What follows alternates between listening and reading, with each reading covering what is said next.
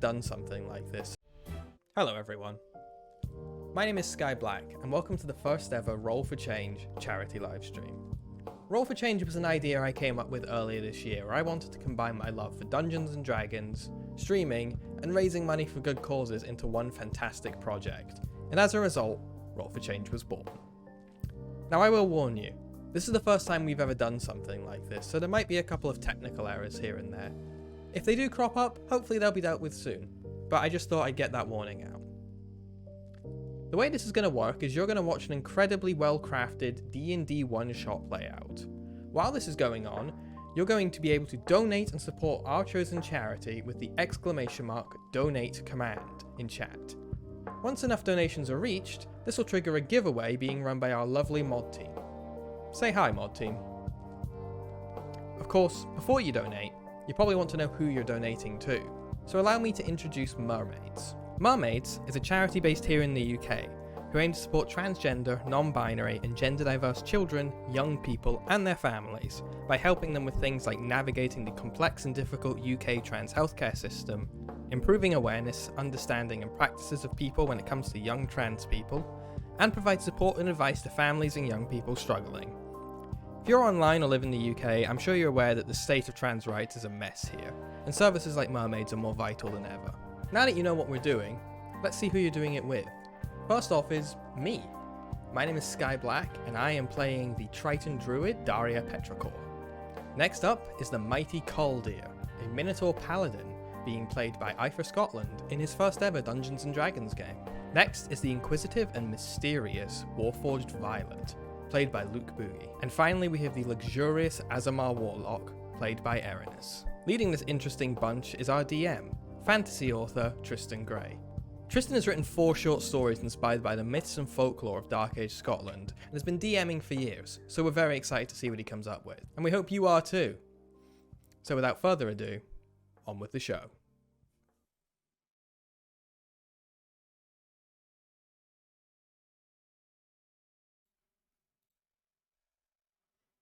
Hello everyone. Welcome to Roll for Change. Hello. Welcome to Roll Hi. for Change. Hello. Oh shit, I'm playing my own audio. Erinus will be joining us a bit later, and I'm gonna actually just make myself the main character. So Jay will be joining us a wee bit later, but meet our fantastic team here. Tristan, you're up. Hi. Cool. Hi, everyone. I'm Tristan. I'm a queer activist and software engineer based up in Edinburgh. And I'm also a forever GM who does some writing on the side as well. And I am the Dungeon Master today. So I will be taking you through this adventure in this world of Lyriad, and which I'm really looking forward to introducing everyone to in a moment. Hi. Hello, I'm Ifor Scotland. I'll be playing the role of Caldir, my Minotaur Paladin. This is my first D&D game, so I'm very, very excited. A wee bit about me, you might understand that I'm Scottish, being Ifor Scotland, and I've been streaming and making content and writing shit about Scottish politics for too long. And Luke. Hi, my name is Luke, or Luke Boogie. I'm an internet clown. I use they them pronouns. I am Scotland's biggest queer and a content creator. That's pretty much everything you need to know about me so far. And I'm Skye Blacke. I am an award-winning filmmaker, streamer, and organizer of this, and having various levels of mental breakdown as the stream goes on. So I hope you guys enjoy this. Like I said in the intro video, support Mermaids. I'm already seeing that we're getting a bunch of great support. The mod team will be available to answer any questions you need. Once we hit certain goals, it'll unlock a giveaway. Witch Betty in the chat will be dealing with that. And yeah, I think on with the show. So I'm going to hand us over to Tristan and get into character. Cool. Welcome everyone to Lyriad, a very stereotypical fantasy realm for D&D. which has been at some degree of war or another with its neighboring state of Dara for over 100 years now. It's been ruled over by a series of warrior kings who have been more than happy to take any opportunity they can to declare war on their neighbor. And the realm that sits between them is just a scarred landscape of abandoned villages and burnt out husks. Fortunately, where we start the adventure isn't anything like that. We're going to be starting right in the center of Lyriad, in a small village near its capital. And in this small village, a collection of 3 adventurers known for their reputation as heists for hire have been collected via an intermediary to meet with the people hiring them for their latest job. And they will be introduced to you as we zoom in right into this very original D&D pub, where the 3 of them are currently sat alone at a table. And if I could introduce each of them in turn, could I have Daya describe yourself to the audience first? Yeah, so I am currently probably just leaning back in a chair. I've got my little robe on, my druid staff rested next to the table, taking a relaxing drink of water, and casually flicking some of my last few gold coins in my hand. And sat next to you is Violet. Violet will be hidden under a long cloak with the hood up, because under said cloak is some very shiny metal armor with like interlocking plates. Violet will be hunched over trying to make their ginormous frame as small as possible. And not making the collective look any smaller, next to Violet is Caldir. I am sitting really awkwardly in quite a small bench, trying to make myself look small, but failing to. My horns are protruding and make us a very obvious sight for anyone who enters in. And I'm wearing kind of minimal armor. There's a bit of heavy gear, but it's not overly dressed. Because the 3 of you are quite a striking collection, you've managed to functionally clear out the space around you. There is no one in this tavern who is having anything to do with you.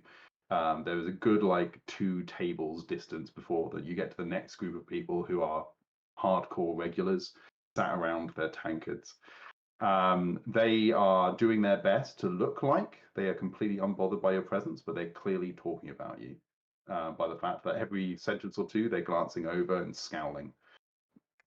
This makes it very easy to notice when someone finally actually comes towards you.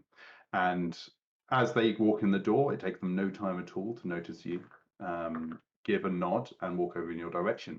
And walking into your direction are 2 people wearing quite finely tailored blue cloaks. One far smaller than the other. We've got a small kind of human-sized person in one cloak, and a far larger one in the other, who dwarfs Caldir and is even taller than Violet. As they come over, they don't even introduce themselves before sitting themselves at your table. Clearly, these are the kind of people who see themselves as naturally suited to joining any company they see fit. And as they sit down, the larger of the 2 immediately introduces himself, reaching over the table, offering his hand, and you are introduced to the Goliath, Doran. Welcome. I've heard you're exactly the people we need for this job, though I have literally no idea how any of you plan to get inside anywhere to steal something. Yes, we aren't exactly the most subtle of group, are we? But I think it adds a fairly unique charm to us. unique, certainly. You have a reputation. I think you have a reputation, and also everyone else refused the job. So I guess this is us. We'll see how this goes. The smaller of the companions takes her hood away from her face, and you see a almost clean-shaven scalp on a woman who's quite significantly scarred. She's got a scar running all the way from the top of one temple down past her cheekbone and into her collarbone. She looks nervous, quite unlike her larger companion, fidgeting with her hands. She stumbles a bit over her words. So you've been told what you're getting for this, yes?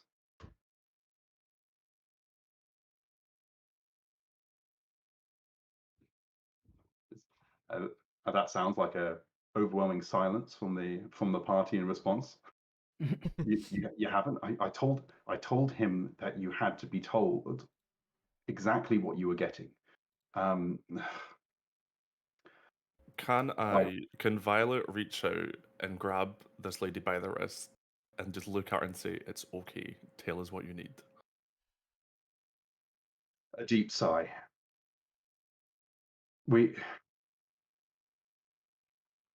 You've heard about the wedding, yes? Please tell me at least you were told that. Yes, we've heard about the wedding. It's the talk of the town. So the wedding can't happen. It can't go ahead. This union, it's not going to work, and when it fails, everything's going to be worse than it was before. And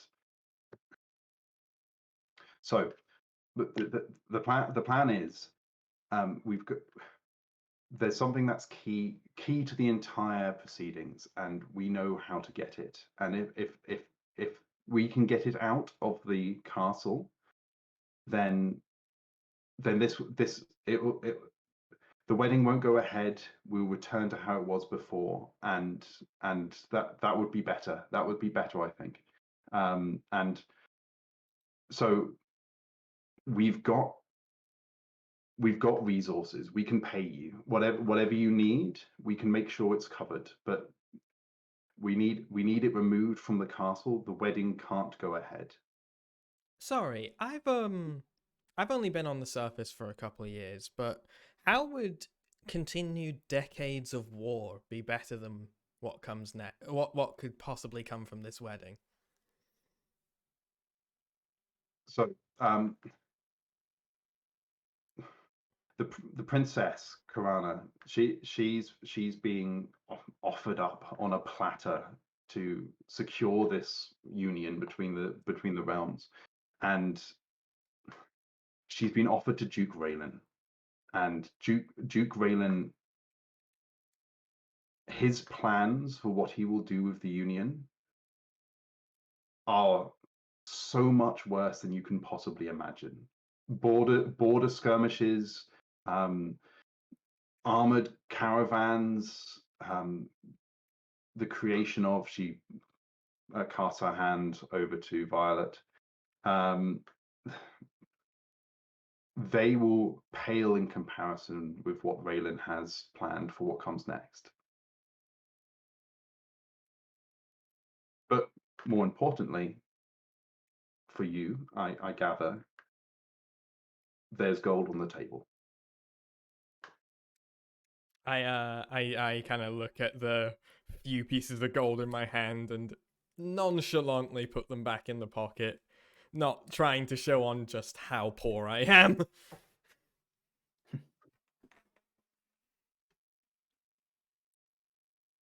Do we have an agreement? Do we have a plan? Yes, of course. Duran, could you? And Duran leads forwards, and he kind of affectionately pats her on the back. There's clearly a relationship here. Um, so we've heard you've worked with the slippery one, Briar, before. We hired him in advance. He's found a way in. So we have two potential routes for you. We have some invitations he has managed to smuggle out, and he places some slips of paper onto the table. Or, and you are the less subtle of heist groups I have come across. There has been an entrance opened around the rear of the castle where it overlooks the cliffs into the bay. There is a sewer entrance that leads into the kitchens. If you fit, that is a potential alternate route. The choice is yours, but be aware, if you take on the invitations, you will get through to the courtyard. It is up to you to make yourselves fit in a way that you will not cause alarm. I've heard the invitations will do some of that work for you, but you won't be able to take in, and he gestures at Caldir's very apparent weaponry. And As how long would- as I'm able to keep my horns. How would we be getting out? The same way you went in. I imagine, given that you have a reputation for some degree of talent in this process, you won't be causing too much undue alarm, and you'll be able to make your way out as smoothly as you came in. Feels perhaps like a silly question, but So once we with get that, I into imagine this, there's no way we can up. So I lost eye there. I think Luke was speaking first. sounds like a silly question, but once we're in there, what are we doing? What are we taking? So, and at this point, he's interrupted by his companion. The Diamond of Lyria. It's possibly the most valuable item in the castle. It will be under guard. We know that. It is the dowry for the wedding. If it is not at the wedding cannot go ahead. If you retrieve it, we will ensure that you are compensated with its weight in gold. And how Do we much know? Sorry, Skye, go ahead. how much does it weigh? Just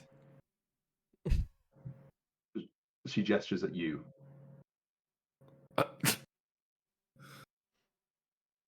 The conversion between such a beautiful thing as this diamond and gold would easily fill your pockets.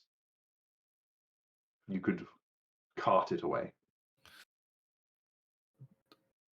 So we have to go into this heavily guarded, very busy castle, and get this ginormous, heavy diamond without being seen.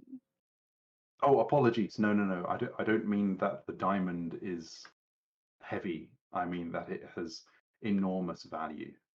Apologies.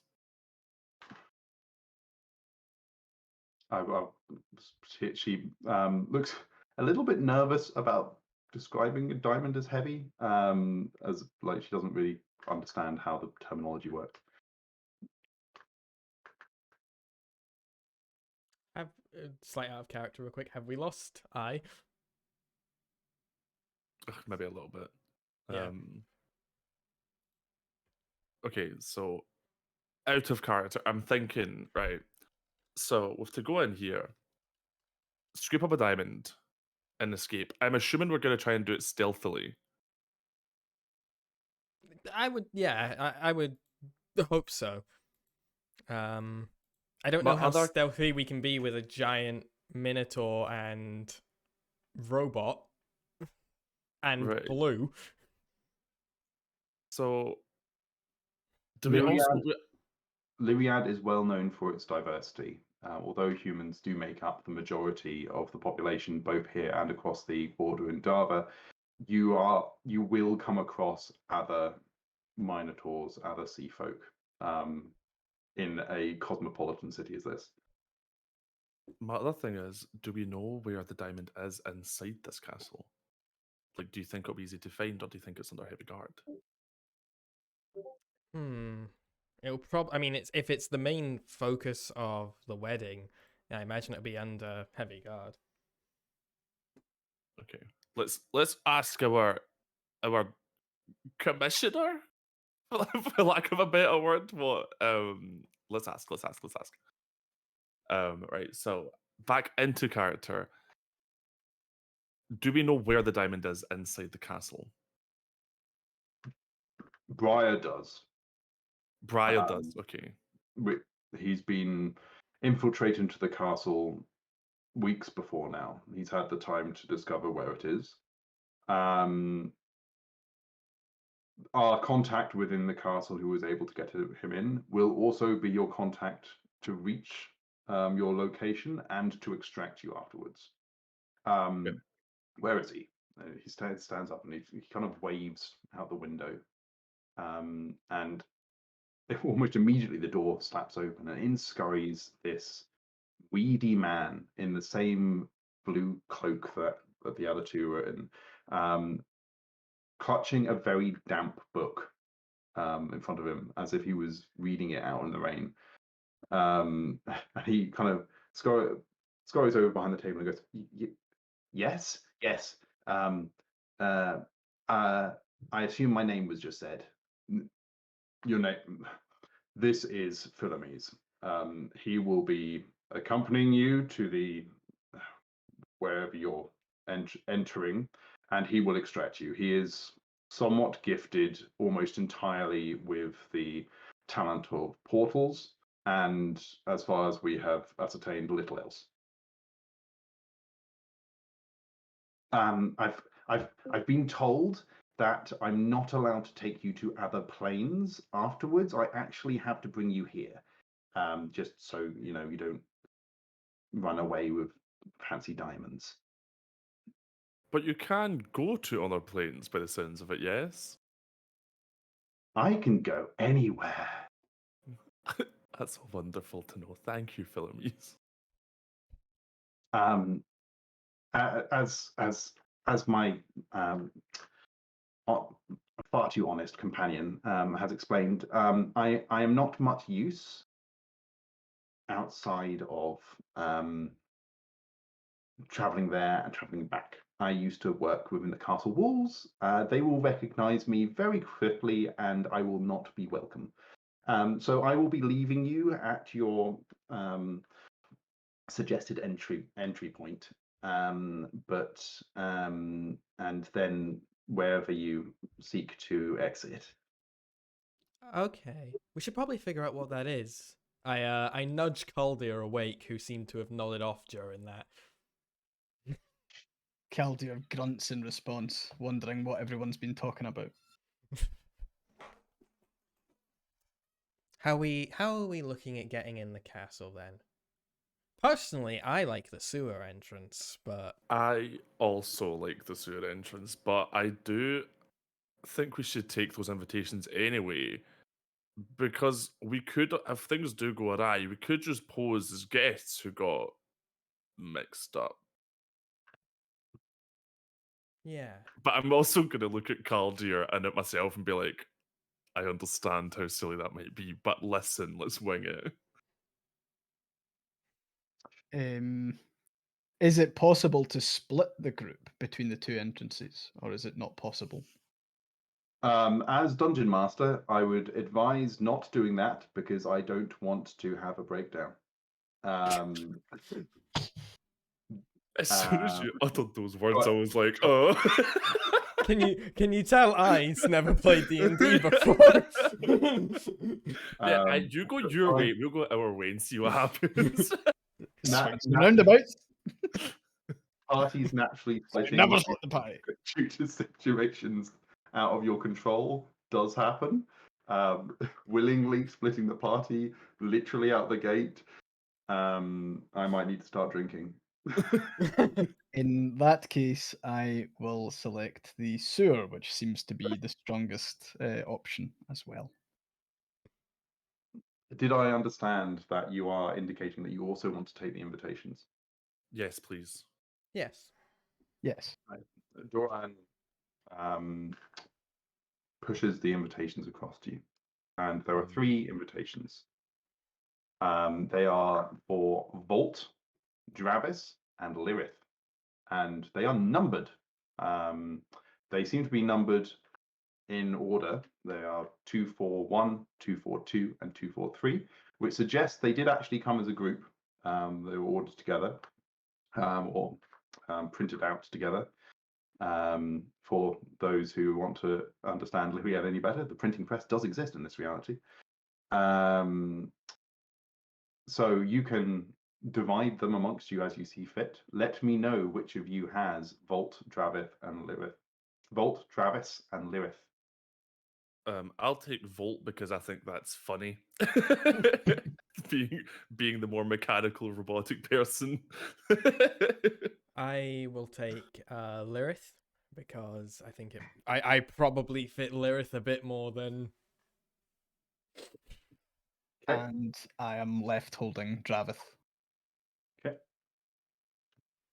I ask how much I ask if people could pay to attend the wedding, or whether these invitations were given out specifically to dignitaries. Oh no. Says the smaller lass. This is entirely a by invitation event. Unfortunately, Briar didn't let us know what these invitations are for. So it's possible you are nobility. It's possible you are workers. We are unsure. This was we got the invitations. They are legitimate. We recognize the seal, but we don't know who you would be. Great.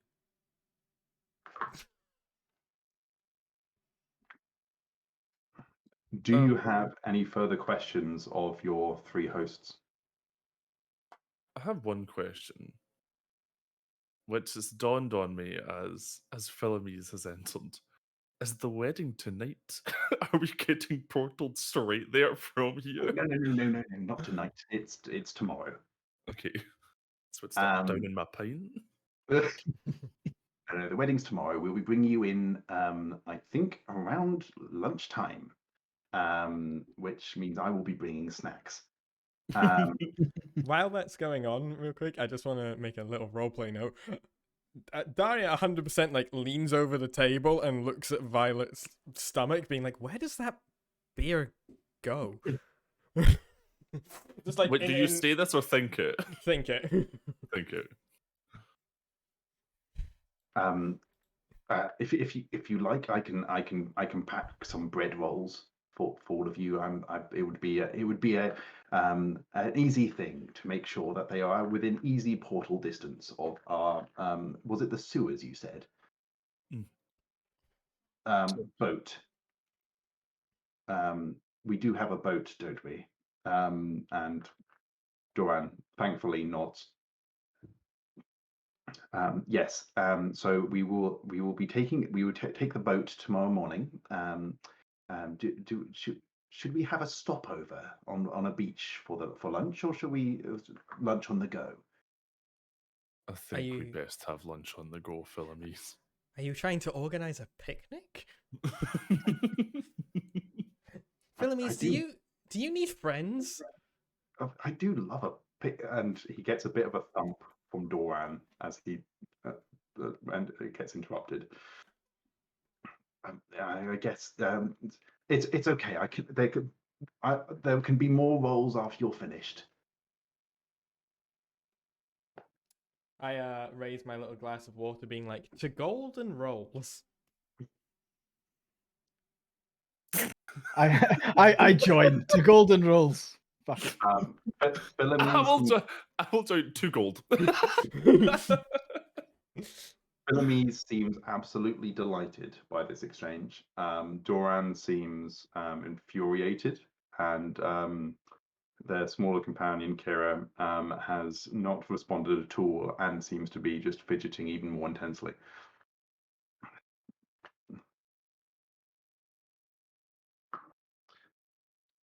So, with the salute to golden rolls, shall we move on to the next day? Can Oh, I do go ahead. something quickly? Can I roll an insight check on her to see if she's, because I feel like she's very nervous, but she's also not telling us anything like more than she knows. What would you like to? What are you looking for? I want to know if she knows more than she's telling us, because I feel like because she's still fidgety, if she told us everything, she would feel relieved because we are now dealing with said problem. However, she's still quite fidgety, so I'm like, maybe there's more to this than Yeah, she's telling us. Insight. Oh no. Okay, so I'm rolling at like 7 frames a second. I'm gonna have to fix that.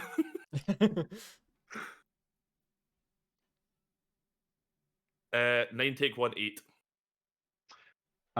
You can't tell. Yep. She seems almost like a blank slate to you. Whatever's going on in that mind, if there is anything, is being focused pretty strongly into those fidgeting hands. Okay, thank you. Sorry, Well, just out of character for a wee second. Am I able to follow up and do a similar one to see if I can ascertain anything? Yep, absolutely. Okay, I would like to roll an insight as well, if possible. I'll get 7. You get the same impression that Violet had. Okay. I'm Okay. good. As the cheers over the golden rolls fades, the two companions who originally sat at your table stand up. Duran kind of forcefully shoves the invitations towards you a little harder, and they turn and leave. Philomees apparently doesn't notice the fact that people are leaving and stands around looking very excited to be in a pub, until he is given a nudge to move on by Doran and follows them out. The three of you have been given quarter for the evening. When you arrived, you were told that your accommodation had been paid for. And you discover that, to your surprise, that payment was not for the straw bunks. That is the usual fare. You actually got beds for the evening.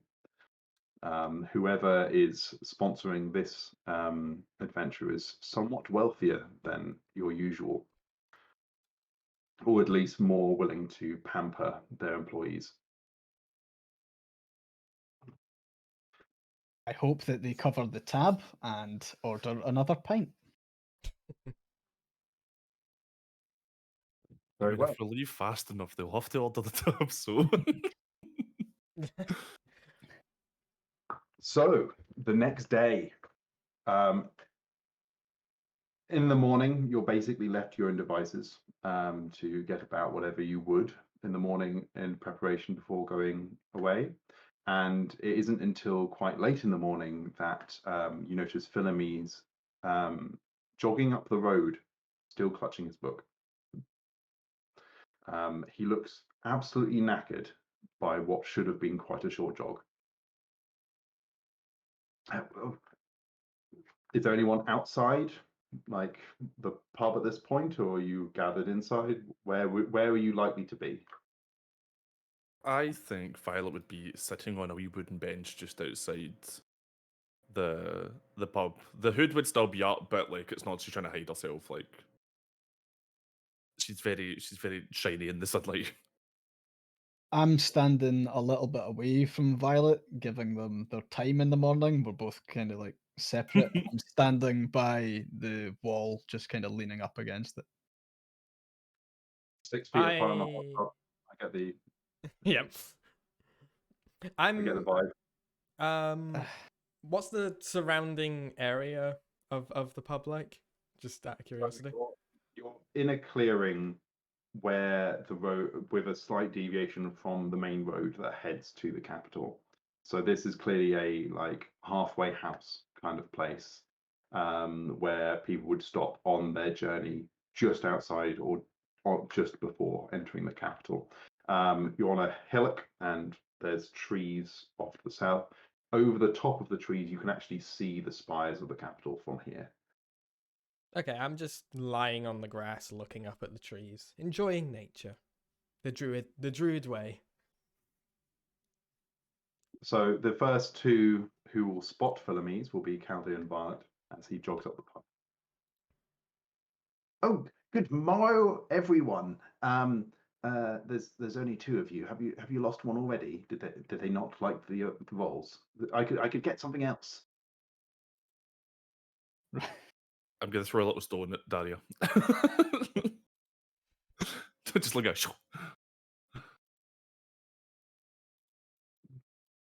Daria, do you respond to having a stone chucked to your head? Oh, I just kind of stick my hand up and wave. Oh, good. You had me a little bit worried. I do tend to lose people fairly swiftly. Well, that's concerning. Do they prefer? Do I don't really know what to put in the rolls. It's okay. I'll work it out whilst you're in there. Right. So we have to get to the boat, and then I've got some notes of things to tell you. Remind me if I don't tell you before you get out of the boat. They're quite important, I've been told. But anyway, and he just kind of flings out an arm, and a tear opens in the air and opens to slightly larger than Chaldea sized, complete with two extra sections sticking out the top, almost as if he's supposed to walk in like a yeah, exactly, almost as if he's supposed to walk in a very specific stance. Well, shall we go then? This is to the boat.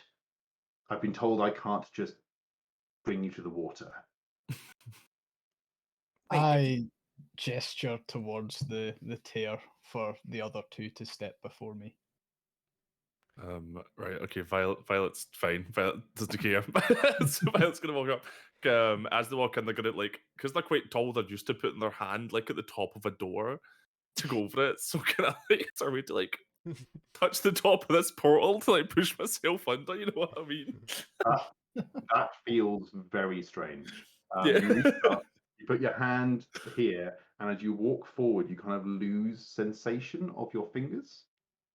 Ooh. And then they feel like they're being stretched beyond your the capacity for your metal to possibly stretch, and then they fling back, and as you step into just a beach cove with rocks around you, as you step in, your hand raises without any fingers, and then suddenly the fingers appear. Oh. I want to do this with them. Do you know what I mean? Just to make sure everything's still working. On the other side of the portal, Philomees panics, jumps a little bit, turns to all the other two and go, "Please don't do that." I get up and pick up my druid stick and begin to head on over to the portal and stop just before I get into it. Why can't you just portal us into the castle? I used to work in the castle, and after I made a mistake, it was somewhat against regulations, and as a result, they set an enchantment to prevent portals in the castle. I may have dumped most of the library into the mountains. We still haven't recovered all the books. Right. I just kind of, I look over the portal being like, do I really want to go through this? Um, um, it was Violet, wasn't it? The large metal one. Yes. Violet! And Violet, you do hear a faint voice through the portal. Could you wave? I'm gonna reach through the portal and grab Daria by the chest and just pull. What? Daria, you have been grabbed. Yep, no, I'm just letting that happen. Okay. Caldear, Daria just got grabbed by Metal Fist and pulled through.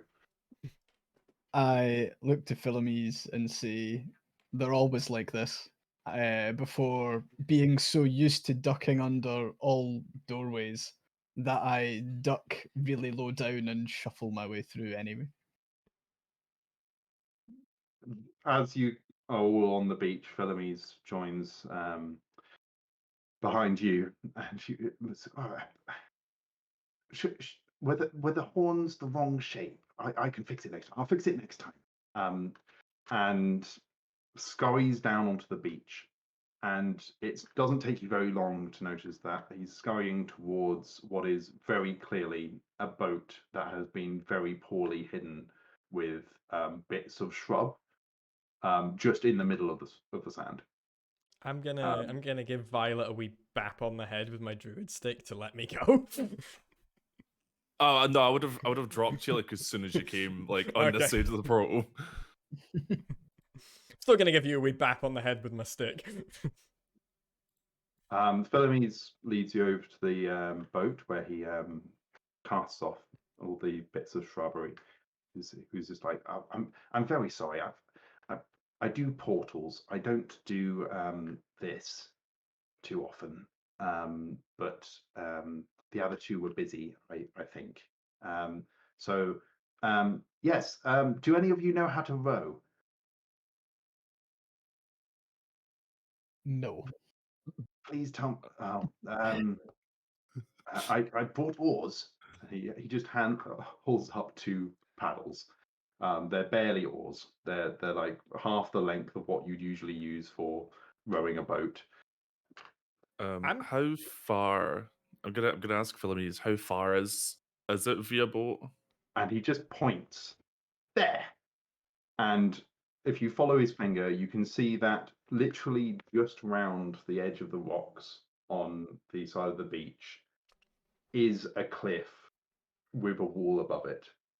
You seem to be at most 300 meters away from the outer wall of this side of the castle.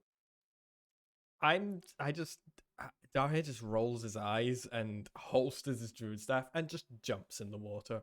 I'm a fish person.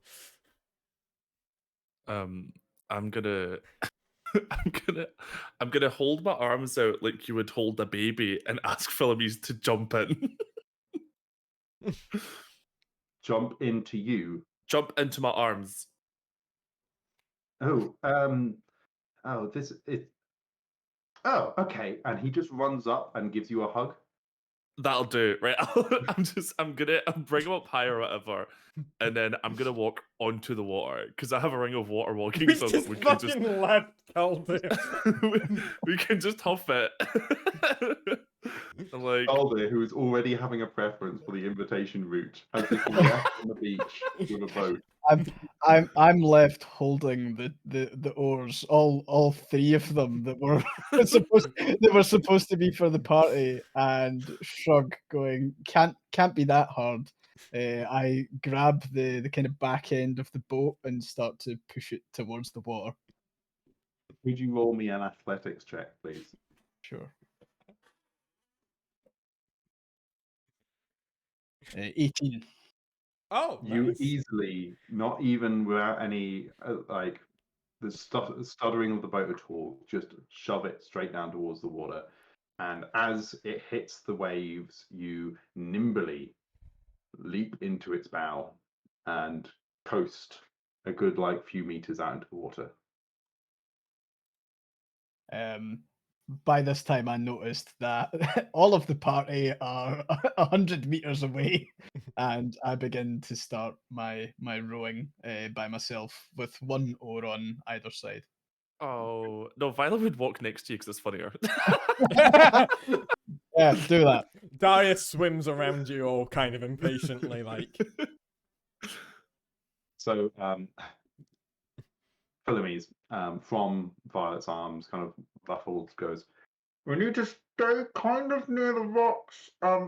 Otherwise the guards will be able to see you. Just slightly closer to the coast." Okay, yeah, we'll suffer closer to the cliffs.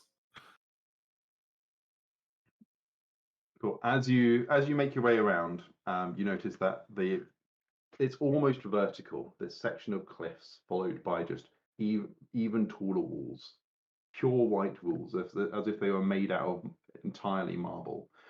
And you kind of drift your way around across this still as glass water.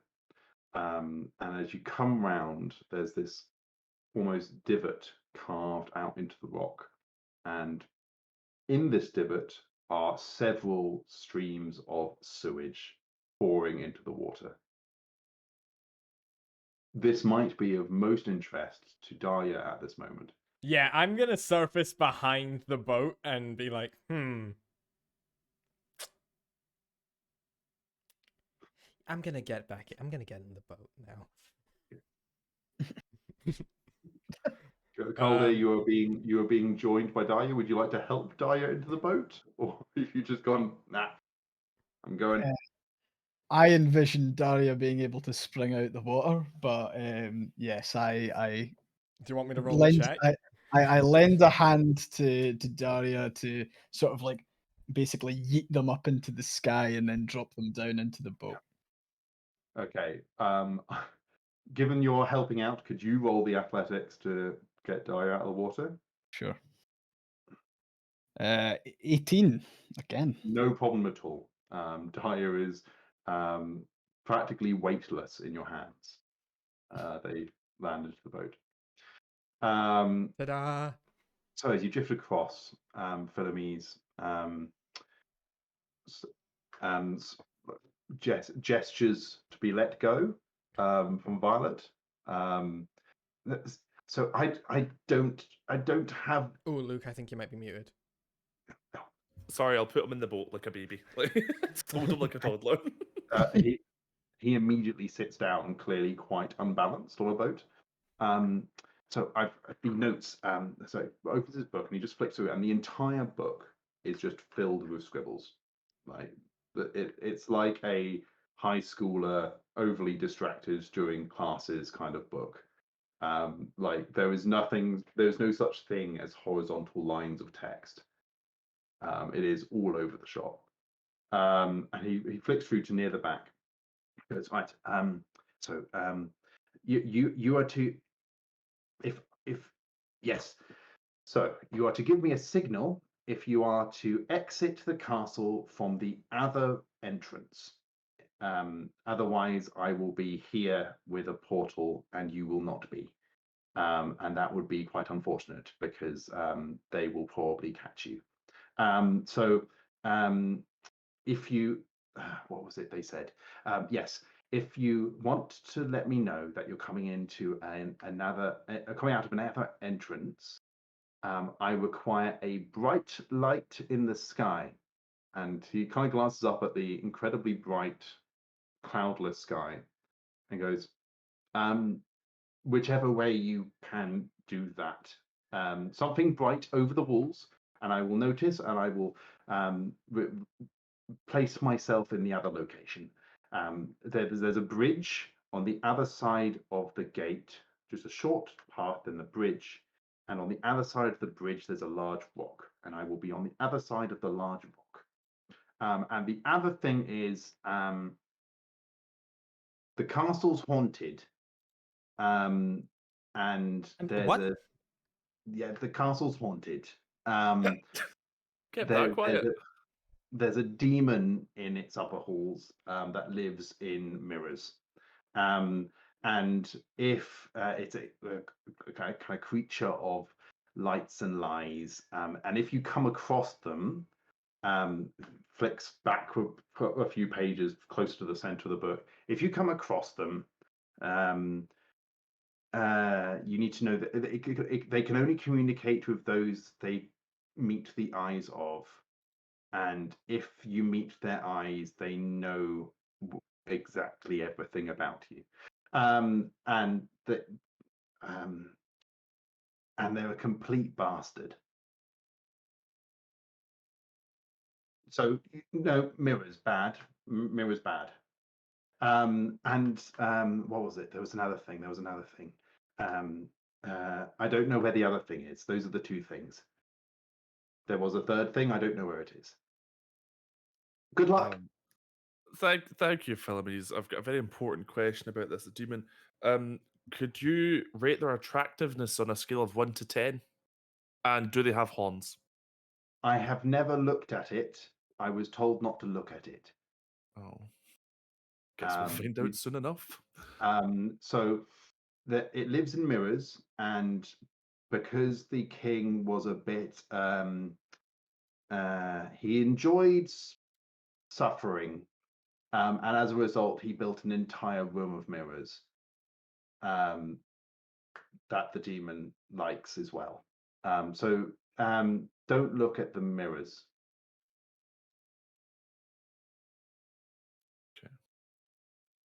Okay, thank you, Philomenes. So are we leaving you here on the boat? Yes. I'll take the boat somewhere else, and then I will return with the boat unless I see a light over the walls. Okay. In the meantime, and he points up towards one of the sewer ducts, which is a little less coated in. We have a giant Chaldean. Just working on things in the background, don't mind me. Which is slightly less pouring sewage out into the channel. There was a grate on that duct. There is no longer a grate on that duct. Briar got rid of it. So that is your way in. It looks stinky, I'm sorry. I love what you people do to the water, I said sarcastically. The king liked suffering. Apparently. Well, I will be fine, because I will simply walk on top of it. However, you two might need a shower after. You would say that. I cast Water Walk. I let out a heavy sigh. No, listen, I have an idea. Between the two of us, perhaps, like if I grab the top half and you grab the bottom half. Oh, up to 10 willing creatures I see within range gain this ability. So Calder can also walk on water. Congratulations, Calder. You could have walked here possibly. Yeah, I was just thinking that. You get your steps in with the road though.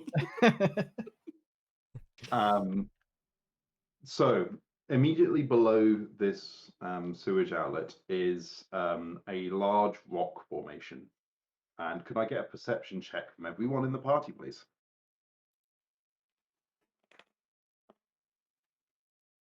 Three. Dyer is too distracted laughing at Caldo, I think. Oh, wait, no, I have +5 on that. 8. But it's still not great. Right, so I got a nat 20, but I've also got negative ones. I've got 19. I got 19 as well. I got an 18 +1.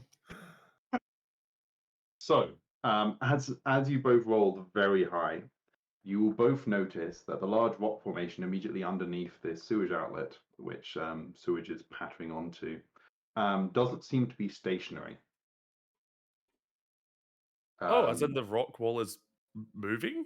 This large rock formation, which is kind of like spouting out of the water up against the cliff, shifts. Bits of rock are moving around on it. I want to touch it. Okay, are you going to walk over and just... Yeah, I think I've got like a javelin that look I can use as a stick. Just poke it. Okay. Unless Dio and Caldo want to do anything, Violet is walking over across the water and poking the large moving rock formation with a stick. Cool. As you poke it with a stick, Wait, the what rock did you you poke turns towards you, and two large claws emerge from underneath it. think? And Oh, could I get everyone to roll initiative for me? just before we do, you can immediately the first thing you hear is fucking Dyer be like, "Oh, depths take me." I Initiative. I Oh. thought it would be like a fake wall. I just got a 19 plus 2. I got a 21. Stunning. Fuck you, first 20 of the run. Nice. But I have a +3, so no, I have a +1, so it's 21 as well. But Yeah, so Violet. anyone else over 20? No, I'm 14. So that's 14 for Caldir. Violet? I got 21, but my dex is +2. What's yours, Daria? +1, so Violet can go first. Oh yeah, okay. I was Nice. gonna concede anyway. And I can't believe the first 20 of the game was on the most like useless of fucking things. okay, in which case, Violet, you're going to get an opportunity to act first, as the rock formation you poked is now moving violently towards you. Right. It is not one thing. It is many things. So Violet was a monster hunter. Would Violet recognize this beast, or is this something wildly out of her? You can roll me a nature check. Yeah. Nature. 15 plus 3, 18. 18. These are stone crabs. Oh, okay. So I'm assuming that They Violet are- smacked them before. Yeah, and with a roll that high, you know they are resistant to physical damage. Okay. But Violet did still get a fright, so Violet's gonna take her big warhammer, and bring it to bear on the first crab that she poked. Okay, go for it. Roll an attack. Right. So I rolled a 11 plus 6, 17. 17 hits. And I do. What are you? Sorry, I've got 2 damages I can do with this. I don't really understand what the difference is. One hand, two-handed. So I'm assuming that must be two-handed then. Is one of them a double dice and one of them a single? No, it's a 1d10 plus 3 or 1d8 plus 3. Ah, I'm assuming the 1d10 is the two-handed. But yeah, either way, normally you do 2d6 for that, but yeah, go for it. that was a 2 plus 3 is 5, but I'm sure I also get a Brandon Smite as Antivisor I can use on a successful hit. You could start using spells on crabs. But yeah, I've just realised I've only got 2 spell slots, so maybe I'll not. Maybe we'll just take the 5 hits. For Yeah, eyes benefit that you could do that is DM speak. No, we'll I think we'll just hold off and do the 5 damage to my crab boy. Okay. And end my turn. Okay. The crab looked fairly unbothered by being bonked. Next up, we have Dyer. Are the crabs underwater? They definitely run until the waterline. Basically, can Calder and I see them from where we are? Or can we just see like the claws? Okay. They're a large mound coming out of the water up against the rocks.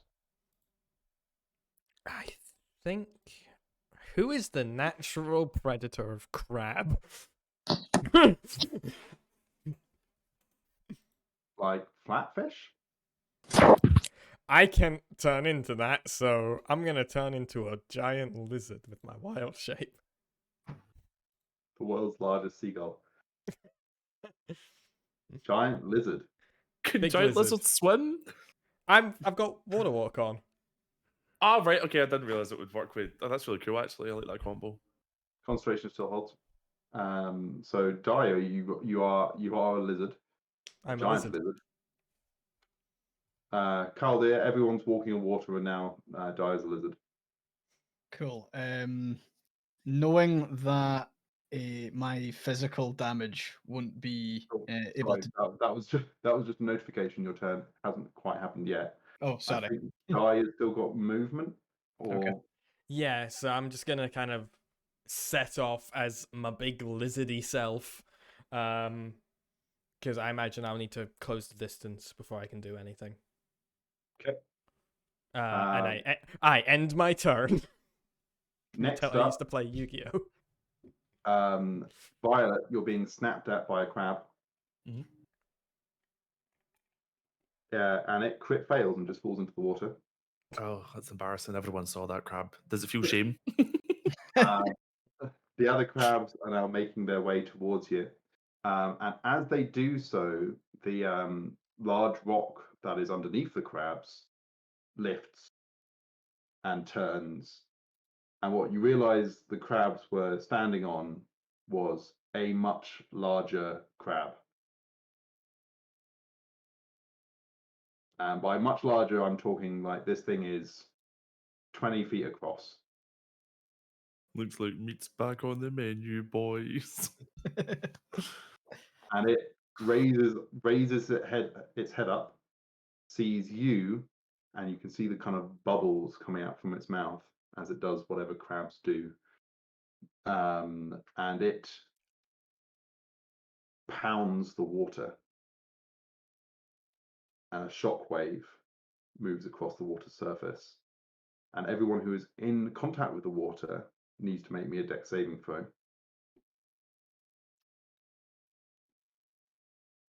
8. 21. Ah, 29. I got 9. Well, I got red. No, Oh, sorry. really? 21 for me. And 9 for me. So Violet, you take 7 bludgeoning damage as the force that emanates across the water strikes you. I'm upset by this, but not surprised by my own foolishness. Philomes is panicking as the boat he's in gets violently rocked. And his response is to open a portal immediately behind him and starts frantically paddling with his hands towards the portal. Caldir, you are waterborne. What's the decision here? Sorry, is this my turn now, or is this a reaction to the? It's your turn now. Okay, cool. So having heard Violet make a remark about the crabs being resistant to physical damage, I am somewhat limited with what I'm able to do here. However, is it possible to close the distance on Daria, who is moving into attack position, and throw Daria faster and further towards the crabs? I'm a very big lizard. Dahlia is I'm in a very combat. big minotaur. Dahlia is in combat range for the crabs. You could pick up Dahlia and chuck them over the crabs at the wall.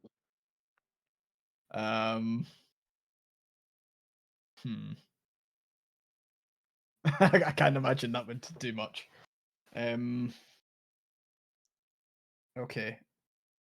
Instead, in that case, I will be a tank bait for the crabs, and basically draw my greatsword and start to charge in to make as much attention as possible. So the You can crabs. charge straight into combat and go swinging if you like. Yeah, go with that. Okay, roll me an attack. That is an A Yeah. great sword to hit 12 plus 6. That's an 18. That hits. Okay. Sorry, you're aiming at the big crab or the smaller crabs on its back? I am aiming for the big crab. Cool. Yep, that hits. And the damage is 4, 5 plus 3, so 12 with the great sword. It doesn't enjoy that.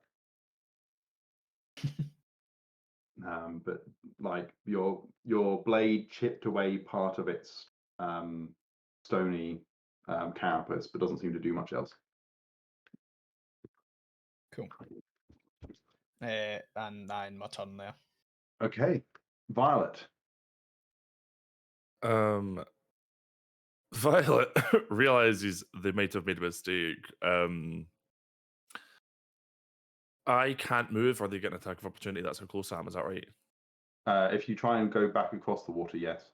Okay, in that case, I'll just stay quite firm where I am, and I'll launch a firebolt at them. Big mama crab. Okay, cool. Do it. 15 at 621, Hits. and that is 14 points of damage.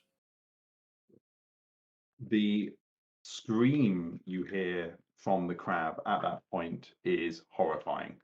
Crabs aren't meant to scream. That is not something crabs do. But this one is making the sound of basically just sharp rocks being ground together in a really high pitch. Okay. So It really didn't enjoy that. okay. So I'm going to shout to my team, hit it with fire. And end my turn. Tee-hee. Daya, you are a large lizard, and like there's a burning crab in front of you, loads of little crabs on its back. I say little, they're still 5 foot wide. Can I scoop up Violet and turn the other way? Because I am a giant lizard who is big, who specifically in the description says can be ridden or used as a draft animal. I turn the other way. What do you mean by that? Retreat slightly to give Violet some distance. Sure. So you're going to run over to Violet. Violet, you're going to allow yourself to be bumped onto Daya's back. Help. Mechanically, I don't want to get hit with an attack of opportunity, so I don't know if I want to get scooped away. You would both be targets of an attack of opportunity. I would, sorry. Yes, both of you would. Okay, in that case, no, I do not want to be scooped. Daya, it is clear that Violet does not want to be scooped. Okay. Can I just bite a crab? Yeah, you can absolutely bite a crab. I will just bite one of the smaller ones, I believe. Okay. Roll an attack. What do I roll for that again? That's a really stupid question, but D20 and add your attack modifier from the lizard sheet. 8 plus 4, so You wrap your jaws round its carapace, but you aren't able to pierce it. cool.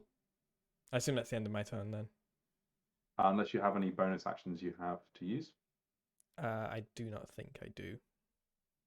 Okay, and we are back to the crabs. You're getting snapped at by the same little crab as before, Violet. No, sorry, new little crab from before, who also crit fails and falls into the water. Well, that's double the embarrassment. They're both very silly boys. Violet's standing here as crabs just tumble into the water in front of them. But then the big crab's going for you. Dear Lord, I need to swallow my dice.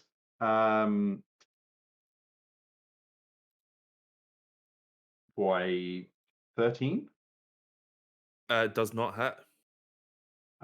You just brush away big spider claw. Violet is now tank, apparently. Dahlia, you're getting snapped at. Great. For a 9. I don't think it hits. Oh, I have to check it's a giant lizard, don't I? It doesn't hit. Yeah. These crabs have clearly been deeply asleep and have not quite woken up and ready for combat yet. As it goes into Chaldea's turn.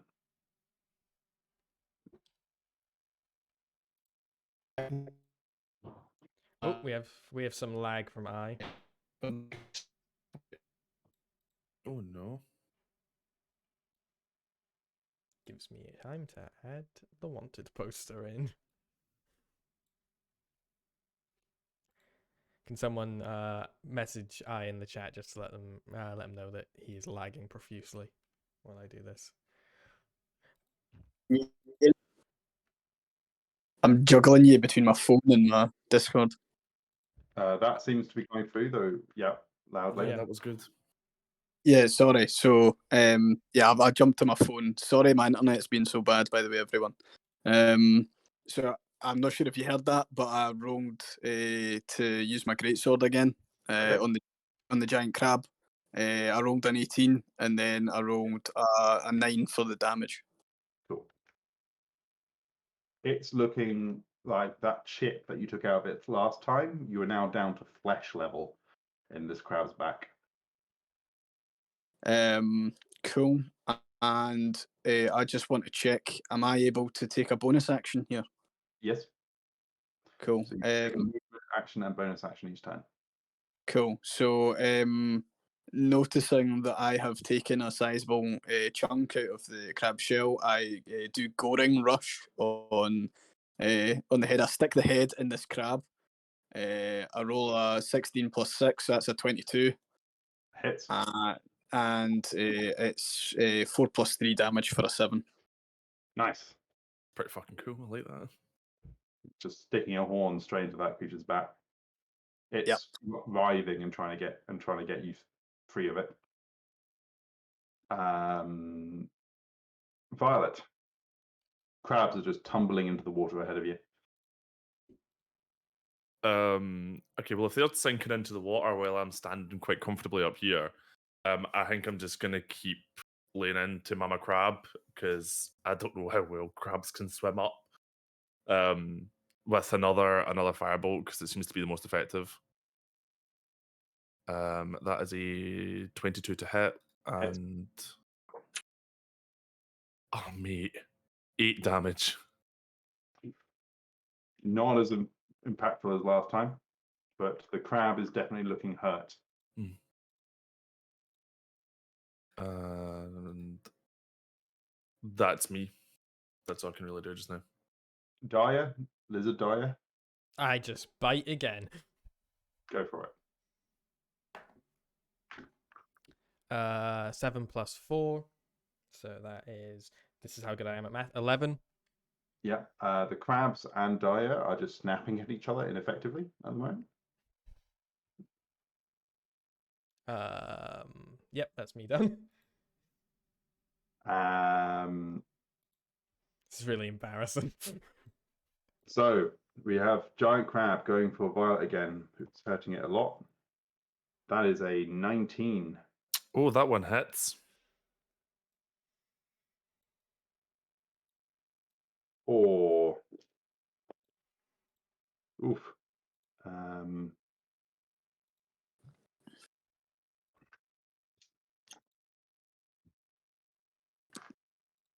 12 damage. Okay, homophobic crab. And could you make a strength save, please? Strength save. That'll be a 4. After all this ineffectiveness, after burn of slowly trying to cook this crab, it now has you grappled in one of its claws. Okay. Violet's having a bad time. But Violet picked a fight with crabs. And is losing. That's a 13 on Dyer.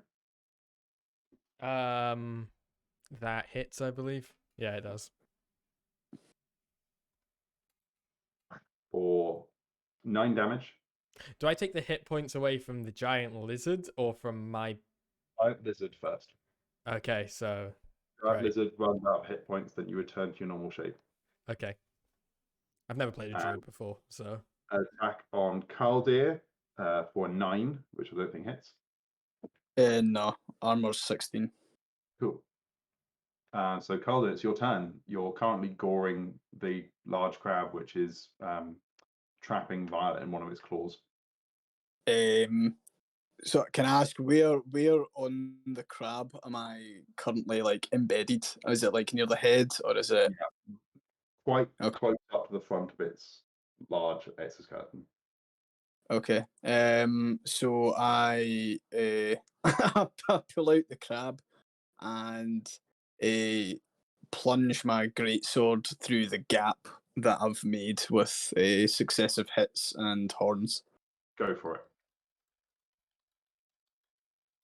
That is a 16. 16 just hits. Okay, and that's 10 damage. Nice. And I follow that up immediately with another goring rush. Do you need to? Yeah, Sorry, go on. go for it. Should have asked Okay. before. Ignore me. So that goring rush is a 15. 9 plus 6. Also just hits. And the damage on that is a 7. It looks very weak right now. It's struggling to keep itself afloat. Cool. In that case, I end my turn. Violet, you are currently in the grips of the giant crab, and smaller crabs are surging along its surface towards you. Okay, well, I'm pretty fucking pissed off at this crab, so I will take my warhammer this time, and I wanna smack its claw that's holding me. Okay.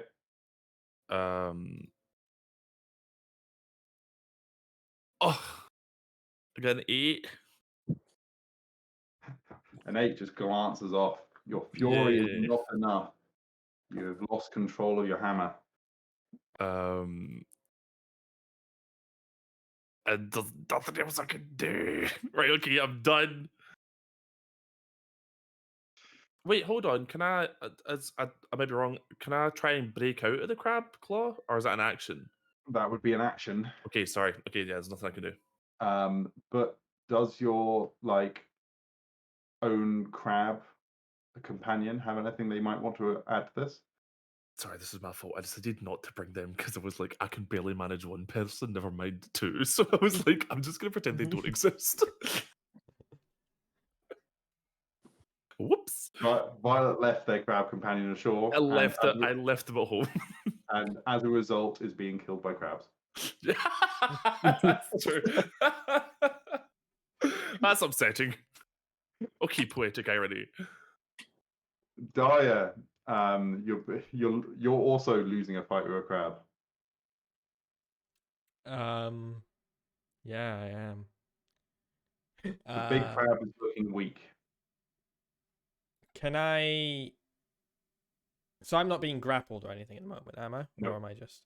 Can I pounce and bite the arm that is holding Violet? You absolutely can. Cool. Do you want me to roll? What do you want me to roll for that? Yeah, roll an attack for me. Okay. You're not moving quite out of the threatened area of the crab that you're fighting. You're just moving sideways. 6. No one can release this massive crab arm. It is the henchiest of crab arms. It feels no pain. Okay, so can I do a bonus action then? Of course you can. Yeah. Can I cast? Can I talk as a lizard? You cannot talk as a lizard. Fuck. Never mind. I am my turn.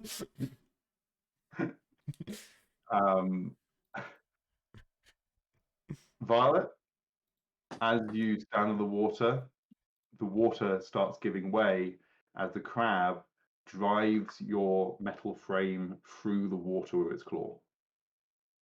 Oh, I hate that. Violet hates that. Violet is very visibly uncomfortable with that. Violet was quite okay, to be fair, in the giant crab's hand, because they've got experience fighting monsters. Listen, not it doesn't always go to plan. Violet hates being underwater.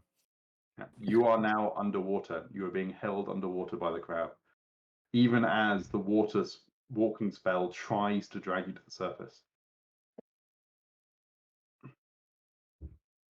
Okay. The crab has another claw, and it's going for Daya Of course it is. for 19, Hit. and that is 15 damage. I'm not a lizard anymore. And do I take the extra damage as human person druid? Because it's gone over the amount that would be a lizard. Okay, you are back to being druid. Any extra damage that spills over from that lizard goes on to you. Cool, I take 5 damage. Ow. And I dropped my dice. Caldir. Um, No pressure, Caldir. Gets missed by a crab, and it is now your turn. Your friend has just been dragged underwater by a giant crab claw. Daya is no longer a lizard and is currently weirdly lying on water as a druid. What are you going to do? There is a very injured, slightly scorched, slightly battered crab in front of you with a couple of smaller crabs on its back.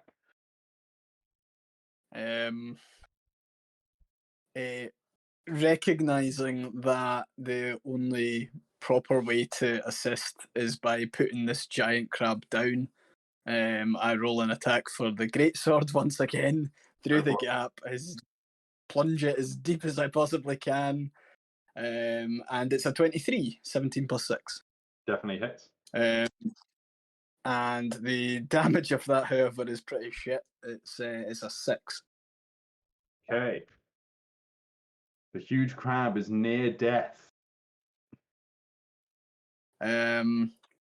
Okay, with all my might, I follow that up with a goring rush. I stick my full fucking. Caldir just repeatedly headbutting this crab. I stick the head right into this crab. I roll an attack for that, and it's a 22, 16 plus 6. Hits. Rolling for damage, and it's a 6, 3 plus 3. Oh. You will never guess how many hit points this crab has left. 7. 7. Oh, 7.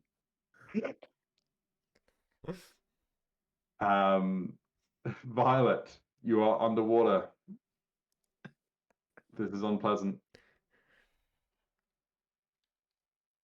Okay, there's 2 things I want to do. One of them is less drastic than the other. Now, given that I am underwater, I can't firebolt it. No. I am tempted by heat metal on myself.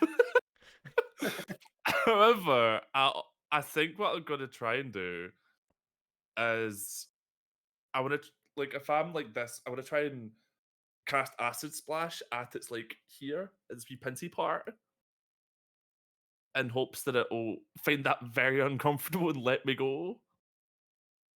You can cast Acid Splash. I will let you do that as a contact, literally putting your hand on the crab and casting Acid Splash, because if you try and cast it just directed at it, you're going to fill the water around you with acid. Ah, okay. Okay. If you grip hold of the claw and cast it, and then I'm going to ask you for a dex saving throw for getting away from it, so you don't take any damage from that. Okay, that's fair. Desperate times. Do it. This just says Dex 14. It doesn't have me roll for it. Yeah, that would be the crab rolling dex saving throw. I'm going to split that around because you're underwater. I'm going to have you roll a dex saving throw against it. Okay. I roll rolled damage a... Oh, sorry. Okay, right. I'll roll damage. Damage is 9. Okay, and then roll your dex saving throw. My dex save was 15, I had 2, which was 17. So you manage to kick yourself away and pop out of the water as the water walk takes full effect. As the crab slumps and slides down and under the waves with the crabs on its back. So Big Crab's fucking dead? Big crab is fucking dead. What a dick Yeah. he, right? In Yeah. character, what a dick he was. Is everyone okay? Are you okay? Are we still fighting the little crabs? Or The little crabs were dragged under the waves with the big crab. And there okay, doesn't thank seem to God. there doesn't seem to be any rock like they were on. They were just on the big crab, which itself was attached to the side of the cliff. Okay. So are we out of combat then? You are out of combat. Okay. I'll be grand. It's not like Um, any crabs I've ever had. Congratulations. How often do you have completing- crabs, Caldear? Congratulations, I am completing your first D&D combat encounter. Thank you. You did a lot of headbutting a crab. Yep. You probably dealt the most damage to it, in fairness. Like, Am I able to check the kind of hit points of my colleagues? They can tell you how damaged they're looking. How damaged are you looking, guys? moderately damaged. I am rummaging through my backpack to see I if have I've got a any health potions. I have a scuff. I'm mostly okay. I'm a Um, bit bruised. Violet, you- do health potions even work on you? We're in a magical world. Let's say aye. Yeah. I drink them and metal pops back into place. I don't feel like it. Listen, I The don't know how it was every made. That is how this world works. Yeah, Do you have any on you? Or are you going to yeah. use one? I'm gonna drink my potion of healing. As the waves quieten, you notice there is absolutely no sign of Philomenes and his portal, Well, he was I'm gonna useful. assume he's fine. nor the boat that you were in. We didn't even get a roll. I know. Whilst Devastated. you were busy fighting crabs, he clearly managed to paddle his way through his portal and close it. He would have just slowed us down anyway. Right. So Who knows? Maybe Philomenes' middle name was Crab Fighter. I just realized I'm like lying back down on the water, just staring up at the sky, like. There may still be rolls later. He did say there would be rolls after you managed to escape, but no, he seems to have disappeared with the rolls that he'd bought for lunch. He didn't even leave us the rolls. my potion did me dirty and gave me 7 health. So I guess I'll be fine. Dari, are you able to heal? I'm fine at the moment. I don't need to heal. My Okay. thinking is we'll be fine and we can just continue on our fun adventure and then we'll save our health potions. Okay. onward. I pull myself back to my feet, leaning slightly on my staff. Can we? I wipe the crab meat off my horns. Violet, Hmm? what have we said about poking things you don't know? That you can learn so much more from poking it. And what did we learn? That crabs are sometimes cliff faces. Don't The touch anything. The next challenge ahead of you is that the sewer entrance that Philomenes was pointing to earlier is about 15 feet up this cliff face out of the water.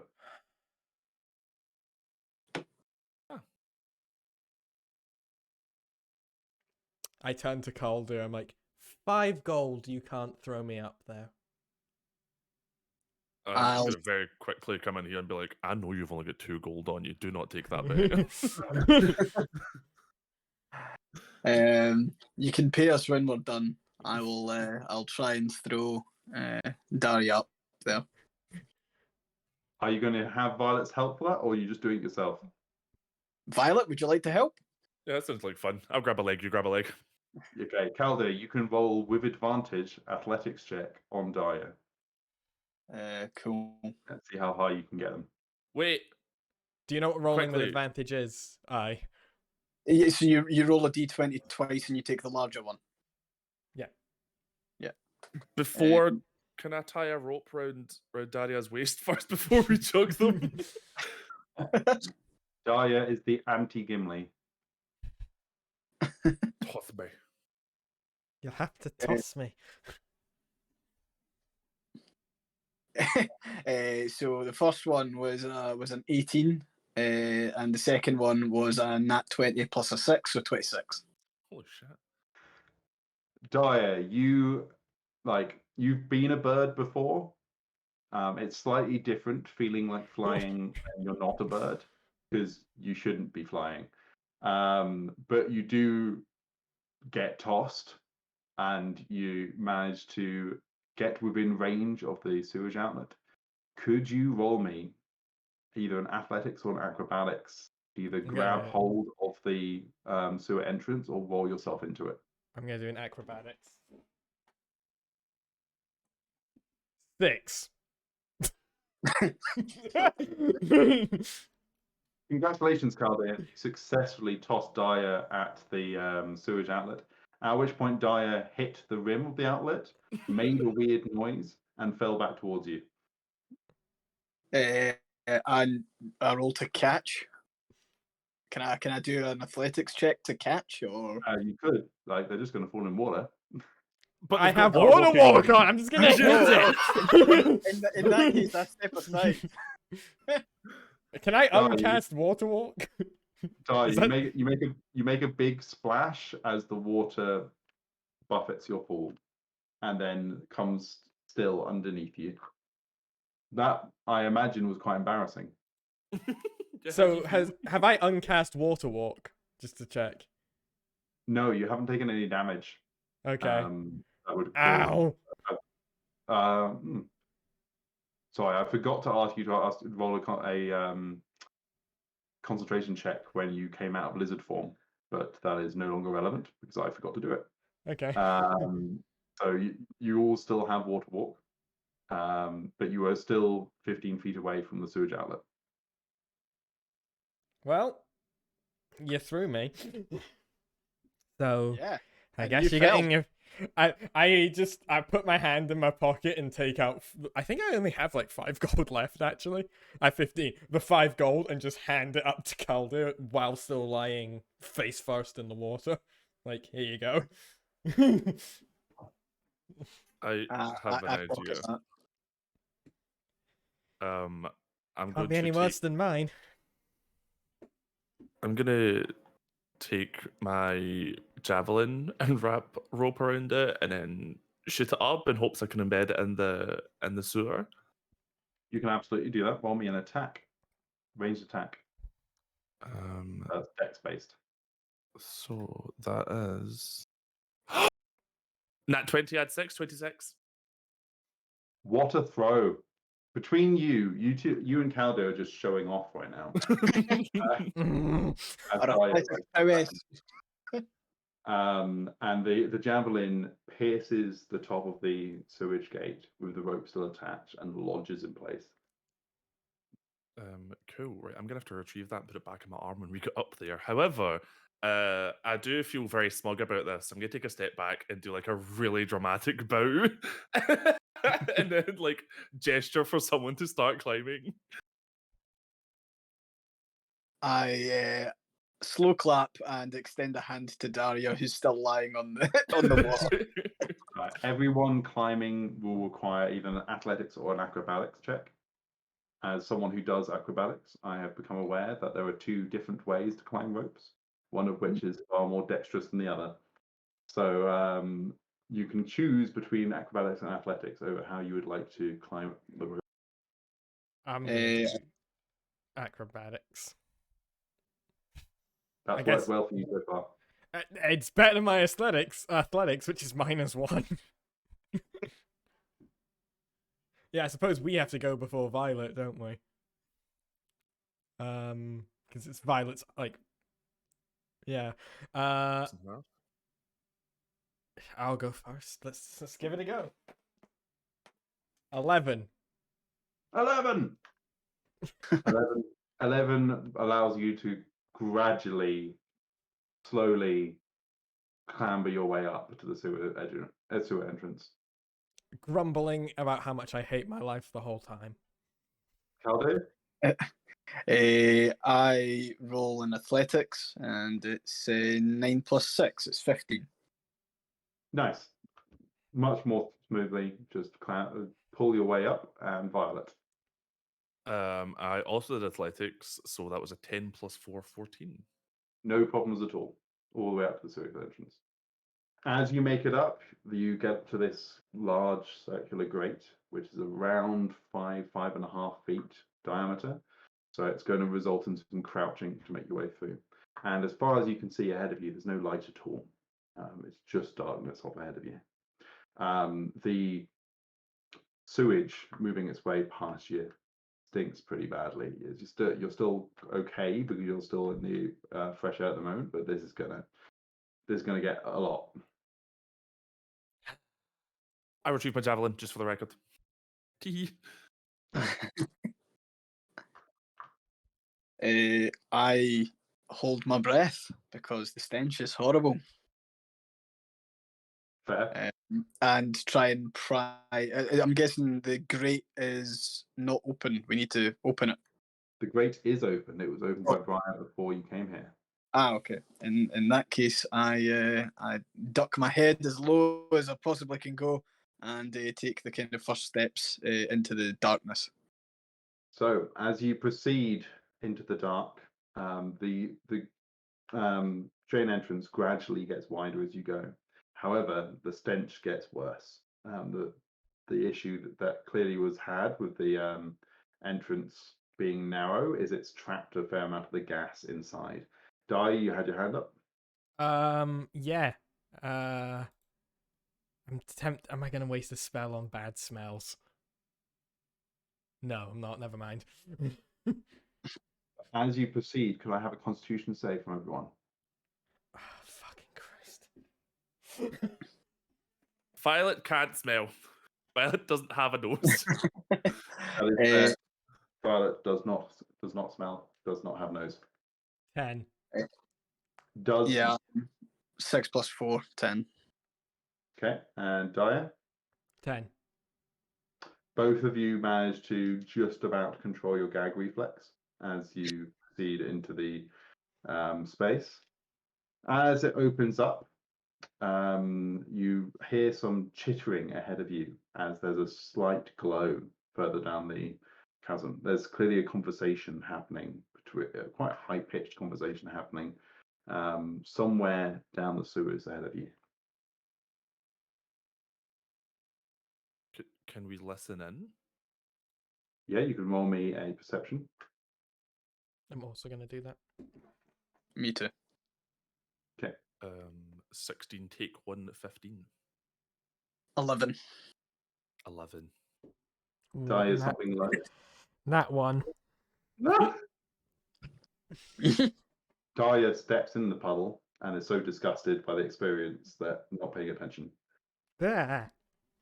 Violet, what you hear off ahead of you is a argument between at least two individuals. There's a third voice you can hear as well. An argument over a shiny. They're specifically calling it a shiny. And one of them apparently found the shiny, and the other one claimed that they saw it first, and they're arguing over whose shiny it is. Can I roll to identify the species who would refer to things as shinies? Roll me nature. Can I also roll that ninja check? Yep. That's 15 minus 2, that's 13. 17 plus 3, 20. Nice. This is clearly some kind of mix of common and undercommon talk. So, goblin-esque type creatures. We're talking stuff that live underground, but not so deep that they'd be entirely speaking undercommon, slaves of the drow kind of situation. Why Cool. up here? Cavern creatures, Sound. which unfortunately, being D&D, covers quite a lot. Okay. It's cool. Well, we share that Dungeons and with the Dragons are class. cool. Sorry, go on, Violet. We share that with the class. I'm assuming we're proceeding with stealth. Yeah, you can roll me stuff if you like. Yeah. Is that? Are we all wanting to do stealthy? I've got a disadvantage for stealth, but yep, let's do it. Hold on 1 second. In that case, do you have like? This might sound daft. Do you have shoes? No. Do you have like little braces for your feet or anything? No. Not that I'm aware of. I don't think so. I have common clothes, but I don't think that counts as shoes. Not on a Minotaur. Okay, I'm gonna have to find a way around that then. While 'Cause that's- Violet thinks of a solution there, if you're enjoying the stream, be sure to donate to support Mermaids. Yes. Because I've been trying to get this in for ages, but we've been very busy. I can make enchanted items, and I was looking into it earlier on. I can make booties that make us quiet, and I was like, how do I like give them horseshoes or something? How do I make Caldeer quiet? Like I don't know how to do this. I'll say, because the two of you have worked together extensively in the past, this is probably something you've done before. You have his shoe size. So Still, I can give him enchanted horseshoes. is either that or okay, nah, never mind. We're all good. No, what were you thinking? No, I was thinking that I don't know if this counts as a split in the party rule, but like the two of you can stealth and I'll distract or approach. That is not No. splitting the party means there are two separate encounter situations happening Right. for different party members. If you're all being involved in the same encounter but at a different distance, is fine. Okay, Cool. in that case, I will bring out my boots, my little horseshoes of elven kind. When you wear these boots, your steps make no sound regardless of the surface you're moving across. You also have advantage on dexterity and brackets stealth checks that rely on moving silently. I'm going to put that in our wee chat. Okay. So could I have 3 stealth saves with Caldeir's being at advantage? Stealth check, even. I need to figure out how to do that on the. Stealth will be down the bottom of the list of skills possible. Yeah, so I've got that, but obviously Just roll it twice and pick the highest just one. roll it twice. Okay, sure.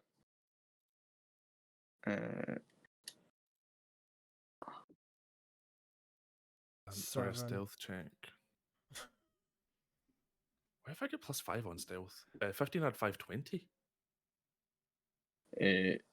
First one 6, second one 16. Nice. Daya? 7. Do we need to like cast some kind of ritual over your dice? Like I'm changing burn some dice. sage in the vicinity. I'm changing my dice. I mean, we're using the D&D Beyond dice. And me and Caldeir have been fine. Fucking hate my life. Not my day. As Violet and Caldeir make their way silently forwards on either side of the rivulet of sewage that runs between you, Daya, still disgusted from having put their foot lightly in that sewage earlier, is still spluttering about that and makes enough noise that you hear the voice ahead of you silence as you approach. And then, echoing down the tunnel, who got there?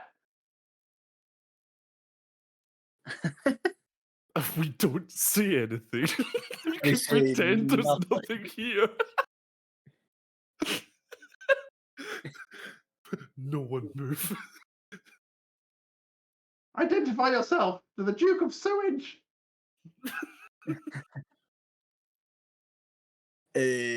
Fuck. Okay. Well, those two are still Right, hidden. Those two are still hidden, right? Yeah, they only know that one person is here. Okay. I'm gonna emerge from the shadows and be like, the Duke of Sewage, are you? Is that any way to talk to Prince Daria of the Riverarian? I'm deceiving them. Okay, roll a deception for me. Don't fuck this for me. As you walk out and you realize you are in front of 3 kobolds. 15. 15 is not enough because I rolled a crit, Fuck! and they have a -3 on insight, and they still manage to see through this particular lie.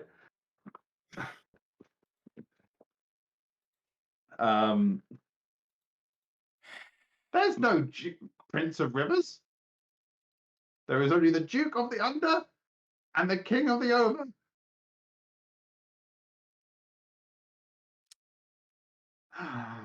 One of them turns to the other and mutters, and the other one turns back. Prince! Does that mean you have shinies? Oh no, whisper to Caldia. Yeah, he's got exactly 2. I took 5 of them. Yeah, I'm gonna just take the 2 gold out of my thing. As you take the 2 gold out of your pockets, their eyes turn dinner plate large. One of them so suddenly that they end up like just sliding their tongue over their entire face to dampen their eyes again. Wait, I literally see. Why is this surprising to me? Very interested with your 2 gold. There's 3 of them, isn't there? There are 3 of them. Well, it seems to only be fair that all of you should get 1 shiny. Right? 1 shiny for the Duke, 1 shiny for the Baron, 1 shiny for the Earl.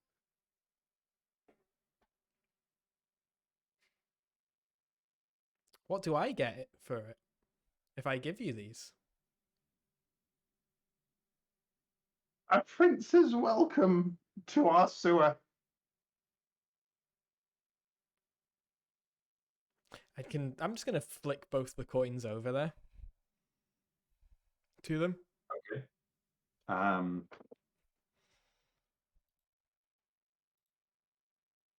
One of them is caught by the kobold who's calling themselves the Duke. The other one splashes into the water, and the other 2 lunge for it. And the Duke looks to you again and goes, 1 shiny for each of the nobles of sewage.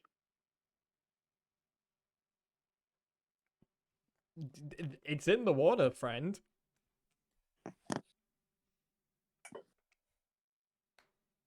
There is both Earl and Baron. Only 1 shiny. Anything from Caldia and Violet? I don't really know how to proceed. We are watching this spectacle unfold. Because fact. Violet's thinking is like, yeah, Violet hunts monsters for money, right? But they've not done anything wrong. They're just vibing down here, essentially. We're intruding. And I don't want to get in a fight with them. So, in that case, Violet is going to come out and introduce themselves as the prince's bodyguard. As you walk up and your metal hull emerges into the dim light down here, the Duke looks at you and just jaw drops. It's a pleasure to meet you, Duke of Sewage. The shiny man.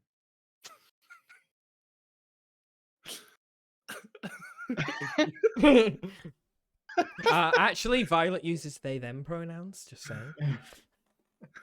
Right, A I'm not. shiny- I'm not going to correct the hobgoblin's pronouns. Right, I'll let it slide this time. Okay, so at first Violet's like, "Oh, this is nice," and then it dawns on Violet, "Oh no, these hobgoblins want to collect shiny things." Kobolds. So Kobolds. kobolds, sorry, these kobolds want to collect shiny things. So how do I proceed from here? Hold on. I emerge from the shadows, clutching my, I was going to say now, rather inadequate coin purse. The Duke is so stunned by the existence of an entire person who is shiny, he doesn't even notice your presence. Okay, I think I know what to do.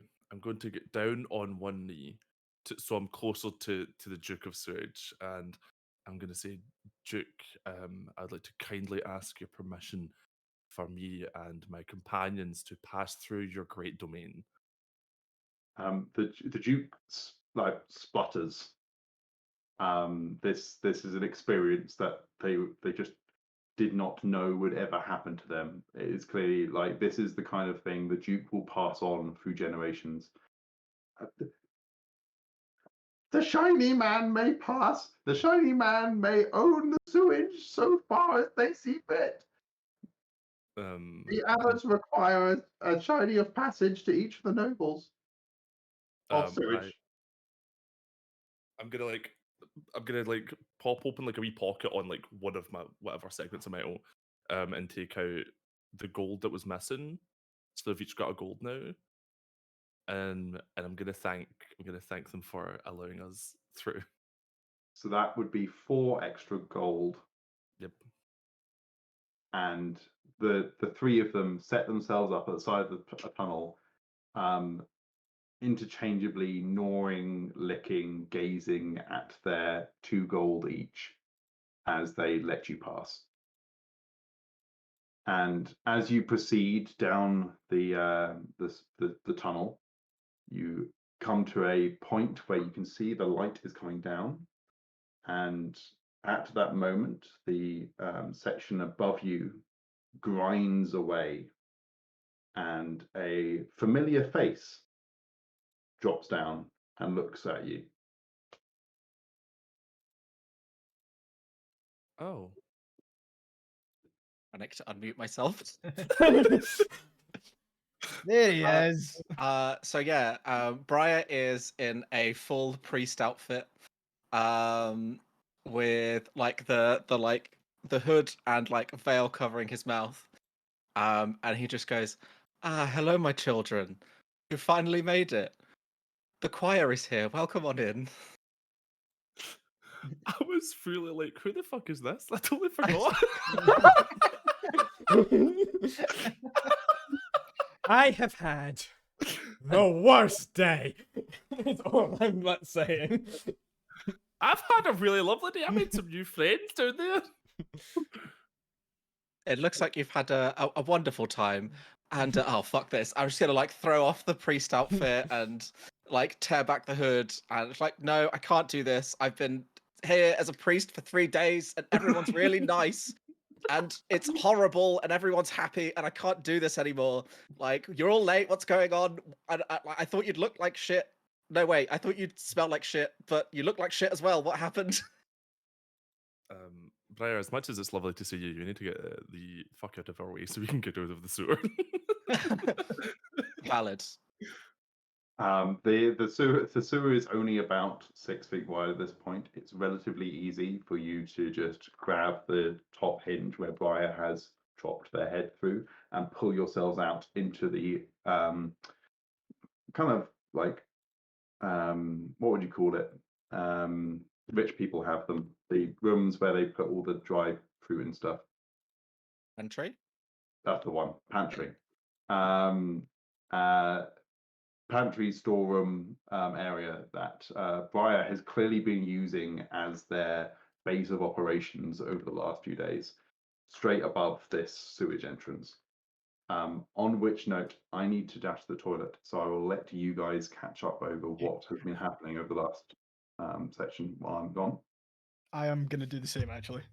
Oh, can we just have a I'm toilet break drinking a then? lot in of that water case? and I'm Because- back on camera. I know. I We've- do apologize. Let's all have a toilet break. Yeah, let's all go now together. Aaron has appeared. Yeah, I have that effect on people.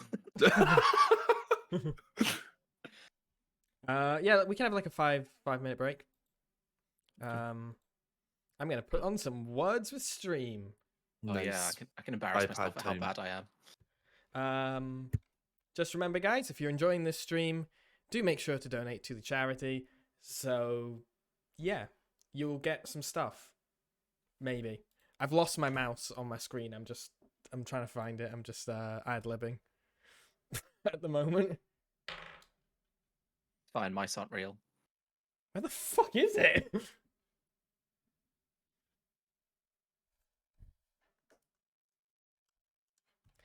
How you doing, Eris? I'm good. I just ate a lot of vegetables and I now regret it because it was more than I expected. I'm a very smart person. There it is. Although it's not working. Oh, that's always good.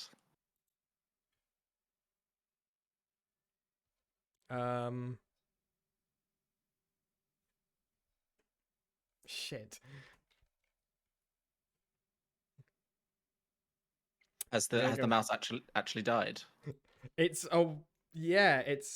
a Bluetooth mouse, but Oh. fuck.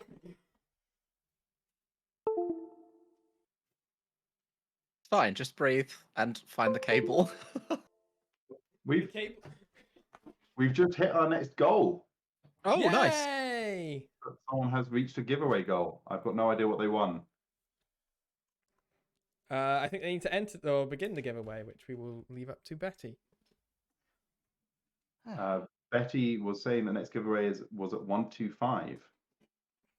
It had unplugged from the so my mouse isn't plugged into my computer, it's plugged into a power strip below. It had unplugged at some Oh. point. We're gonna do some words with friends for 5 minutes either way. Or words with stream or whatever. We'll be right back. I don't think we'll be that long.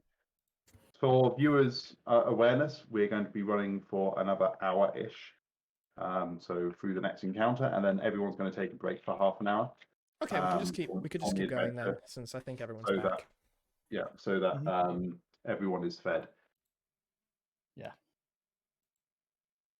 Got to that stage in my life where I'm like drinking a litre of water and I'm pissing a litre and a half. Yeah. Yeah. Joy has appeared with her Tumbler hordes. Welcome, everyone. Hello. Yay!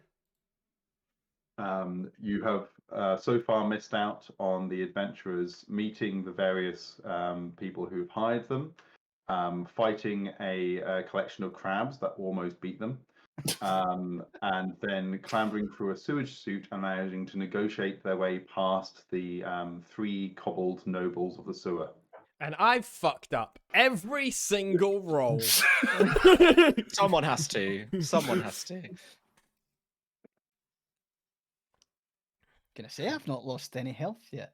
That's, Yeah, because you're rolling like I think cheating. oh yeah. You're rolling so well. I've Giveaway changed. is now, Beginner's giveaway is luck. now running. Use #win to enter the next giveaway, which is for stick fight, and I don't know what that is. And then I believe I'm gonna say I think 150, which will be the next award. We have a book to give away. Tristan. Yay! What's the book?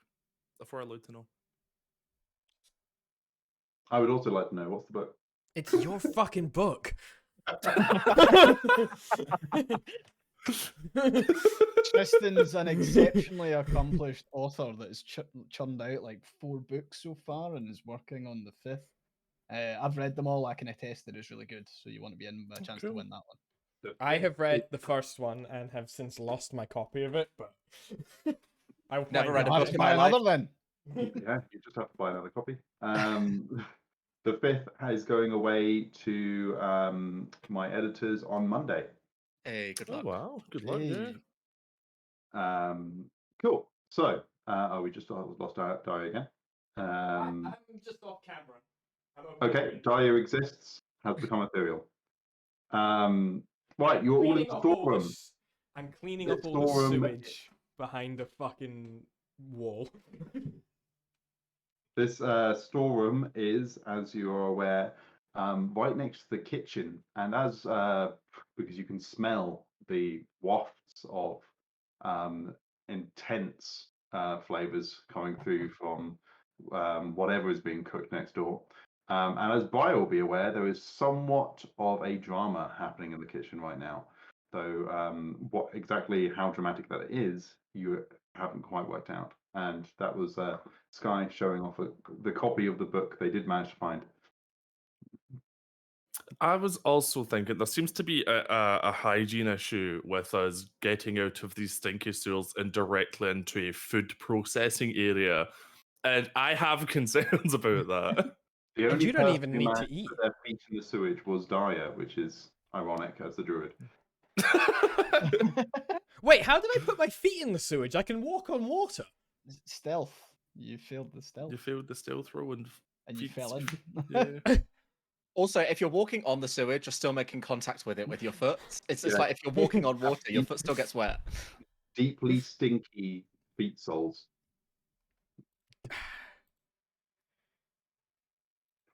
Why do feet follow me everywhere? Okay, there is only one route out of this room. It is that there is not a huge amount of choices ahead of you. Has everyone caught up? Everyone remember who Briar is? Briar, have you described yourself to the audience? Yeah, No, Brian. I can do that. So Briar is a Azamar, but is just human but spicy, basically. Has got like dark long hair, which is all like pulled up into a bun, which isn't being filtered out by NVIDIA broadcast. And is wearing like basically a leather catsuit. Had this whole bit about being pretending to be a priest, but everyone took too long, so the robes are now on the floor. Wait, can I ask you something? Yes. So you were a priest, and you've taken off your priest's clothes to reveal a Halle Berry type catsuit. Yeah. Are you Bayonetta? No.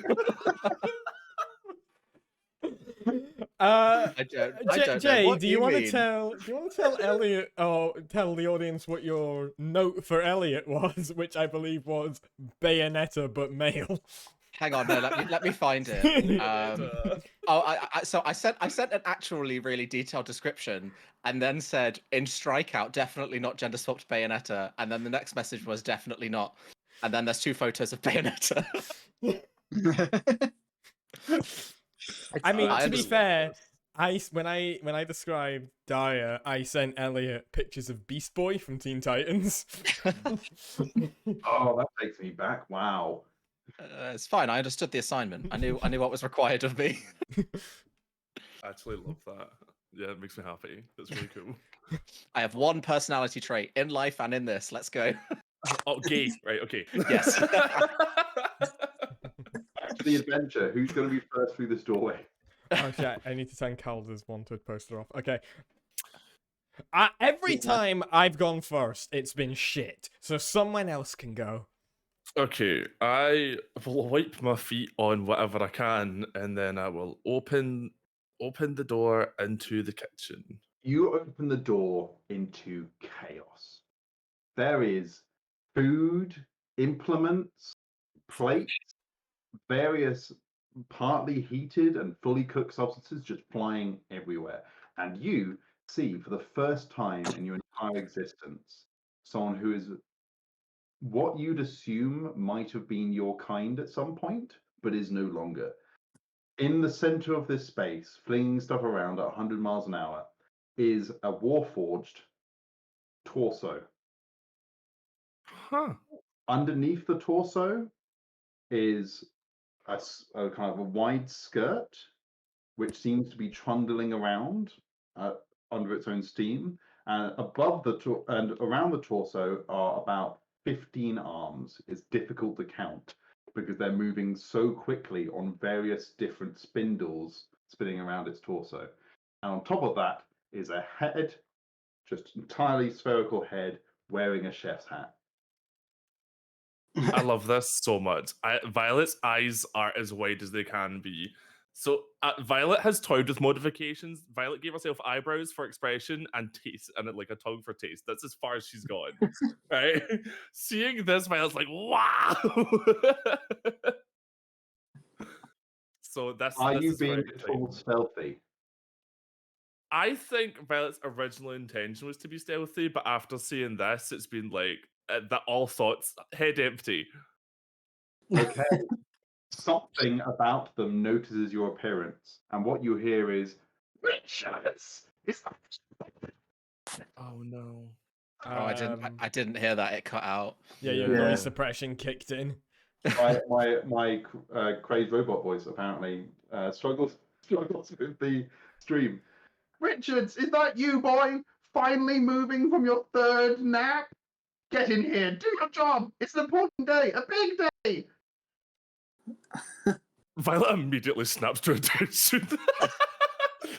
You can take the forged out of the war, but you can't take the war out of the forged. That is my thoughts exactly. Like that tone, Violet immediately is like, I'm Richard, what do you need?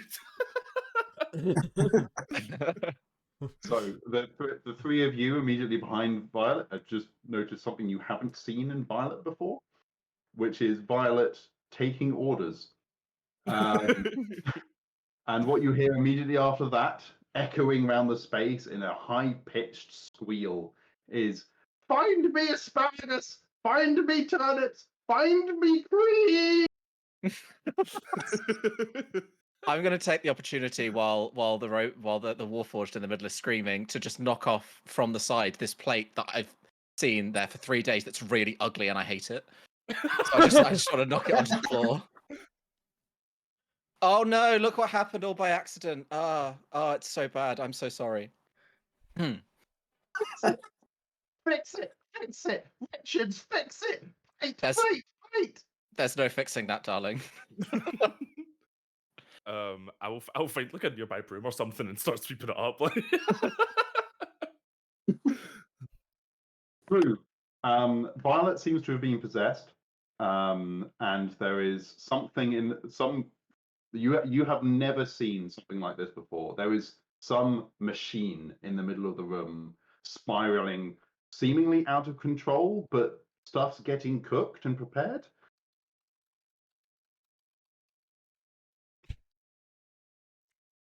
Cool.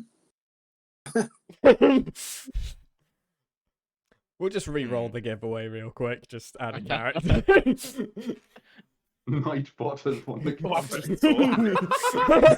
I'm Just as I introduce a new robot character, the bot wins. Oh, that's better. Okay. Congratulations, Dragon's Child. Yeah, well done. And I Well done, believe Dragons Child. we can immediately just open the next giveaway for Tristan's book. Okay, crew. The machine is demanding ingredients, and shouting at someone called Richards. I have apparently taken the role of Richard, so this is on one of you. I just want to play along. I joined Violet and just do whatever. What ingredients are being asked for? It screamed for asparagus, turnips, and cream. I searched for. Do you know what all three of those are? I would hope so. Dahlia, almost speaking. Please tell me, just slightly out of character, slightly in character, that actually happened. Is it looked at us and fucking Brian, Calder, and I all went, at the same time? It hasn't looked at you. As far as you can tell, it has no eyes. Oh. Great. It seems to be able to somehow spiral around the kitchen preparing stuff, despite not being able to see its surroundings. Which might be why things are being flung as fast as they are. So, recognizing that an interruption in the kitchen might cause someone to maybe come and look for us and be surprised that we're standing here. I searched for the ingredients. I think it was asparagus, cream, and something else. A turnip. A turnip. There we go. So yeah, Blue Knights, we're talking a Roomba, but make it Neo Automata. Oh my god. So it's a sexy rumba. Yeah. Okay, anyone who is involved in finding the asparagus, turnips, and cream, roll me a survival check. Oh yeah, that'll be. If These two are just you have a running around choice, the you can- kitchen. you Sorry. can search on just your side of the kitchen, or you can try and get to the other side of the kitchen, which will require dodging the various things being flung around. I'll roll a 5 On just searching on your side. on searching all of it. So are you? So if you're searching all of it, I need these. I need a deck save first. And All right. then- Okay. Dex save 14, but the survival was 6. Okay. Calder is so distracted, dodging under knives, salads, all sorts being flung about, that has not been able to track down any of the required ingredients. Who's next up? I'll go next. Violet is absolutely on it. Apparently, 14 -1's 13. Okay, does that Dex? Oh, sorry. Dex saving throw. 13 add to 15. Nice. So you dodge your way through, and you manage to find a clutch of turnips. Stunning. Violet's very proud. You are now holding turnips. You're Uh, entitled to do with turnips, I'm imagining. Do you want me to deliver them or go to who else is searching first? Your Brian, call. are you searching? I'm dancing around avoiding stuff, but I'm not helping. Oh, I'm perfect, I'm yeah. just standing in the door. So I'm just gonna So yell just- at Briar, being like, "Has this been Characters happening?" who just going, yes, we can do this. I'm Boom. gonna yell at across the Briar and be like, "Has it been like this for like however long you've been here?" Fuck knows. I don't pay attention to anything. Okay, Violet. Would you like to try Yeah. and work out what to do with the turnips? No, I want to. I've got this bundle of turnips. I want to walk up to Chef Mommy and give her the turnips so she's proud of me. Okay, as you approach Chef Mummy, please roll me another deck save. Done. Another 14 add to 16. Nice. You managed to dodge a plate literally flung at your head.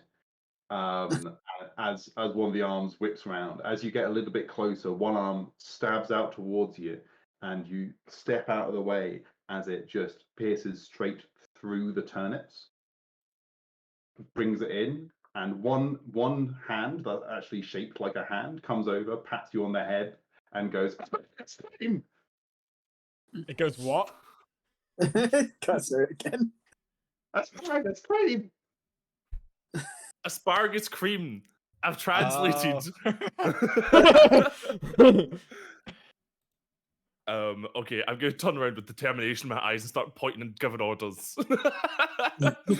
Asparagus and cream.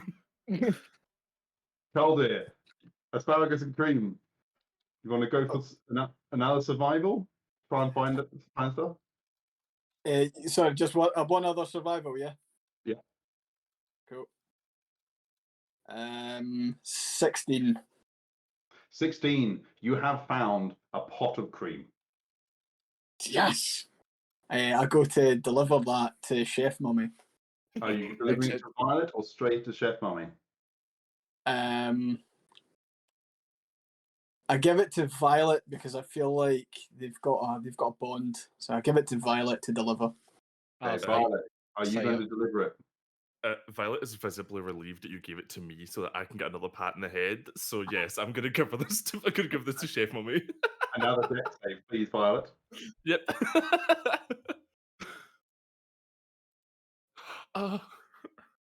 Mum, no, I got a 5. So, Aldir, you watch after handing over the cream as the next arm whips around, holding a brace of carrots, and the brace of carrots smacks Violet straight across the face. I mean, I would laugh with my character as well. My character would. Yeah, I mean, Dealing 3 bludgeoning damage. I'll take it. A hand grabs the cream so forcefully that cream ends up just sloshing across the front of your suit. And then finally, a hand comes out, pats you on the head, just over and over and over and over and over, as the voice continues to go, "Damn it! No, asparagus, asparagus, asparagus!" I get Violet turned round and starts like, asparagus! Can I do a perception check to see if there's any asparagus near me? Yes, what will be perception? I think Briar might be dying slightly. Yeah, I'm losing my mind. The dice fell off the table. Just. 12 plus 5. 12 plus 5. You can see the asparagus. It's on the other side of the automaton to you, over where Caldir is. Caldir hasn't seen it yet. It is underneath a pile of pasta, which, of course, is how things would be stacked in a kitchen where a blind robot is running things. I'm not getting involved. Just You're not even gonna tell Caldir me. reaches around. I'm done. I'm just gonna stay in the door frame and wait. Briar, are you just staying out of reach? Yeah, basically, yeah. Just dancing in the back, like. Cool. Caldir. Oh, where might the asparagus be? Could anyone tell me where the fucking asparagus is? Do I receive a response? The DM Daria! does not know if you receive a response. Daria remembers the fact that Caldir just, like, 10 minutes ago threw him at a fucking sewage crate and doesn't say anything. I threw you well. As well? Right, in that case, I try and scan around me for asparagus myself. You can write me survival or perception, saying that you are right next to it. I have advantage for survival, so I'll do that. First one is a 9, and second one's a nat 20. Hey! Nice. So yeah. You have never identified So, yeah. asparagus so fast in your life. Like, you could not have looked at any other vegetable. That is asparagus. Excellent. I once again, well, after witnessing the violence against Violet last time, I ask if Violet would like to be the one to give the asparagus to Chef Mummy. Violet, before you finished your sentence, understands what you're about to say and just takes it from your hands. I will require another dex save from Violet. That's a risk I'm willing to take. Oh, maybe not. 6.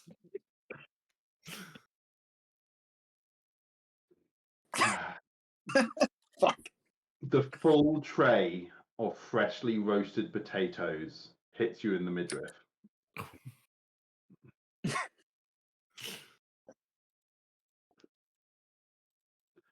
And does 5 further bludgeoning damage. As I rolled very high.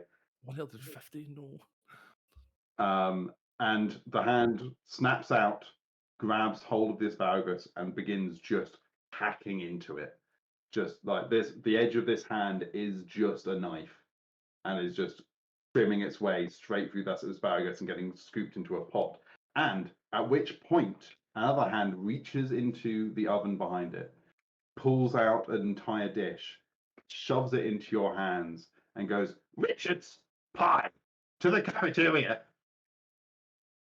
Okay, I'll take the pie and turn round with the same determination. We have to take the pie to the cafeteria. All right, let's get out of this fucking room. Let's go.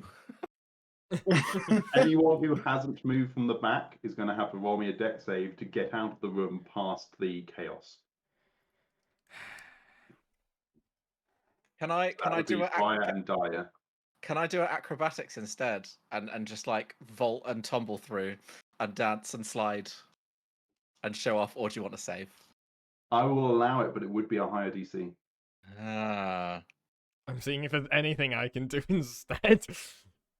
Oh well. No risk, no reward. That's how it works, right? Yeah, I'll try acrobatics. Oh, 23.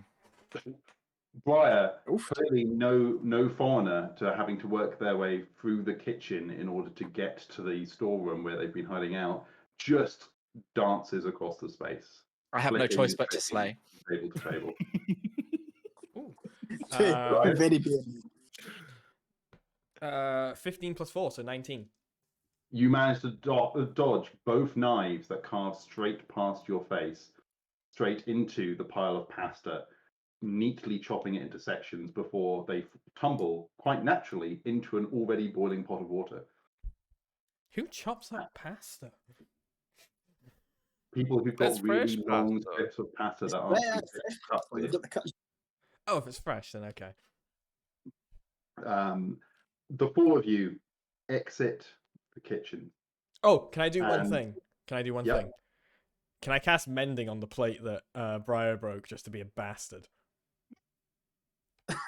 Like, I stick my head in, cast cantrip, leave. Via what wouldn't have noticed as the first person to leave the room. Doing Cool. the flips and tricks. Okay, you guys have escaped the kitchen and you have now entered into a courtyard. And it seems to you from where you are at the moment that this courtyard is kind of a small confined space, like open sides but with a roof on it. And you can see out beyond that is just a packed square, marble square, full of people with shining robes, silver jewelry, all the rich and famous of Lyriad and Dava, milling about in the space. Where you are at the moment is largely servants, but moving backwards and forwards. Briar, you are aware that the cafeteria is to your right, and the Great Hall is to your left. Out in front of you is the large courtyard, and beyond that is the gates that lead out of the city. If you are correct, where the diamond is kept, the diamond that you've been hunting for this entire time, it is somewhere beyond, deeper into the castle from either the cafeteria or the Great Hall. You're not sure where within there, but you are aware that it's beyond those points, somewhere high. Okay. Well, Violet, you are holding a pie. I am holding a pie. I'm gonna say, Caldia, can you hold this for a second? And speak to it. What flavour's the pie? Well, I will hopefully never find out.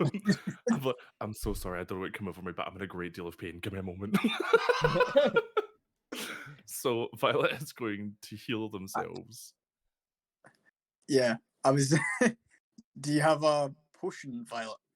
No, but I have cure wounds, which I can Would you want to cast. save your spell? I have a potion of greater healing. I should be willing to share that. That sounds lovely, aye. Okay, I have a Mending cantrip. Would that work on Violet? It would not. No. Violet is an arcane artifice and therefore cannot be aided with just mending. Cool. It does say this spell can physically repair a magic item or construct. Do those items have a soul? Welcome to the stream, everyone. What is the nature of a soul? Sorry. In that case, I grasp hold of the pie from Violet, and I kind of gesture my head towards my bag where I have my potion of greater healing. I have 2 of them, but I'm only offering 1. Oh, okay. Do take you it. have what's the rules for that? I will look it up. Give me a moment. I'll need to find it. It's all right, I've got it. You focus on deciding what you do next. I ask Briar, where is the cafeteria to take this delicious pie? It's there. And when we're there, we need to find. Well, we need to get through it and go high and up. So, full disclosure, I have been here and I have been working. You've been drinking, haven't you? No, maybe a little bit, but yeah, there were also I liked arguing with the people in the church, so I didn't do a lot. Violet, please roll 44 plus 4 to regain hit points. 4 plus 4. Oh, okay. 11 plus 4, 15. I'll take that. Thank you very much. Nay bother. Cool. You can hear the boisterous nature of the cafeteria from here. It doesn't sound especially like a nobles gathering area from what you can work out. But could everyone roll me a perception, please? Yeah, I'm getting my pie back from Caldir as well. I hand it back over. 19 plus 1 for perception, a 20 for me. 15 for me. 3. 8, take 1, 7. Cool. Anyone who rolled a 15 or over will hear that there is a very agitated servant in the space of the cafeteria. One of the senior servants, someone who's got some slightly finer robes and lapel, and they're muttering at someone. What do you mean the musicians don't have tickets? We made sure the musicians would have tickets. How do we even know these are the right musicians? How do we know they're not assassins? They could be anyone. Oh, fuck. So you know what I said about the choir has arrived? That wasn't a lie. You're the choir. Surprise! I don't think Briar technically heard that, so just to get that interaction, Daria's going to be like, Briar, whose tickets are these? And then the choir's arrived.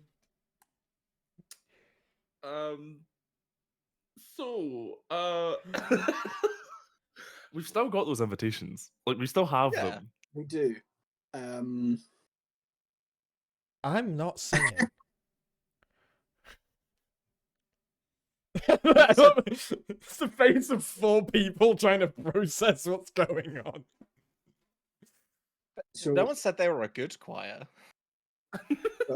Question for the GM: Are we in sort of the visual range of the servant? Have they noticed us, or is this just we're hearing it before we enter the cafeteria? They haven't noticed you. They're at the doorway, which is the entrance to the cafeteria. You're just stood just outside the kitchen in the courtyard. Various servants buzzing around. No one's really paying any attention to each other. Okay, gang. I think we might have to sing. There's got to be a spell that gets me out of this. The 3 of you. I mean, I've got actually quite a clever way for you to get out of it, to be honest, but I don't know if it'll work. Because Violet is only concerned about the weight, the terrible weight of responsibility of what Chef Mummy has given Violet this pie, and I don't know who to give it to.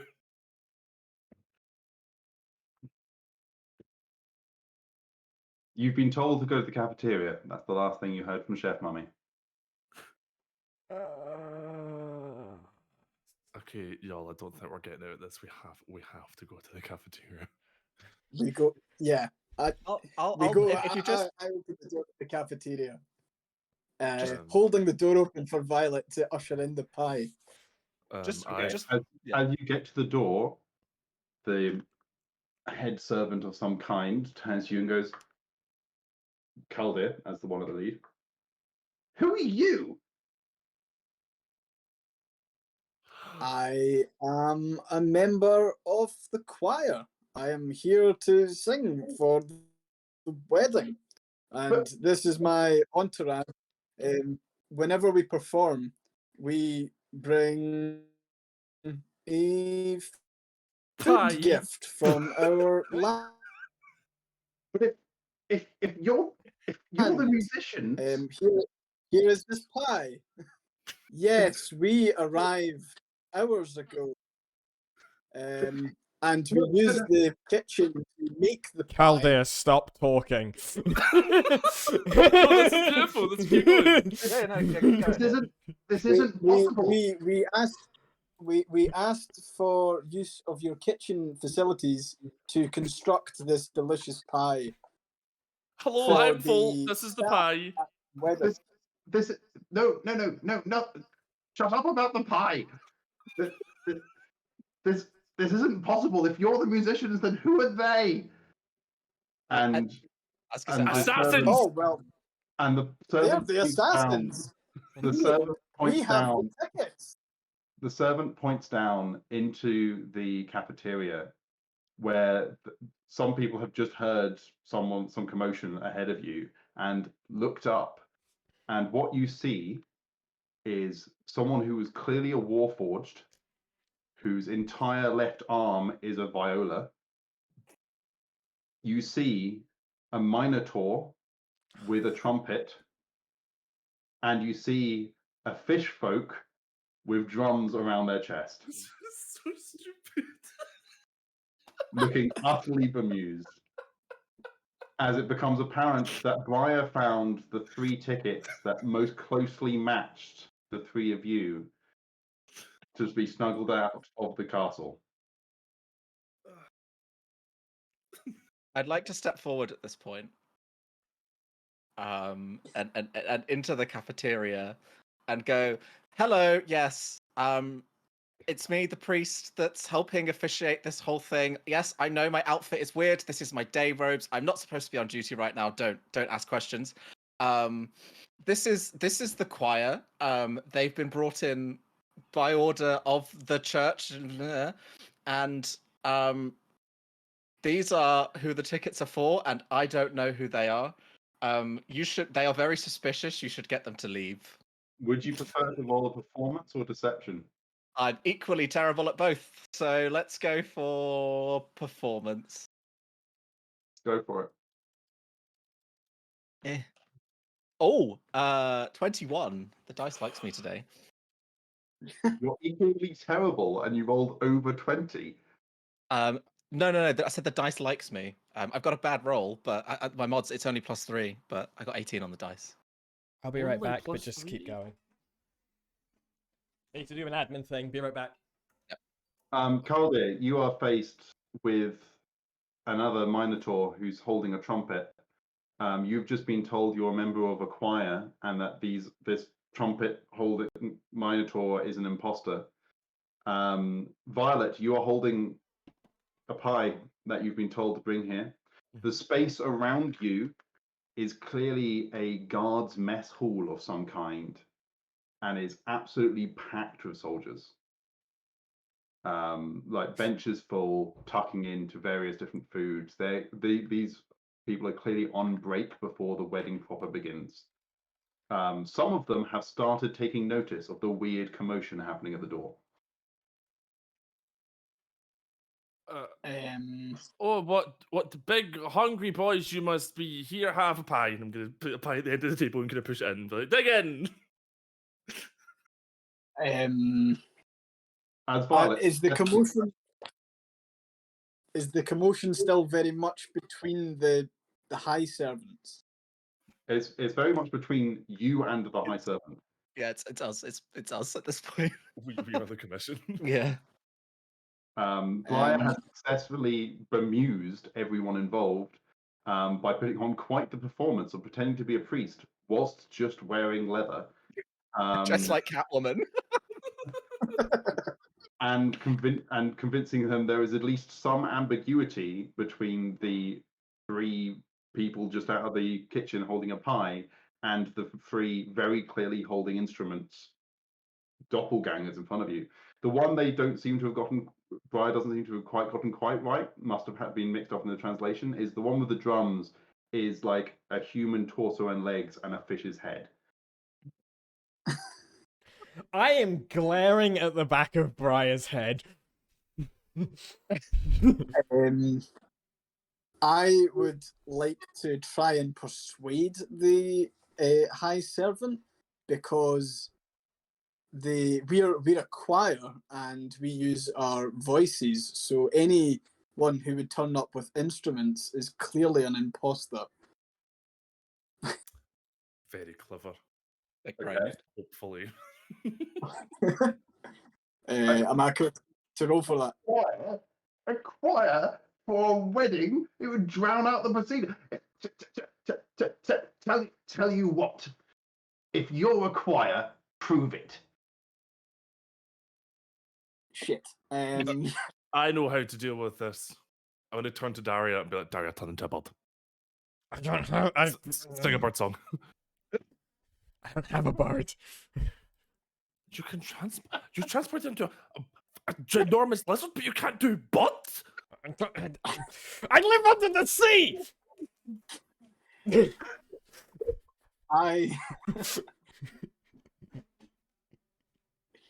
So the 3 opposite you are so stumped by what they've just come across that they have just been unable to react. That they are just stood there. You're not sure if the fish-headed one is stumped because it's been looking exactly the same the entire time.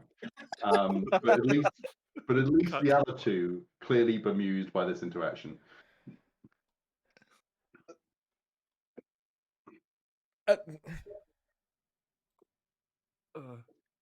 We're fucking flummoxed. No. I've got a plan. I've got a plan. As you were quiet, and I'll like go to step out of the room and just give you a look that's like go along with it. I will do I will agree. I'll give you that look of like, yes, I will trust whatever you need me to do. I will do it. I give a nod, but also mouth, I'm going to strangle you in your sleep. I smile sheepishly at the High Servant before taking out my greatsword and dragging the hilt of it along Violet's like vents, metal vents, to make a kind of pling plong sound like a xylophone. Sorry, Violet. It's fine. I understand. Violet, how do you respond to this interaction? How do you get like customer face if you ever worked in retail or hospitality? You've got customer face, and you're like, oh yeah, and then you turn around to like a colleague and your face just drops. That's exactly what Violet has done. It's proper glaring at you, and then it'll put the customer face back on and turn back.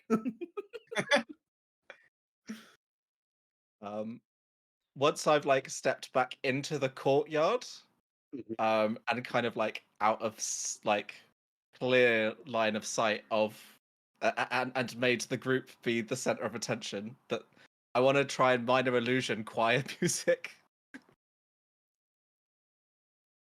Cool. So the 3 who are in the room, you have a choice here. You can do nothing and the choir music can just happen, or you can try and mime the choir music. We've got to mime it, right? Yeah, I will mime it. If you mime it, I'm going to require an advantaged performance check from all 3 of you. I would do it. Advantage because there is genuine choir music happening. Okay, so first one was an 18, second one was a 7, so that's 18 for me. Calder is the most impressive baritone that has been witnessed in these parts in so many years. That's an 18 for me as well. What was that? That's an 18 for me as well. There goes the contratenor. Violet? My first one was a 4, but my advantage luckily gave me a 17. Nice. And there is the baritone. Clap for us! The head servant is taken aback, absolutely astonished. And he turns around and grabs someone who you recognize, Violet, you will recognize this specifically, has sergeant stripes. Pulls him up and goes, "Don't just stand there, seize them!" And the sergeant and 4 of his soldiers stand up and grab hold of the still absolutely stunned Viola Warforged, trumpet Minotaur, and drummer Fish. That's so funny. I can't believe you did that. Like, it just shoots me to my absolute core. The servant turns around to you again and goes, I'm so very sorry. I hope everything is still perfectly acceptable for your performance this evening. I wasn't aware it was cruel. I should never have let these imposters in without tickets. You, of course, will have your tickets, I assume. Of course. Yes. Yes, yes. Yes, we do. Do you hand over? He looks over them and he's like, "Oh, okay, yes, Vault live. Wait, I was under the impression that Dravis was the sea person and Lilith was the Minotaur." If I may, my good sir, you were also under the impression that these fakers were us. Perhaps you should be making multiple mistakes this evening. Violet, roll me a persuasion. Fuck. Oh, it's a 2.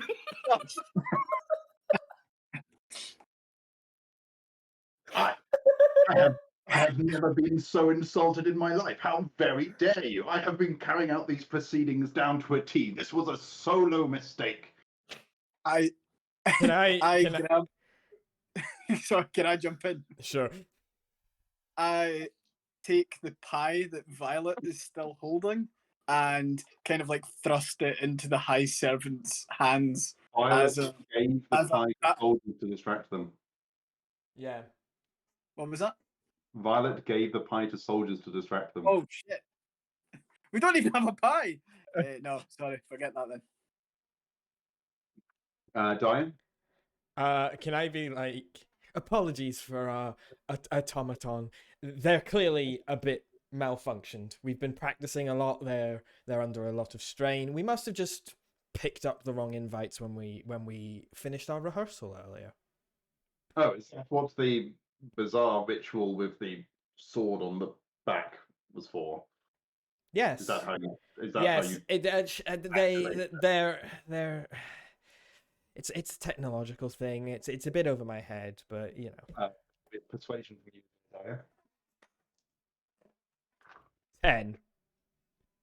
That is sufficient. Like, this guy is deeply embarrassed by this entire proceedings, and he steps out of your way, spluttering, and starts yelling at the sergeant to escort the 3 musicians into the dungeon, and back to his servants on further instructions about issuing food stuff and ensuring that the nobles are correctly dealt their canapes out in the main square.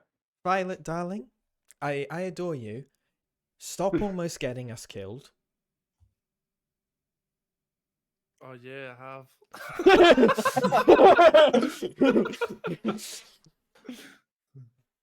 I'm messing up. If we're gonna blame someone, Briar's right there. I'll get to you. I don't know what you're talking about. Everything's going absolutely perfectly. This is we are still on mission, kind of. Fine. So at this point, we are just short of 6 o'clock. Do you want to do the next section, or do you want to take a pause here for food, come back in half an hour? Will this count as a rest in game? No. Damn it. You would need you'd need a couple of hours to break, and you do not have a couple of hours. What do you guys want to do? I like absolutely open to anyone. Like if one of us wants a break, that's fine. We'll all break, but I could probably do another section. I'm not gonna lie, I could do with some food. I am a hungry grown boy. That's cool. All right. Cool. Right, let's take Yeah. a half-hour break here. If we could set up whatever is being organised for that half-hour break, and we will be back at about 6:25. Cool. All That's right. good. We'll be doing words on stream in the middle, though. Yeah. Yeah. Sounds fun. And yep, as I've said a few times, if you're enjoying the stream, donate to Mermaids. Just while we have everyone here, I believe there's also a command for !guests. If one of my mods can throw that in the chat. I've lost my fucking mouse again. It's here. Yep, check out our guests as well. And yeah, we'll be back in half an hour. Enjoy some words on stream. Cool. Yeah.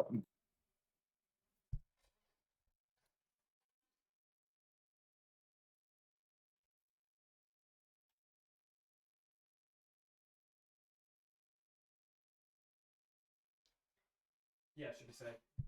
Yeah, we should be good.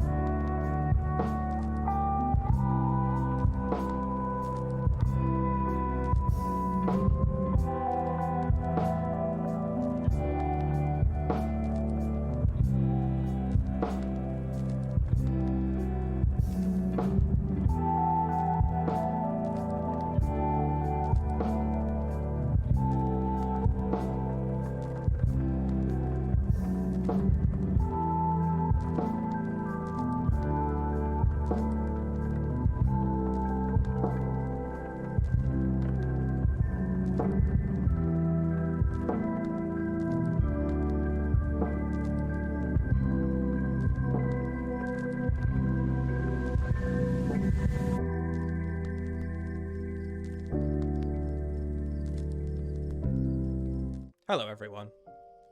My name is Skye Blacke and welcome to the first ever Roll for Change charity livestream. Roll for Change was an idea I came up with earlier this year where I wanted to combine my love for Dungeons and Dragons, streaming, and raising money for good causes into one fantastic project, and as a result, Roll for Change was born. Now I will warn you, this is the first time we've ever done something like this, so there might be a couple of technical errors here and there. If they do crop up, hopefully they'll be dealt with soon, but I just thought I'd get that warning out. The way this is going to work is you're going to watch an incredibly well-crafted D&D one-shot layout. While this is going on, you're going to be able to donate and support our chosen charity with the !donate command in chat. Once enough donations are reached, this will trigger a giveaway being run by our lovely mod team. Say hi, mod team. Of course, before you donate, you probably want to know who you're donating to, so allow me to introduce Mermaids. Mermaids is a charity based here in the UK who aim to support transgender, non-binary and gender diverse children, young people and their families by helping them with things like navigating the complex and difficult UK trans healthcare system, improving awareness, understanding and practices of people when it comes to young trans people, and provide support and advice to families and young people struggling. If you're online or live in the UK, I'm sure you're aware that the state of trans rights is a mess here, and services like Mermaids are more vital than ever. Now that you know what we're doing, let's see who you're doing it with. First off is me.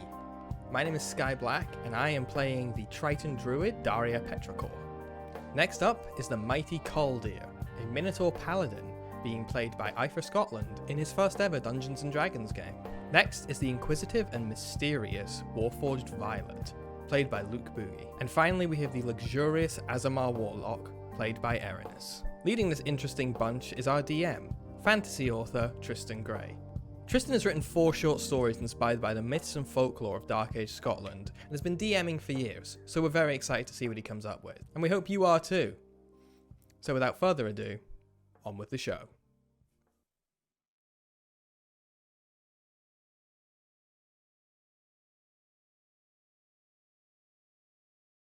I forgot to unmute.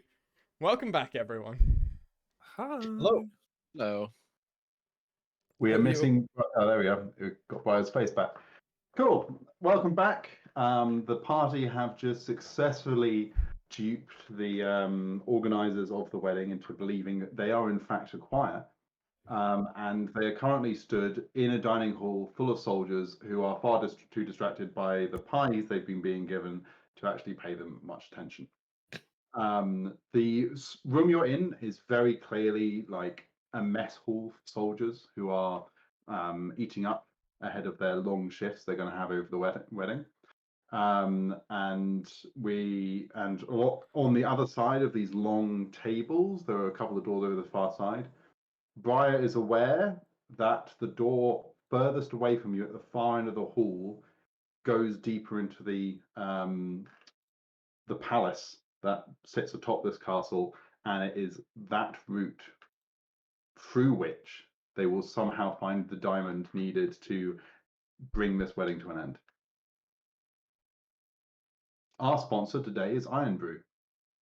Our sponsor today is Donate to Mermaids. If only we could convince Iron Brew to donate directly to Mermaids, that would be great. Oh, could you imagine the cultural BS that would come out of that? That'd be great. No, let's avoid that entirely. Yeah. So we have to pass through this cafeteria of hungry guards to get upstairs towards the demon that lives in Middles. I think that's an accurate summary. Yeah, Although that they- was yeah, sounds like a fun time. The mirror They, demon, right? Briar's not heard about this demon. Oh, Oh, are they Brian, hot? let me- So, Hey, so it's- Violet asked the same question. It's a mirror, so you know, Yes. depends. Look, I'm a warlock, and I'm from a tribe of people who just a coven of people who basically just sleep with things that they shouldn't. Like that's the whole story of everything. So I hear about demons. Are they hot? Literally, the first I introduce a mysterious otherworldly creature, and the first questions from 2 other different players is, "Are they hot?" Oh my god, that was so funny. I'm so Do they glad you fuck? said that. I was like, first question was like, out on a scale of 1 to 10, how hot are they, and do they have horns? Like, Also, just speaking of hot and fucking, the next giveaway that we have is the wonderful Hunger Pangs by the as equally wonderful Joy Demora, which is a queer vampire werewolf witch polyamory love story, also known as a classic D&D party. That sounds like something I need to read. yeah, sounds You lovely. do. It's really good. So once we reach Apple Tiger, you should be able to just donate with it shouldn't be country specific. Yeah, there's the link in chat. Yeah, there have been out of UK donations because we've ended up with some weird numbers in the raised column, which is due to conversions. Hang on, I need to fix something. Also, if smut is not your thing, there is a non-smut version of Hunger Pangs as well. If you win the giveaway, please clarify with our mod team which one you would like. There is a safe for work and a not safe for work version. Yeah, there's like a fade to black, and then there's a descriptive, like, really goes into the sex scenes. It's fucking Vivid. wonderful. Yeah, it's good. I listened to the audiobook in a gym, which was awkward. I really like hammered home. It's good. Oh, also Joy is I's co-host on the iSphere podcast, so I knows a lot about this book. And a lot about vampire fucking. Oh, I know about the Tumblr post about vampires. This is how I know about Joy, from like a podcast that I listened to like 2 years ago, I think. Crucifix nail nipples. Yes. Yeah. Oh, It's- I do know this. It really is now Joy's in chat. even stream time. This D&D adventure chat wasn't nearly as horny before the break. Yeah. Sorry, the moment I get food in me, it becomes the next thing I That's- want. So it's food, then sex, and then there's just other stuff down the tier. I've got all these carbs. I have to use them. Not to be this fun spoiler, but talking about other things. Apologies. Sorry. We have to play our fantasy game. Everyone gather round. Continue. 69 viewers on the stream, just to Nice. be thematic. Oh, Right. Apologies. Where were we before we got distracted with porn? You're still standing kind of stationary, having just chanted heavenly choir songs that Briar came up with in front of a room full of soldiers who really couldn't care less about your existence at this point. Wonderful. I would like to walk with confidence past all these soldiers to wherever we need to go. Is this actual confidence or pretend confidence? I have a theory that if I just walk somewhere like I'm supposed to be there, no one will bother me. So I want to exude that I'm just supposed to be here. minor illusion, a high vis onto you. As a cis white guy, I can confirm this often works. I want to. I've heard of those. Yeah. I want to join Violet in the bounding towards the location that with purpose. As you walk over, you walk past the slippery section of ground where the fish person had been wailing as they were carried away by guards.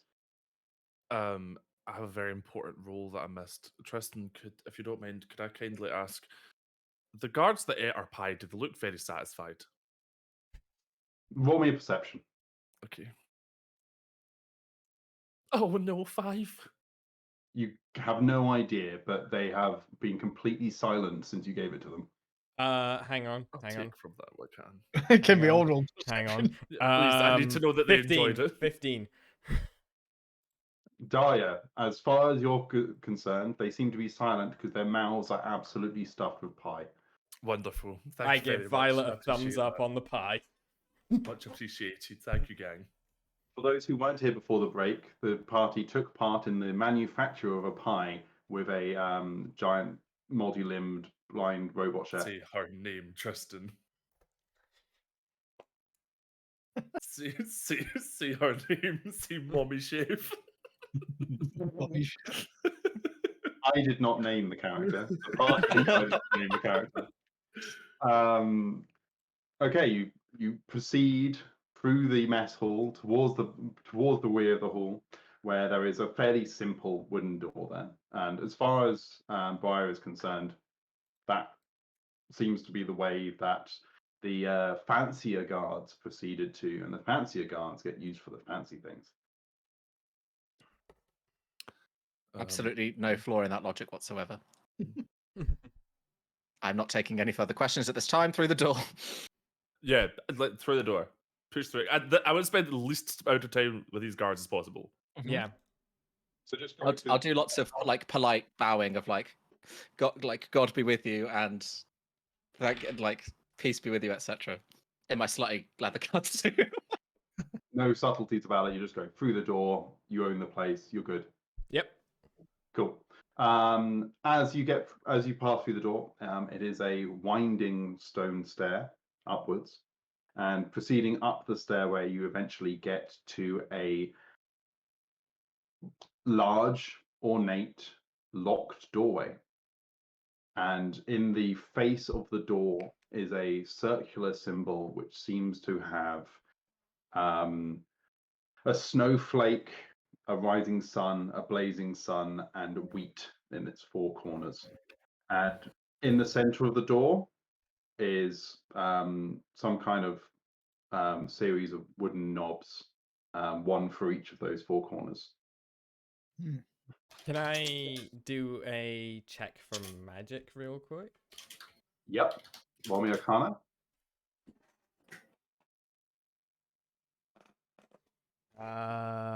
19. This door is magically trapped. It is enchanted. I have a spell for that. Can Okay. I cast Dispel Magic? You absolutely can. Choose one creature, level? object, or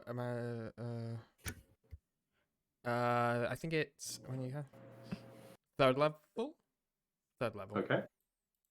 Third level will instantly dispel any of the same level, and you'll have to roll against a spell DC equaling that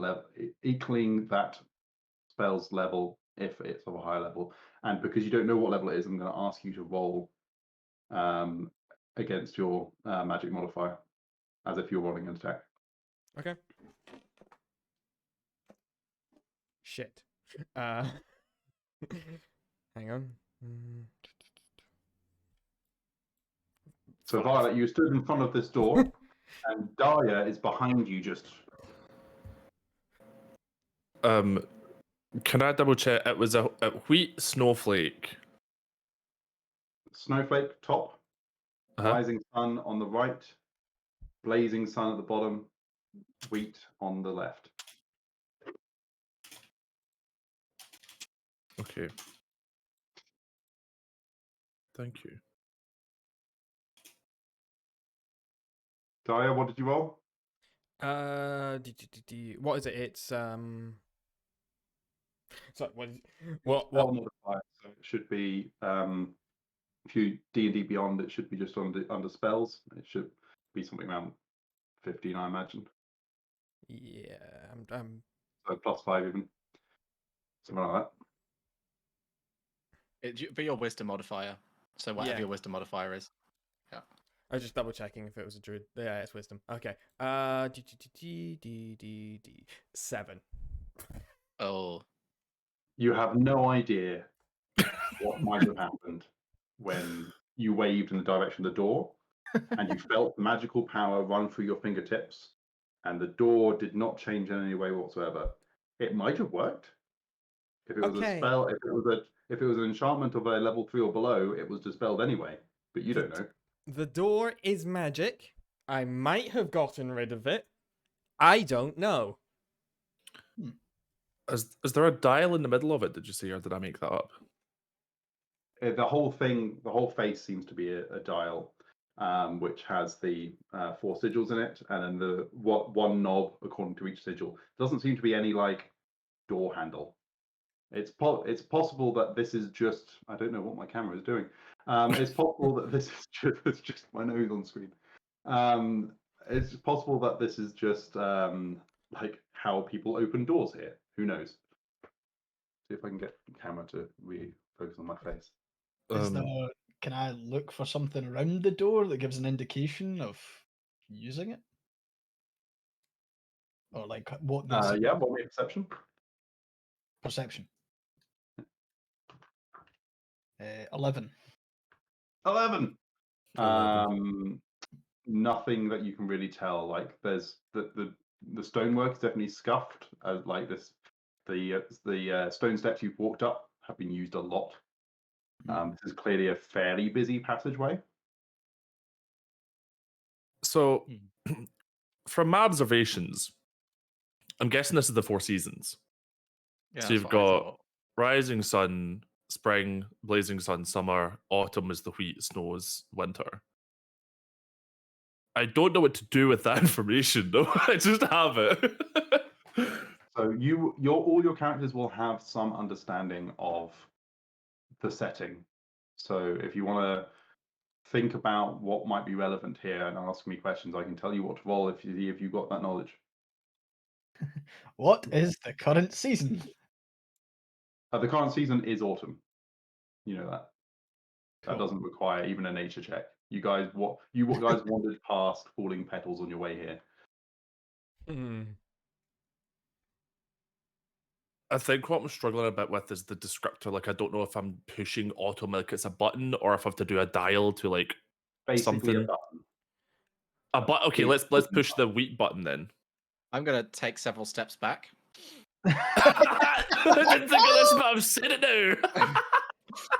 I am going to join Briar several steps back because the last time Violet touched something without being 100% sure. Tell her just be I tank it. Yeah. Giant crab. Oh, no. Violet, you press down on the autumn button, and literally nothing happens. Oh, thank fuck. Is it well, if there's 4 buttons for the seasons, then is it a combination lock? Would be my first thought.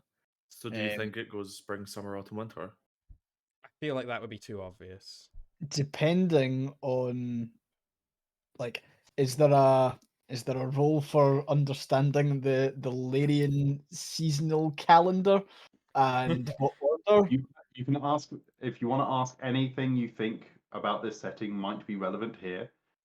I can tell you what to roll, and I can give you that information if you are high enough. Okay, I would like to perform a roll that would give me the information of the Larian seasonal calendar and whether they start from spring or from summer or from autumn, and is it Sure, one or roll me a history check. history? 16 minus 2, so 14. The Lyriad calendar starts in spring. Okay. I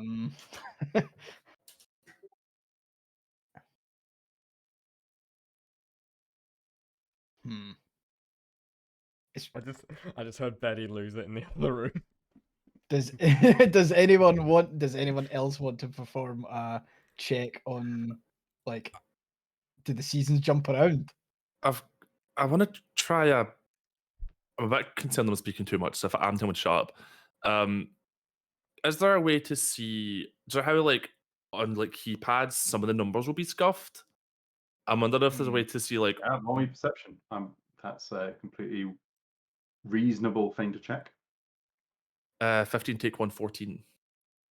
The 2 ones that seem to be pressed most often are autumn and summer. Winter is completely untouched. Oh. And we've just found out, excuse me, that it begins in spring. Maybe they're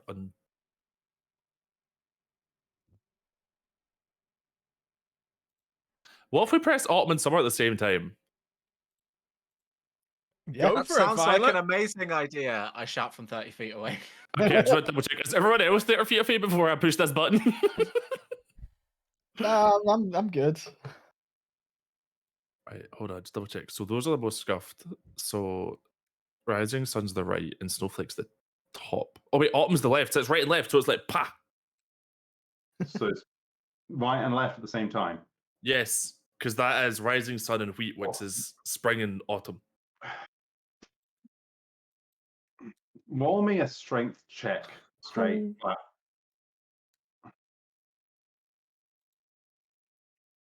12. You fail to depress both buttons at the same time.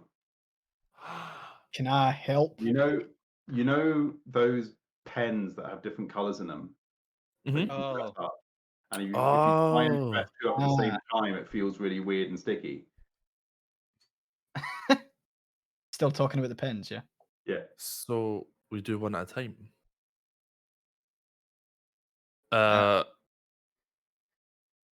Hmm. In that case, what's the one? Wait, hold on. Maybe we're thinking this. Do they read from left to right? Look, you're overthinking this. Stop this immediately. Which one of you has the We're highest totally intelligence? going to over puzzle analyze this, and it'll be the easiest thing. Yeah. Which one of you has the highest intelligence here? Oh my god, I'm 17. Yeah, mine's a 17. Mine's at 6, so that's Mine's 8. 10. Caldia is not working out. Neither is Violet. Violet. This is less complicated than you're making it. Matt, story of my fucking life. Could you roll me a history check on the royal family, please? Oh my god, I've got +6 in history. What? I just rolled in at 20 +6. I know the answer to this puzzle. Tell me, Tristan.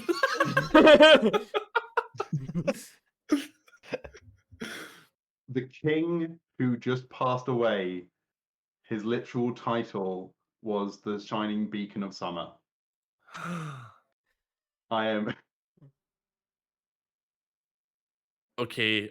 I press the blazing sun button.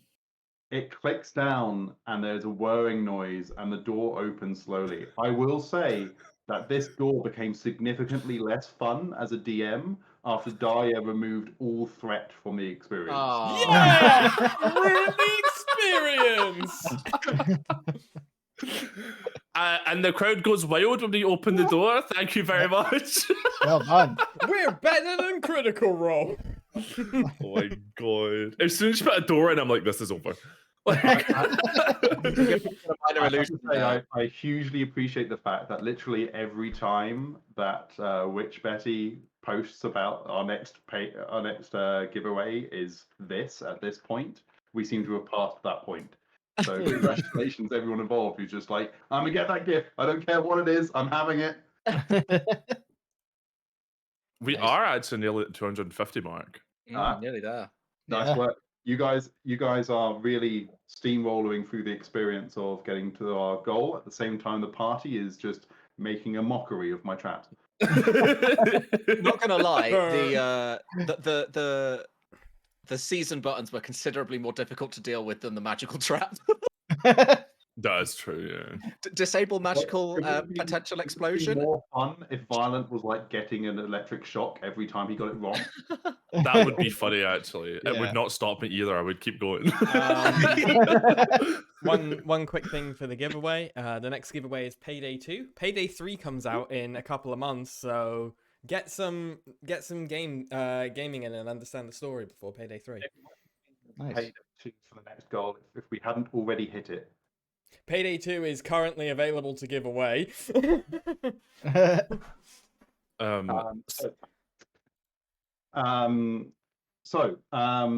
of you down this corridor is a long stretch with light gleaming through the windows across, and the light is gleaming through the windows, bouncing and hitting the floor.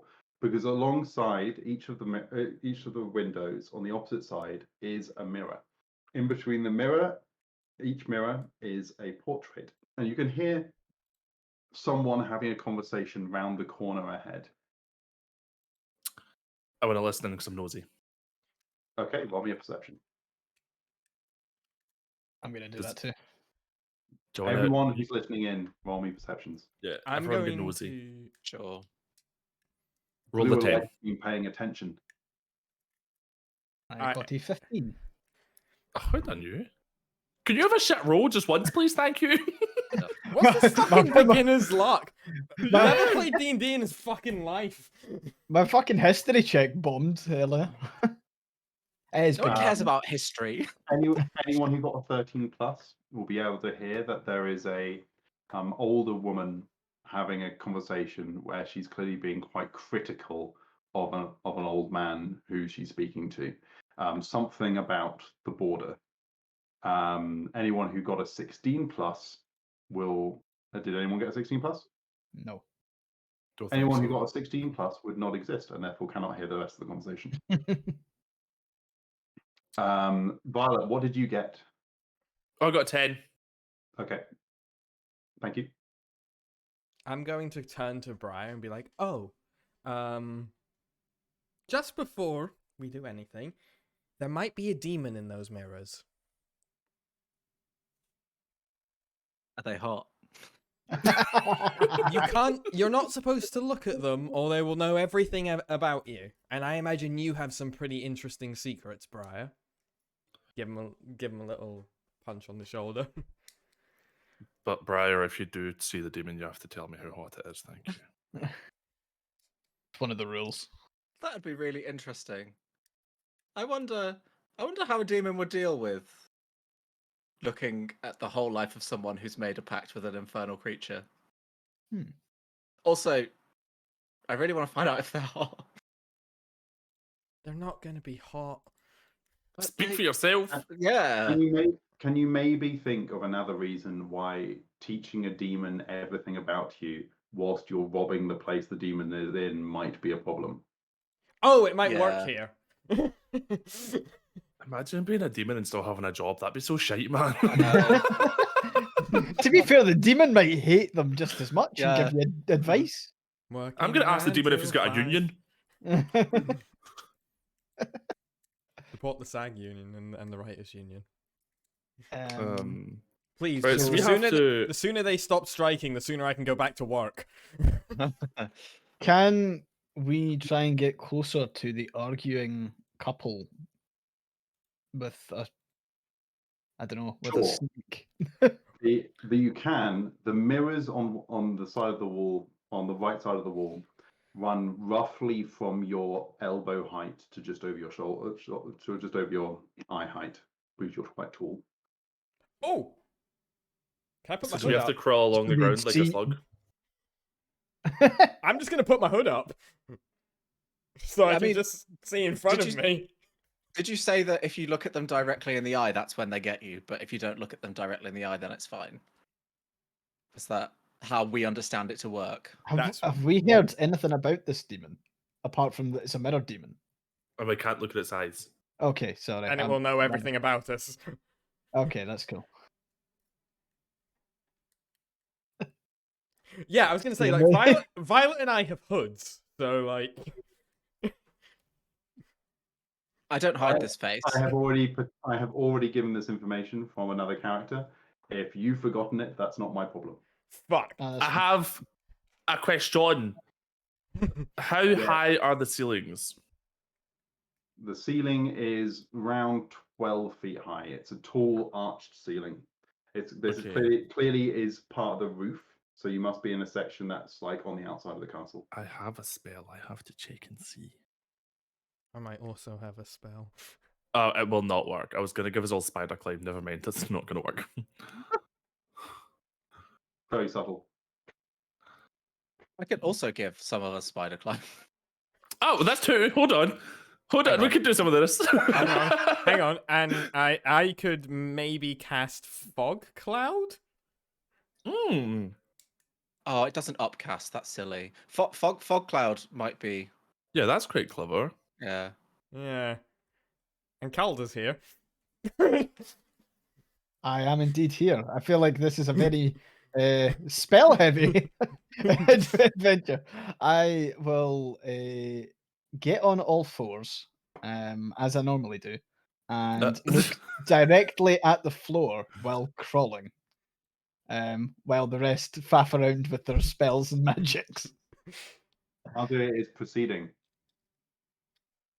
Very specifically underneath the level of the mirrors. Are you sneaking or are you just galumphing across the floor? How far away? Oh, sorry. Go ahead. No, crack on. I was just gonna ask how far away to the end of the hallway. It's around 30 feet. Okay. Not a long corridor. Seems to have a T-junction at its end. T for trans. I still have Yeah, my fancy honestly, shoes on. I think the best thing is just to crawl along the floor. I think I'm gonna follow Calder. And I've still got my fancy shoes, so Oh, you do your fancy shoes. You're very quiet. aye. That's a good point. Do I have anything else I can do here? Are you guys sneaking as you're on all fours? Yes, Sure. please. Yeah, sure, why not? Okay. Can I get stealth Yeah, roll sure. from the people Oh. calling, please? 20, 19 plus 1. My I'm God. actually. I would love to hear from the audience any ways you think that the party could have done this simpler. Close their eyes. And I got a 23. I rolled 19 on the dice. Nice. I got a 14 plus 5, 19. Cool. Caldir? I got a 19 plus 1, 20. Nice. Dyer? Sorry, 23 I got. I got a Ma- 1. Are you Oh, being serious again?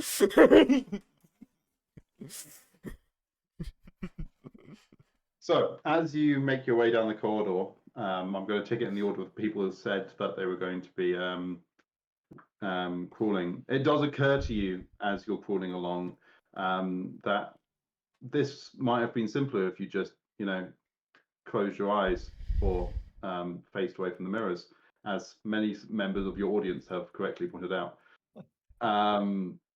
However, you are crawling now. And as you crawl your way across the floor, Dyer, not paying a huge amount of attention to where your back leg was, knocks over a vase. Mine, it was ugly. You hear the two voices ahead of you go silent.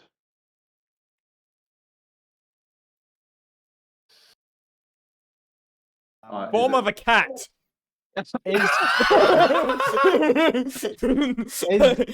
there any way? Is there anywhere for us to hide, or is it very much a corridor with mirrors and that's it?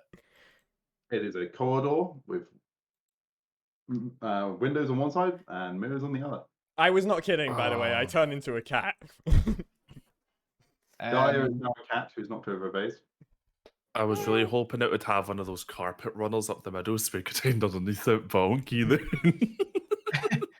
And as the three front runners are about halfway along the corridor on all fours, round the corner come three individuals, two elder nobles and a guardsman in Dyer cloth, so Dava cloth, which is the other nation. Violet, could you make a perception check, please? Yes, I can. I have an idea. 15, take 1, 14. 14.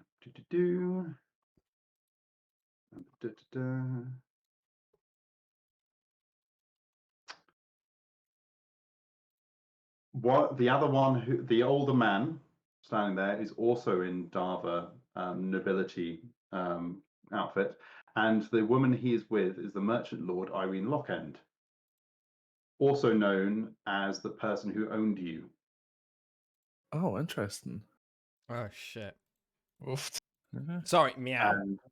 And who is fairly widely credited for almost personally winning the last two border conflicts with their personal army of Warforged.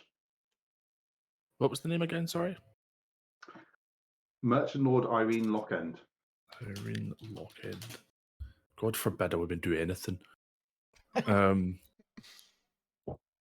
Okay, Who well, I is want now to. looking at three people on all fours in a corridor and a cat.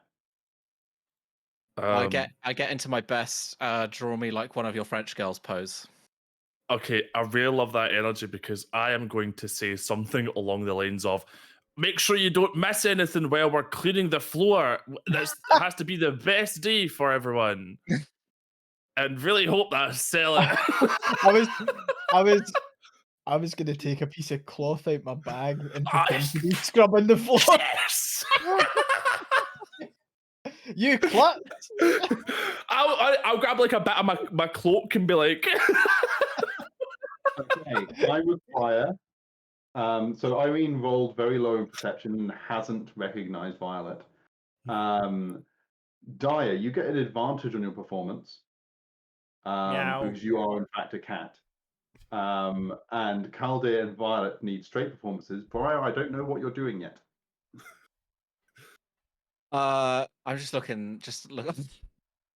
I'm just on the floor looking sexy. My performance was 15 plus 2, so 17. Calde, good cleaner Minotaur right here. I Violet, am very excited to announce that I got a natural 20. I got an 18. all the ways I thought you guys would like travel through this castle full of its traps and moments. What I did not expect was you to find the most ridiculous ways to avoid mirrors and then just style it out.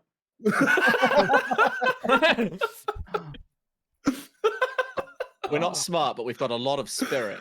Yes. I hope everyone is enjoying my cat ears, by the way. Very good.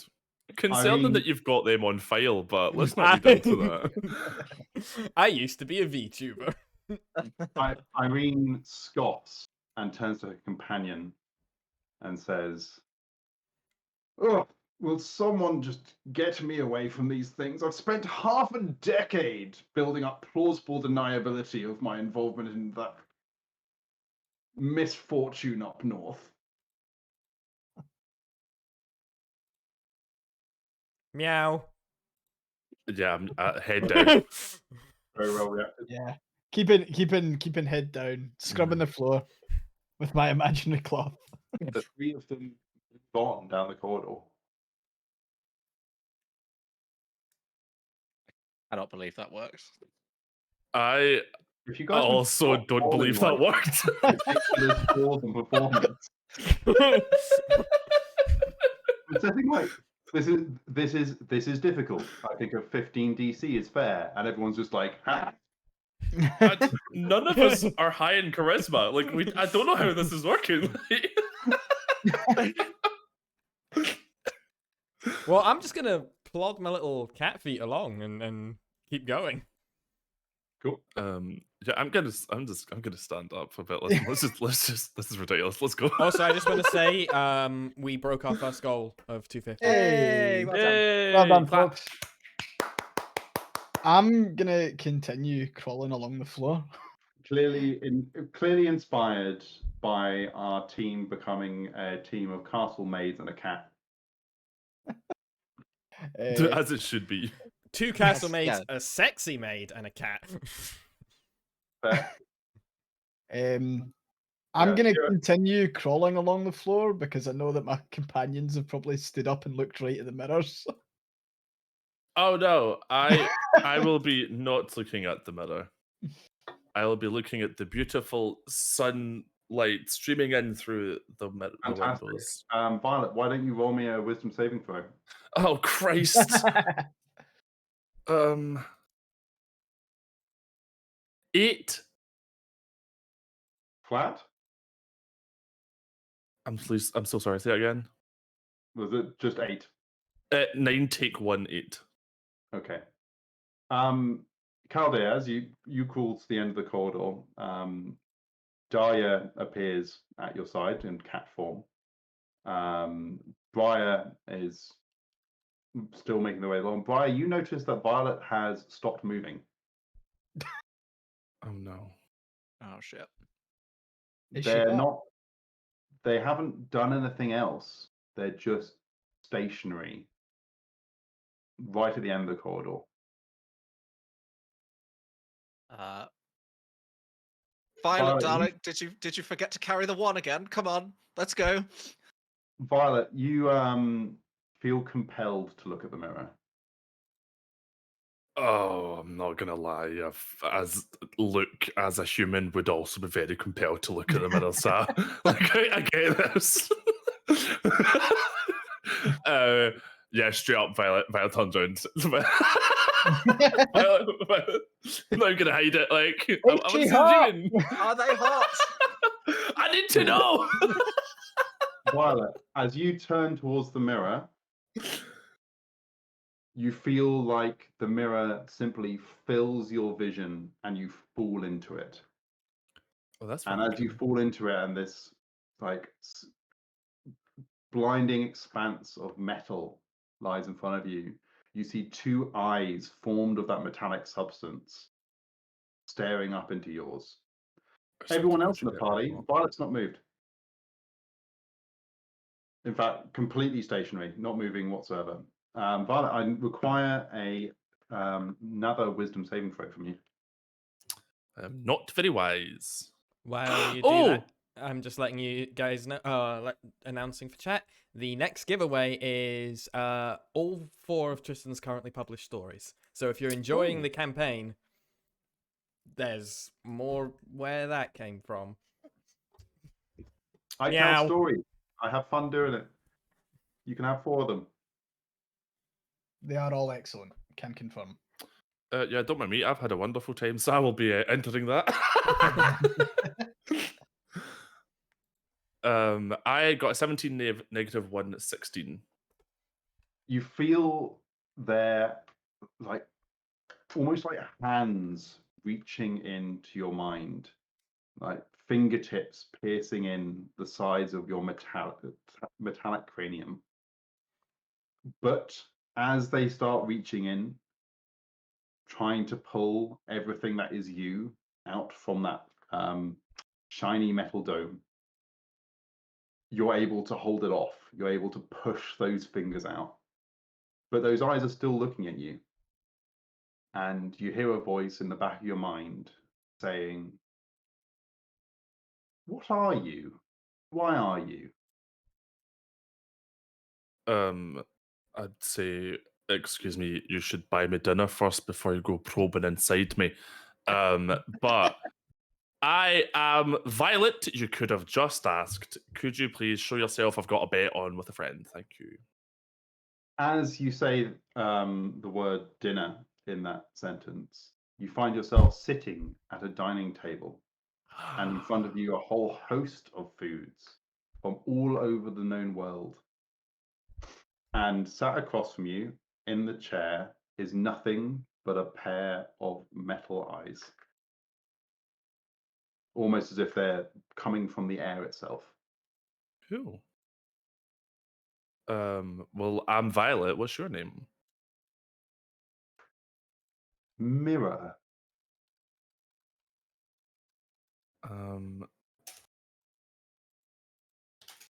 Do you enjoy dinner? You said you enjoyed dinner. I do now. I'm gonna take what is in front of me. I'm just gonna grab food and eat. Literally, like some of the foods are so diverse that you're not even entirely sure what they are. Every food you have ever imagined is on the table in front of you. It doesn't seem really possible that it would all be in this close of space, but it is. Okay, I really like this actually.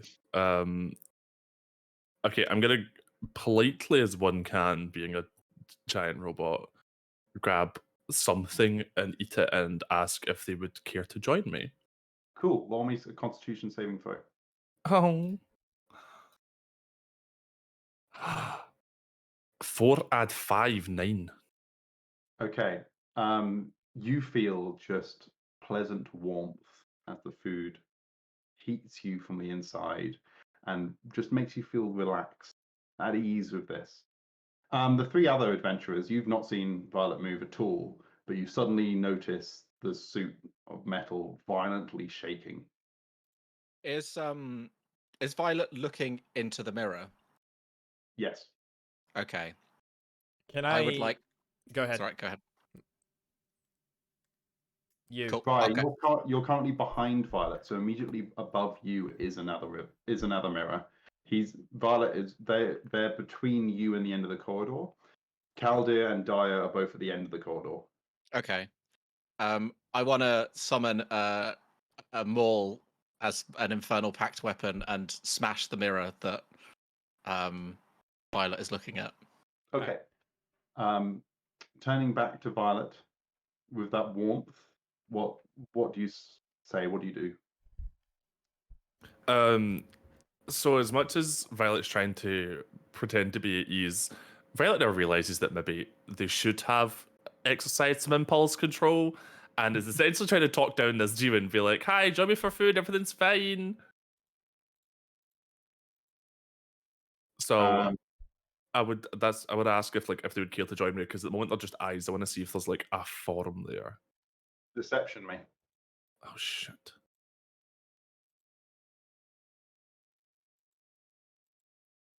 Six.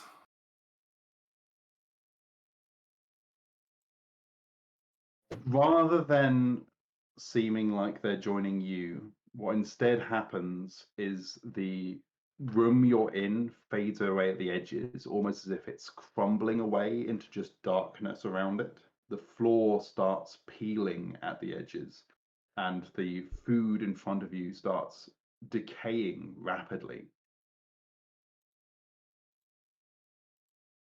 What is your name?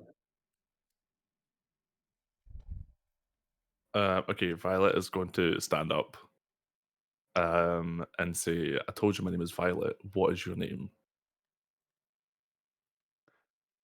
What is your true name?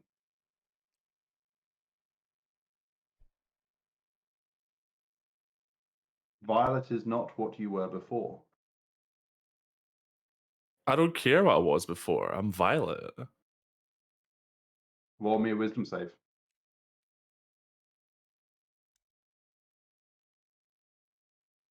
Oh, 17 -1, 16. Nice. At that moment, Briar smashes the mirror.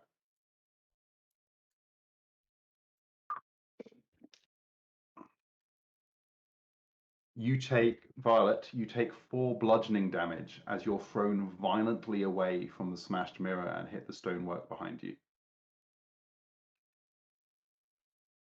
Sorry, was that me or Violet? I didn't process that in my Violet. brain properly.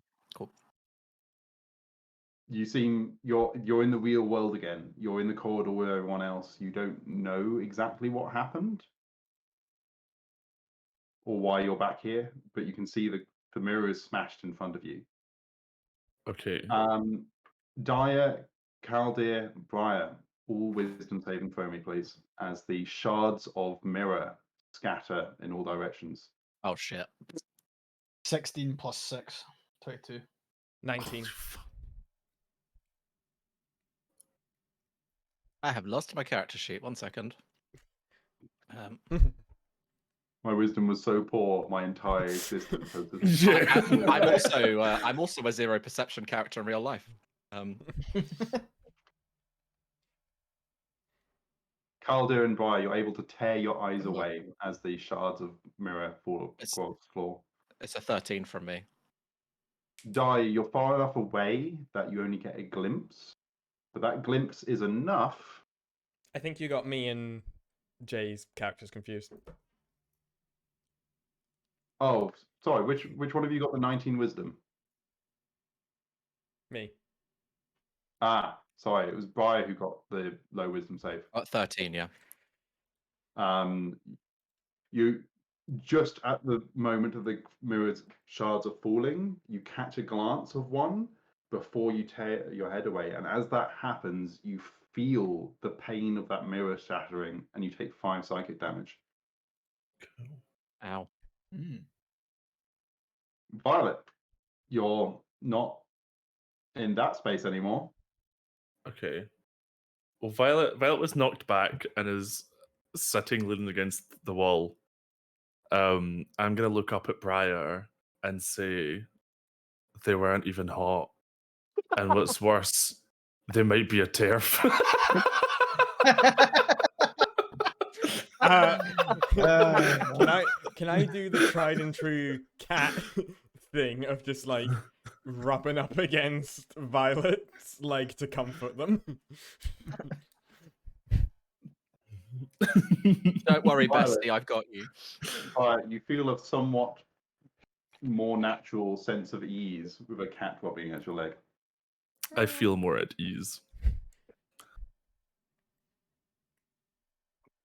Well, let's not look at any more mirrors, shall we? It was not worth it. There's a T-junction in front of you, facing in opposite direction. The nobles had gone down to the right. They came from the left. The right seems to lead towards the outer wall. The left towards the castle towers, from what you can see through the windows. We need to go to the towers, I think. I heard that the diamond is high up. So that was right, wasn't it? Yeah. Yeah. Oh, we've just. You're the one that told us, actually. We just passed 300. We just passed. Oh Oh my 300. god, we're done. Nice. Cool. We have Very to get cool. to 42069. Cool. That just has to happen. A Okay, classic. yeah. Yeah. Okay, you're heading left up towards the towers. Yep. Cool. Ahead of you, there's just a few more steps, and then another doorway, just a plain wooden door. Can I jump on Violet and just like be a little cat? Or are we still like Um, crawling? There's no mirrors like on this corridor. Yeah, you can sit on you the can shoulder. crawl again if you like. Like there's. Yeah. However, Violet has taken every possible beating that this campaign could throw at her, so someone else could take point for a change. I step forward and inspect the door. The plain wooden door seems a little bit strange considering the weird trap door that we had. Roll me an investigation check. As 16. the lowest intelligence member of the party decides to do the investigation. 18 minus 2. 16. Fine. It is a wooden door.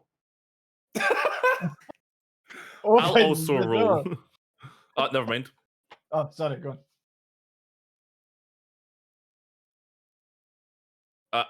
8. Never mind. It is. I mean, it could be tracked, but it is a wooden door. As far as I'm concerned, it's just a wooden door. Open door. You With open the hand. door. As you open the door, Oh, there's a screech of boots on stone as an entire troop of guards, swords drawn, come to a screeching halt about 10 feet clear of the door, staring at you. And there is a moment of silence as both groups stare at each other. they went that way. Um, Can you roll me a deception, Violet? Oh no. you fucked us, Violet. I didn't know what to do about it. 13. Just a note, we might have to pause for a wee while. If things continue to get worse, there are some issues with. Holy shit! We just got £100 donation. Thank you very much. But there's some issues going on with Twitch at the moment. It seems. Oh, really? Yeah, it's Did been you- going on since. Skye, did you just say there's an issue before breaking into? Yeah. Someone donated to get us to 42069. Thank you, Alright. Olive Cow, for that. For some reason, it's not updating. It's saying Aranis is the top donor, but it's lying. And it's you. Oh. Yeah, up your game, Aaron. God. Yeah, that issue's been going on since we came back from our break. It's not shown me any of my follow list. Does that also result in an automatic 2 giveaways? I think it should. I'm not sure how our mods / giveaway team are doing at the moment, though. So. We can always run them when it sorts itself, because I think there is something. Yeah. wrong. Fucky, yeah. Yeah, I mean, it's kind of like on and off for me. Yeah. I So mean, it's my followers disappeared for about 20 minutes there. yeah. So Violet, just so you're aware. Oh, there we go. Olive Crow with 114 pounds. Damn. Nice. Thank you so much, Olive Cow. Thank you you so all. much.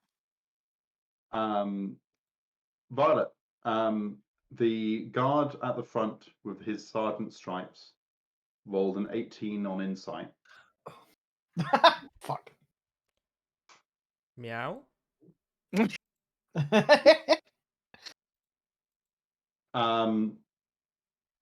Could I have everyone roll initiative, please? Hey, I guess Even so. me? Even you do Oh get. fuck no! I'm like, on Violet's shoulder, right? I'm very clearly a part of this group. You Yeah, do not get, for like, long. I'm gonna eat you. you do get to act as well. If it helps at all, I just rolled a 1 for their initiative. 18 plus 1, 19. Got 20. Ah, 16. 20. Spicy. Oh, 20 plus. Actually, it's a plus. I'm stupid. Violet, what was yours? 16. And Briar and Daya, which one of you has the higher dex modifier? Mine's plus 4. What was your Oh. initiative, Briar? 20. Okay, mine's actually 21. I forgot to add my initiative. I got on that 20. Fair. Cool. So, as you see the sergeant's face crease into anger and begin to order his guards forwards, Daya acts first. Okay. How many guards are there? 6. How close together are these guards? Very. They I'm almost fell going. into each other, stopping. I'm going to pounce off of Violet and transform back into a person and just fucking body them all. You're going to roll an attack with yourself I am the weapon. as the weapon. And the intent is to knock them over? Yes, like bowling pins. Give me a moment. How do I mechanics this? Unarmed strike it, maybe? Yeah, but it wants to knock them over. Hmm. Screw it. We're doing grapple. Okay. Probably Would you... would use a twink as a bowling ball anyway. Roll an attack for me, Daya. Okay. Wait, is it unarmed? Yep. Okay, so that would be what my modifier about strength? It's an attack roll, so it's your strength plus proficiency. Strength You are plus proficient proficiency. with your own body. 12. 12. Right. Daya leaps through the air as a cat, transforms into a person, and bounces off the sergeant's shield. Damn it! Well, Take me. The first turn and a half. Congratulations, Luke. You won all my books. Thank you very much for all your books, Tristan. And it is now Briar's turn. That was my last wild shape too. fuck. Well done. But Wait, wild you shape. don't need to use wild shape to transform back into yourself. I know, I only had 2 though. Because Oh, I'm a okay. coast. I'm not a moon fucking druid.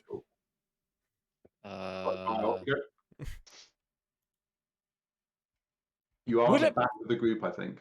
Yeah. Would it be overkill to fireball a bunch of guards? No. Yeah. I mean, they're between me and what I want. So, yeah, I'm going to throw a fireball behind them so that the flames stop before Do it. Daya. Do it. And yeah, I love destruction. I will. Oh, this is going to be so fucking. I'm not smart. Doesn't matter. No. Yeah, I'm gonna shape a little like devil out of fire, and then it's gonna like zoom in through them, run behind them, and then explode. Oh, that's really Okay. cool. Daya, Kaldir, Violet, you see what looks like an imp made of fire leaping forwards in front of you. running through the guards, who look utterly bemused by its existence, before erupting into the most violent ball of flames you've ever witnessed. It's also giggling as it runs. Real quick, Tristan, can you like wave your hands so that your camera shows more than just your eyes?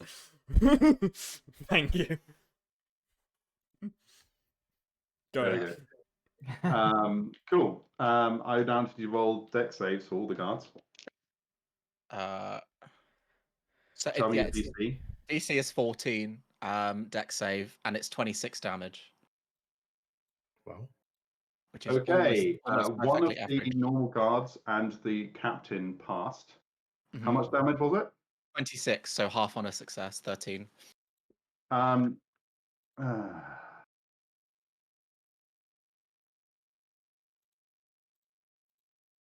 so,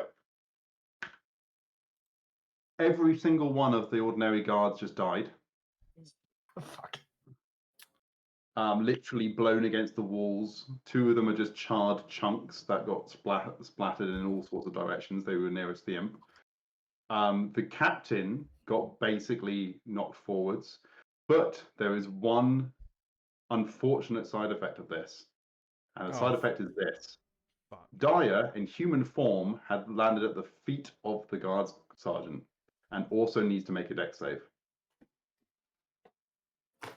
Nat 20! You take 13 fire damage, Dyer. Fuck!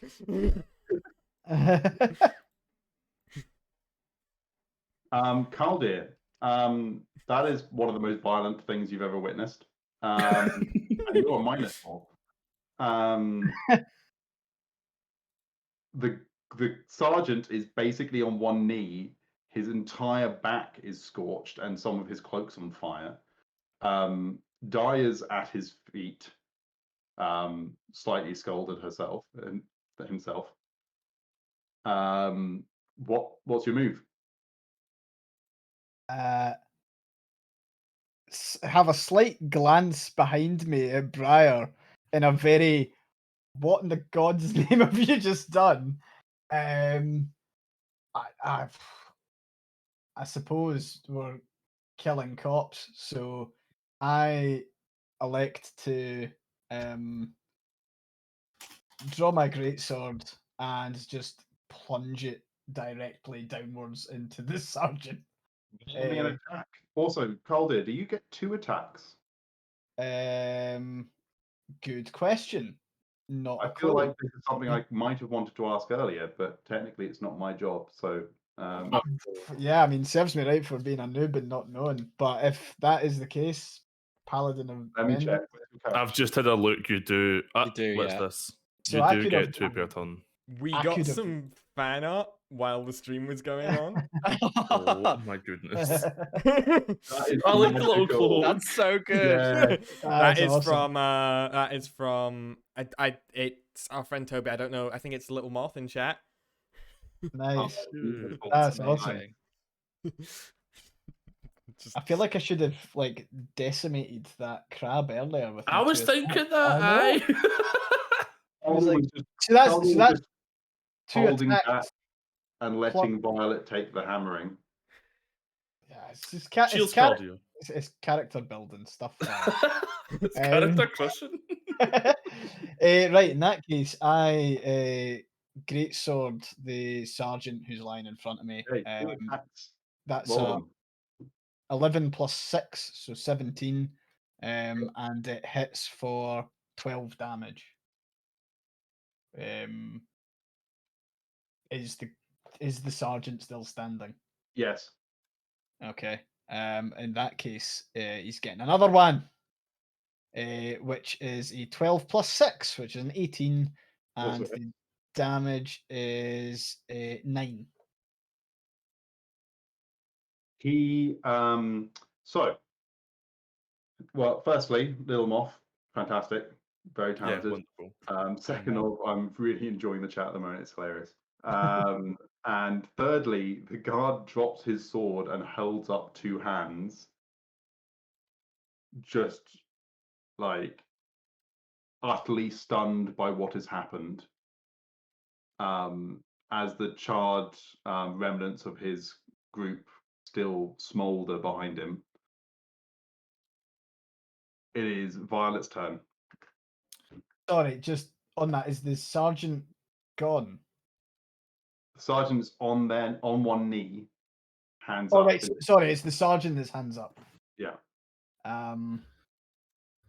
Technically, I've still got a bonus move, right? Yep. So I feel like we need to decide as a gang: are we just killing these guards? I feel like if we've kind of got to finish the job here, because they'll just go and tell the wedding. So Violet is pretty vehemently against that, as he has effectively given up. Like, I was about to grab him and heal him. Yeah, I mean, there's a wee bit of like Geneva Convention stuff here. We've just set them all on fire. What do you mean, Geneva Convention? Well, okay, so look, okay, killing a surrendering enemy, yeah, Geneva Convention violation. Napalm is also, I think, up there. Which is Definitely is, effectively yeah. what Briar did. Hashtag Briar did nothing wrong. Briar apologist. I was gonna say I can't use my bonus action for unarmed. I can only use Goring Rush. So I'll if we want to knock him out, I'll end my turn there. I think Hex started the Briar did nothing wrong. Hicks is always up to no good. Right, is your turn over? Yep, that's me. I'm ending my turn. Yeah. Right, okay. I wanna grab this man, like this type idea, like grab him to his chest and drag him up. But as I do that, I want to cast Cure Wounds on him, level 1. Okay. Which heals him 6 health. Okay. He looks utterly horrified. This man will suffer from PTSD. Entirely understandably by what he's just experienced. Shouldn't have chose to be a guard then. He's a guard in a fancy palace. So I will start the interrogation.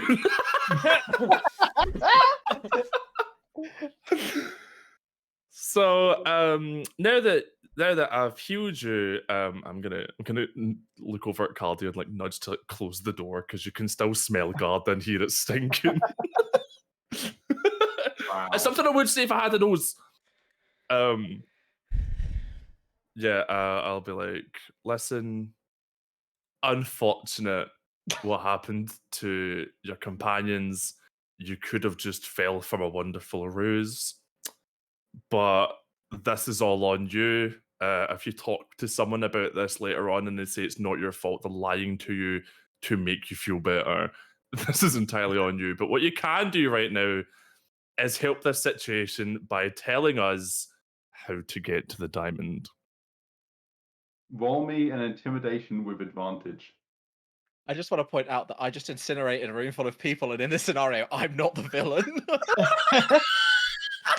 I also like that Violet's just went and told the guards what we're obviously looking for. And No. That's healing man. potion while I'm here.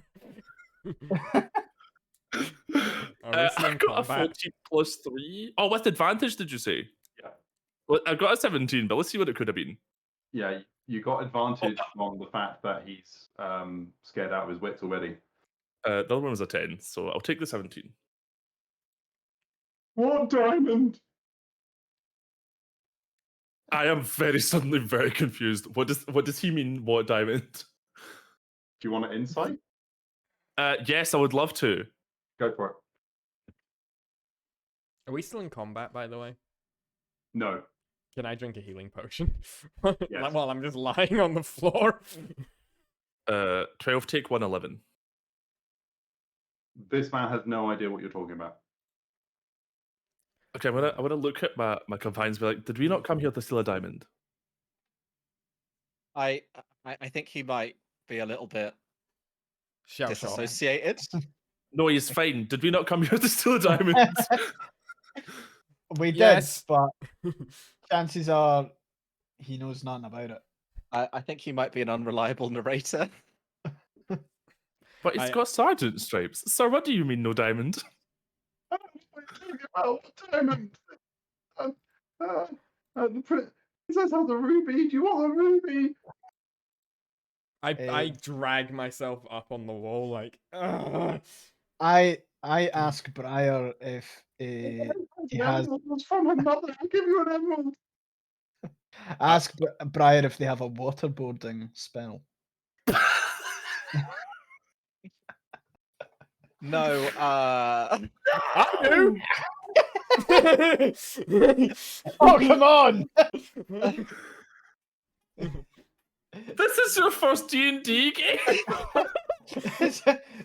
Hex is like, who has shaped water? Hex has just asked in the chat, who has I shaped would like water? to- So I would like to throw cast- back to 24 hours ago when we were doing the session 0 and we were going through the list of stuff, and on that list was spell abuse, and everyone was like, "What spell abuse? What could that possibly mean?"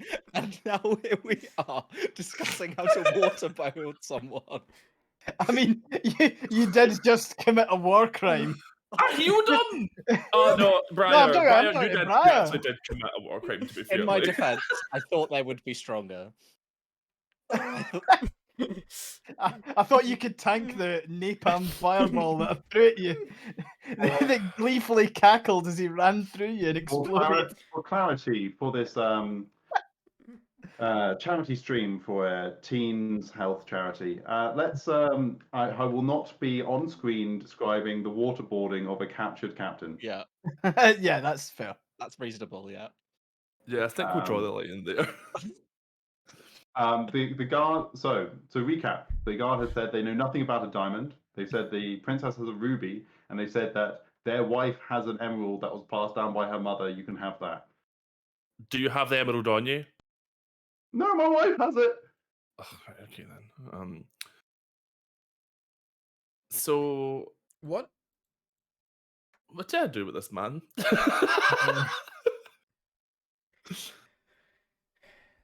Where's Daria? I kind of So if he doesn't know about the emerald, what is he guarding? think just the tower in It's just- general. It's a It's a palace. diamond. It's a The diamond. royal wedding. There's security. Yeah. Can we just knock him Um, out? Yeah, can we knock him out? Yeah, is there an ethical way to do that? Wait, You don't you can have? tell me that you're attacking him with non-lethal force. Don't you have Okay. Yeah. rope? So Violet? unarmed. Oh, Rob, what are you planning on doing? Just tie him doesn't up need- and leave him in the hole. Oh, but you can still shout. No, I like the ethical knocking him out idea. But why not both? Why don't we combine ideas, tie him up and ethically knock him out? I love Yeah. that this discussion's just happening in front of him. What do you think, God? What would you do? I leave. Everyone No. can be peaceful and live long and happy lives. I hit him in the Uh, face with my druid staff. If you really believed that, you wouldn't be a guard. That's my move, by the way. I'm hitting him in the If face I- with my stick. I'm gonna Yeah. manacle his legs With together. advantage because he's restrained.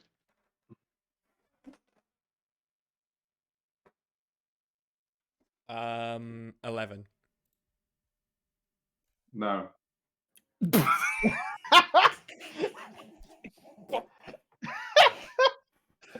Can I give the stick to Caldir when it doesn't work? Oh, fuck. No. Ah, fuck. Okay. Normally that works. Guys, I swear this never happens to me. Calder, would you like to hit the guard with Dyer's stick? I don't need a stick. Can I just unarmed strike? My strength. I'm too strong. I'll cave his skull in by accident. So Tell me that it's a non-lethal blow. it's a non-lethal unarmed strike. Roll. 17 plus 6, 23. And do I need damage, or is that just a success? Yes, you do. He's very much conscious. He's just been healed up by Violet. Okay. I do want to apologise just quickly to him. Like, sorry, it was supposed to go in one hit. Like, I hit for 4. He's still conscious, this person. bonus, Bonus action, goring rush. Let's No! Don't kill him! He's got a wife! Okay, to recap, Caldear, you get 2 attacks. Oh yeah, shit. Yeah, I'll hit him again with an Sure. unarmed, non-lethal strike. I'm crying. 7 plus 6, 13, Yep, and that hits for 4. he's unconscious. Oh, that's Yay! poor man. That's... That was embarrassing. Screw therapy for the rest of his days. Let's tie him up. I just Okay, can I have fucking a hitting him twice. sleight of hand check from someone tying him up just to prove that you can tie a knot? I'll do it. Oh, I will Yeah, go ahead. assist. Okay, you get advantage. Okay. I'll just roll 2 dice because I can't figure out how to do advantage from this character sheet. Dirty 20. Okay, Yes. cool. You have done what you think is efficient knots for tying someone up. Shall we just walk away and pretend none of this ever happened? I feel like we Should need to do. Should we move him? well, Is it- I was gonna do a cliche. Is there like walls of armor along the wall? I think that'd be really funny to put him in one of Could them. everyone roll me a perception, please? Oh, I don't even know what Oh. room we're in. We're in a corridor. Oh, that one. Rolled an 8 for perception. 13. 3. Okay, you got 13 was the highest there, was that right? That's me. Yeah, windows on both sides of this corridor have been blown open. There is commotion in the courtyard below. Oh, we cannot shit, drop this man out of the window. the wedding, suggesting you that. No one was idiot! thinking that. We just alerted the might- whole fucking wedding that we're here. Anyone with a 10 intelligence or higher will be able to figure out that fire erupting from windows all along the corridor next to the tower might have been noticed by people. Ah, I've that's got me. intelligence of 8. I've got no idea. I have an oh shit, yeah. I've intelligence of 10 being like Briar. Cool. Can we pretend I- to be the fire brigade? Or we I could just have- run. We could run. That's another option of running to get the diamond. Is there a way we can somehow make it look like the sergeant did this? Take the ropes off him. So, for those who aren't aware, unconsciousness doesn't work like in movies where you just knock someone out and they're out unconscious for several hours until you can move them to a new location. If someone's unconscious for more than about 2 minutes, they need to be taken to a hospital because they're probably suffering severe brain damage. If someone's knocked out, it lasts for 30 seconds. And I think that should be relevant to the party at this point. I will leave you with the decision of what to do next as I dash to the toilet. Alright, gang, what the fuck do we Okay, do? gang. So one option that I have thought about there is that we take him back down to the mirror ones. We all close our eyes. We take him back to the mirror one and we peel his eyes open and make him stare at a mirror. And then because he'll be like standing still, like entranced by the mirror, we all just then bail. And We are- whoever We I are mean- assuming that the mirror doesn't work here.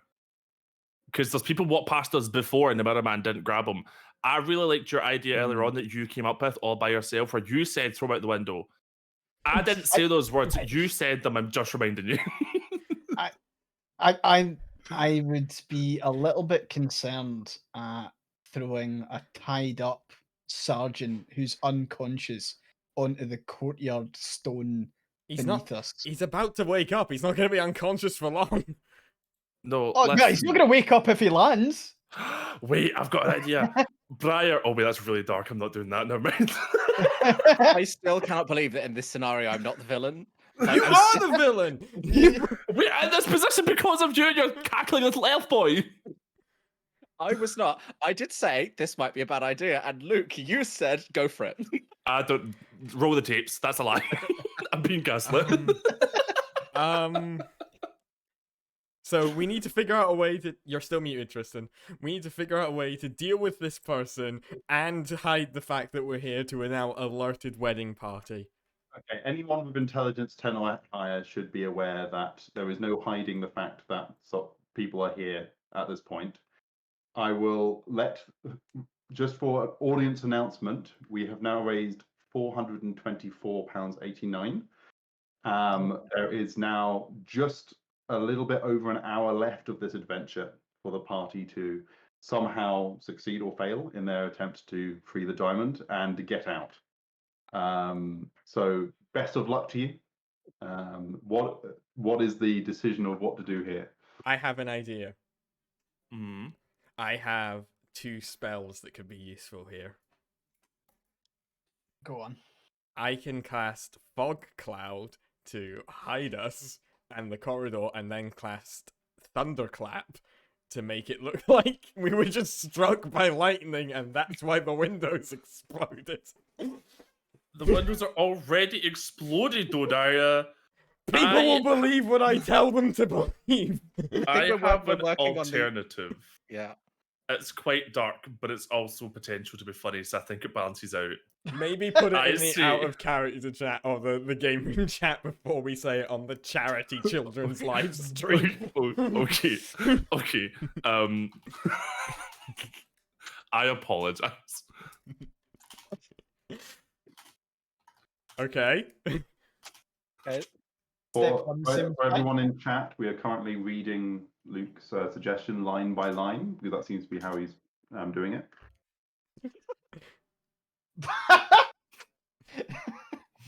Step 3 there is so unnecessary. Yeah, we don't need to do step 3. It's- Step it's- 1 and 2 is fine. It's like step 2, totally plausible. Step 3. So is that safe to say? Because you're all laughing, so the dark to funny balances Say out. it, We're say not it. throwing That's him out fine. the window.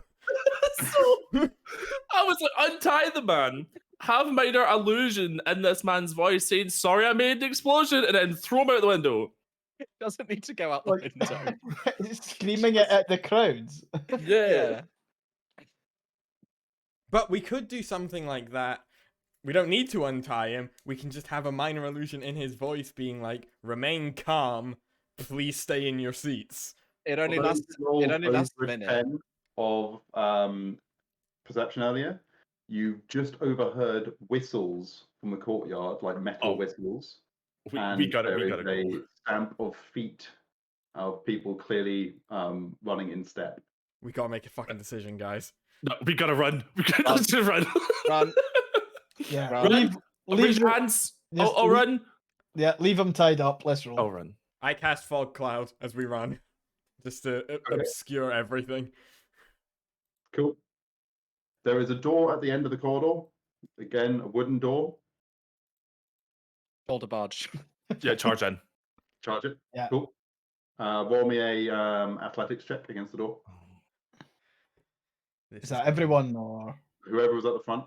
I think it should be Caldir because he's a fucking giant bull man. 12 plus 6, 18. You go through the door so fast, you lose your step a little bit because the door was open. There is a winding stone staircase in front of you, heading up.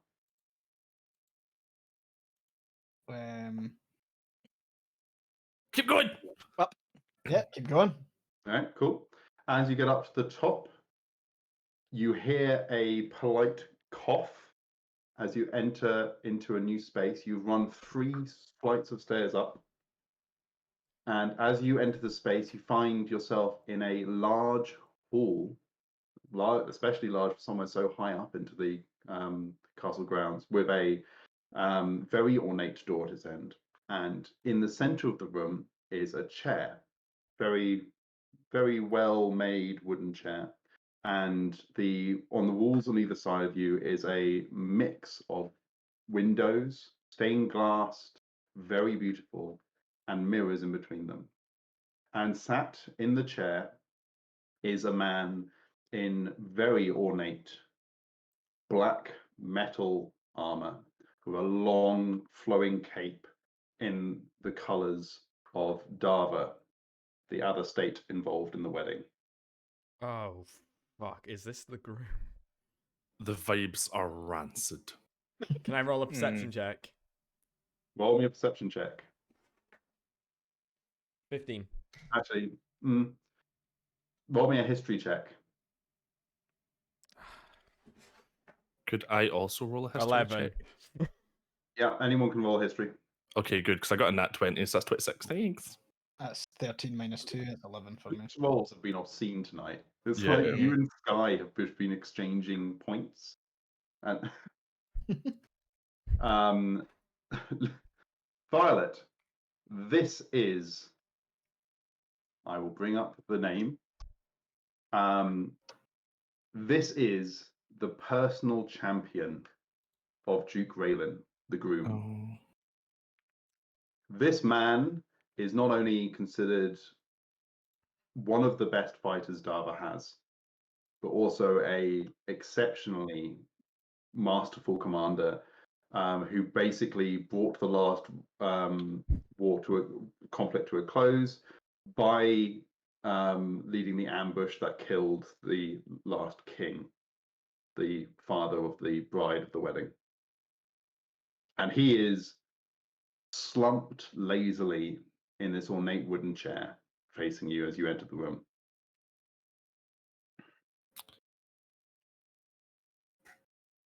He lets out another polite cough.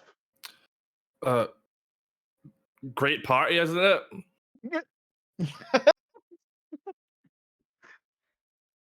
So the main character reference I have for Warforged characters in general is the main character's brother from Fullmetal Alchemist, and Violet could not be less that person. I was thinking like Destiny 2 Exos.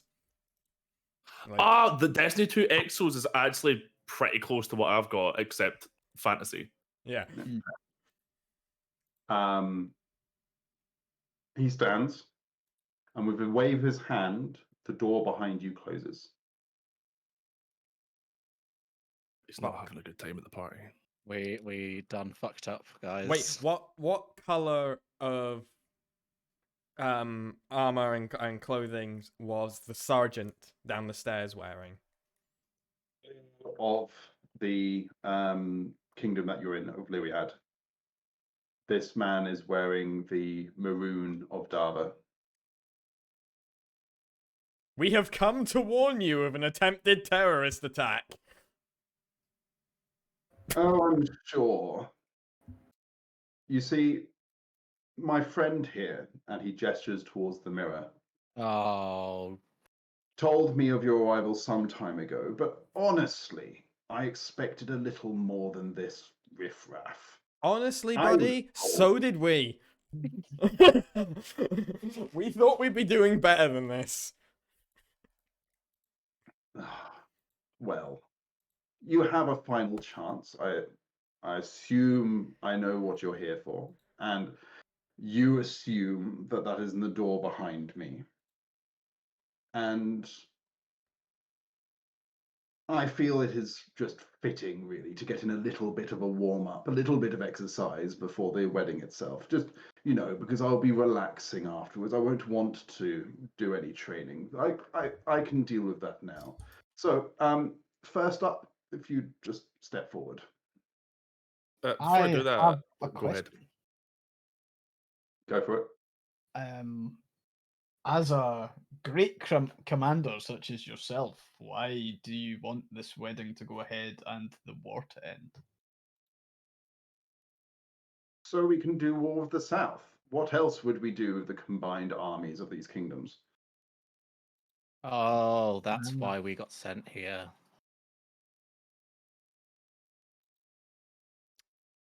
Huh. I mean, you, and he gestures towards Violet. I'm sure when I'm finished with you, I could piece you back together and put you to good use on the front. I'm not sure about the rest of you, though. It's going to be a pain to do away with you. Just such a faff. Sorry to cause such an inconvenience, and I'm sure you can do a wonderful job. But just to confirm, you said behind you there was a diamond? I'm sorry? Did you say that behind you there was a diamond? No. I'm not Do even you in know the what a right diamond room. is? I have a collection. Hold on, yo gang, out of character. What is the one we're looking for? It's the Iliad diamond. Wait, right? Hold on. I didn't write down what. It's the kingdom's name, then diamond. Lyrian diamond. With an L. Lyrian. Lyrian diamond. Wait, like the studio that made Baldur's Gate? Hey! Oh, cool. Okay. I've been playing too much Baldur's Gate and has mixed up the name with the name. Oh no! Oh fuck! No!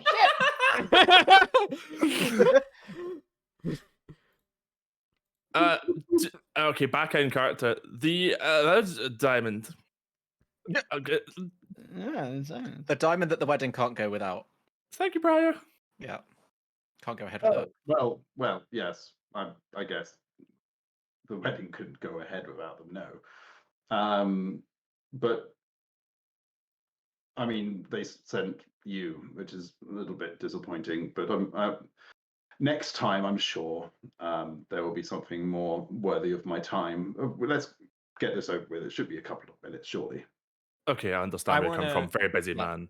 I Go want ahead. to cast Misty Step and appear behind them. Sure. As you do that, could I have everyone roll initiative? Yeah. Daria literally goes, "Fuck it," and disappears in mist. I was going to ask him what he meant. He might not want to fight. He might want to chat. 12. 19 plus 1, 20. 11 from me.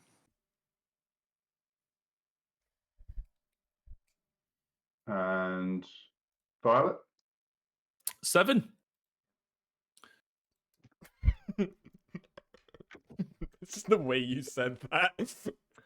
I am Um, intrigued to see where our squishiest character was planned for going toe to toe with this boy. Like, I'm sure there could be a way of discovering that, depending on how this next moment goes. As you appear behind them,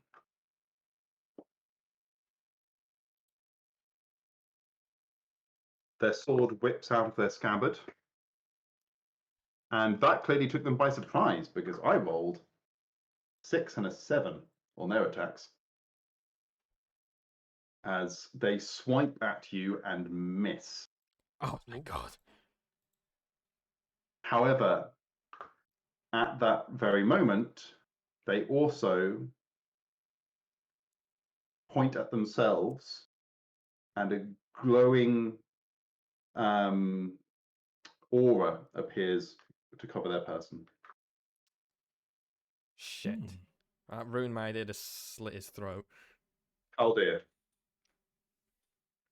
Piss. Okay, in that case, I imagine I'm a wee bit distance away, so I draw my heavy crossbow and take aim. If you Roll me an miss, attack. Sorry? roll Roll an me an attack. attack. All right, cool. was gonna say, if 14 you- plus. Sorry. Sorry, Skye, go on. If you miss, I'm gonna fucking kill you. Because you're gonna 14. hit me. 14 plus 4 is 18. Bounces clear of their armor. Shite. In that case, draw my greatsword and go in for my second attack. That's an 8 plus 6, which is a 14. Also clings clear of their armor. Jesus. In that case, I'll go bonus action Goring Rush. Just trying everything at this point. Yeah, 7 plus 6, that's 13, so that's probably not hitting either. He hasn't so much as paid attention to you. Fuck. Daya. He's facing you now. I cast a spell magic. Cool. The magic aura around him fades away. Nice. Any movement or bonus action? Let me have a look at my movement / bonus actions.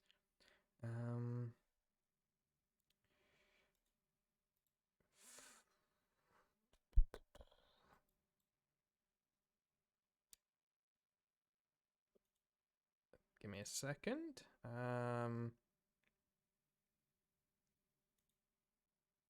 I am going to move as far away as I can, since my now attempt to split his throat isn't going to work. And he was fucking hell 10. I rolled a 2 and 2 3s against hitting you so far. Just your appearance behind him cursed him with your dice rolls. What we like to hear. Yay. Do I need to roll anything? No. Tell me how far you've moved away. The maximum distance I can. So how It's far is right it? down the corridor towards Violet and Briar.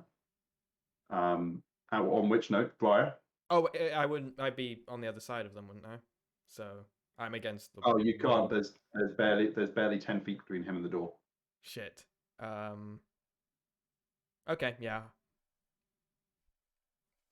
So you could move just out of range towards the door, or you could run 30 feet. I'm gonna down the move just corridor. out of range to the door.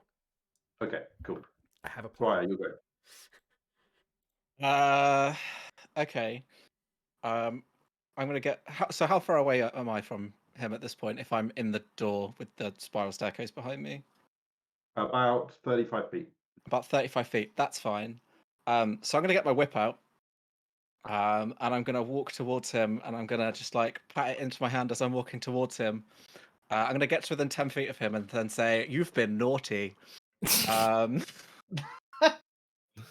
And I'm gonna, with my bonus action, going to use my celestial revelation. So I'll transform into like kind of like a tiefling devilly looking thing.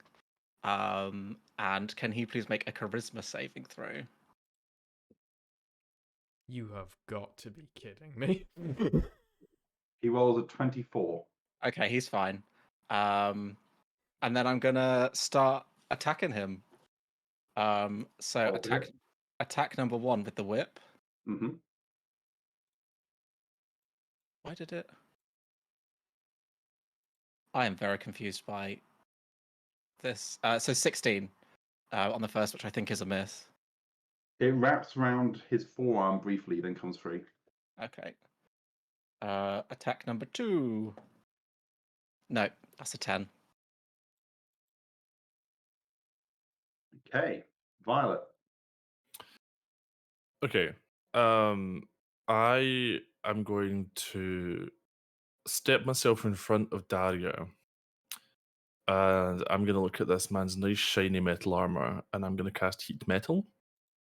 Do you not need to be in touch distance for heat metal?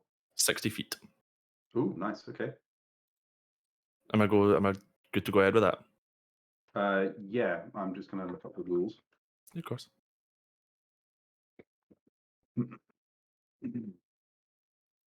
Just so what effect it has on him. Okay, his black armor starts to glow red hot. Concentration up to a minute, if that helps. And cool. And roll 2d8 for the damage dealt. Does 7 damage. And you can use a bonus action at any subsequent turn to redo that. Yeah. Cool. And He I had hisses an slightly idea. at that. That was unexpected as far as you can tell. £10 to go to the next giveaway for everyone in chat. Oh, nice. I had something for bonus actions. I had an idea. Oh yeah. Never mind. They're both concentration. Yeah, never mind. I'll be quite happy in the thumbnail then. Okay. Caldir, you're stood right in front of him, and as you watch, he draws the blade across his hand, cutting his hand, and the blade starts glowing a kind of sickly red glow. And then he attacks you with it. Okay. And that was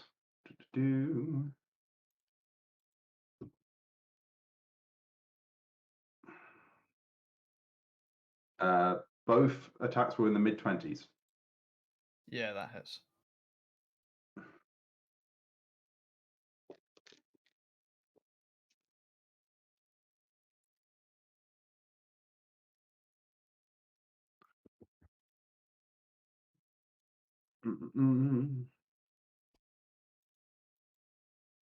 For 21 slashing damage. Oofed. Jesus. Oofed. Sound. Great. All right.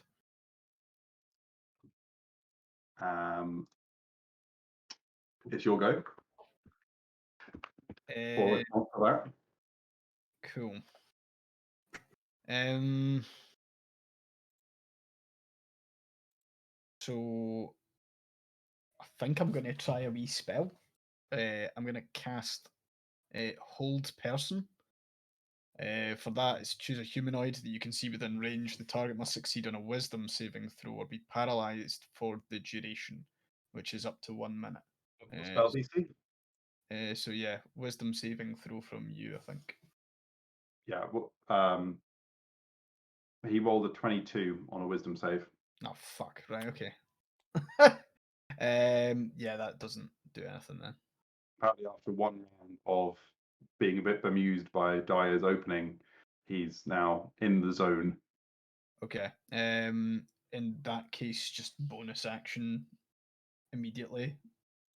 Goring Rush. One attack. Yep, that's 15 plus 6, 21. That hits. And the attack is 5 plus 3, which is 8. We hit our goal, so we're opening the next giveaway, by the way. Hey, nice. Stunning. Well done. Copy of Hunger Pangs. As your horns strike him in the torso, he hisses and says, "You think you can deny the Duke his prized possession, what he is owed?" Yes. And Dyer's up next. Okay. Can you fill me in with the geography of the room real quick? Yeah, so you've got about a 15 feet width, 45-foot long room. It's about 15 feet high, so it's almost square height and width, with mirrors down one side, down each side, interspersed with windows. You've so far not noticed anything from the mirrors. How big are the windows? You could clamber through them. They're not person-sized. Okay. They're the old school, like deep stonework set mirrors, windows. I am going to cast a spell once I finish reading it.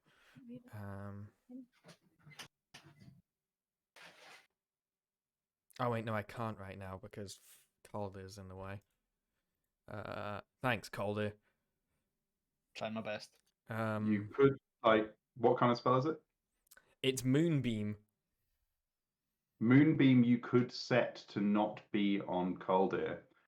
Moonbeam comes straight from above. I am going to cast Moonbeam then. It would basically crash through the ceiling. I'm going to cast Moonbeam.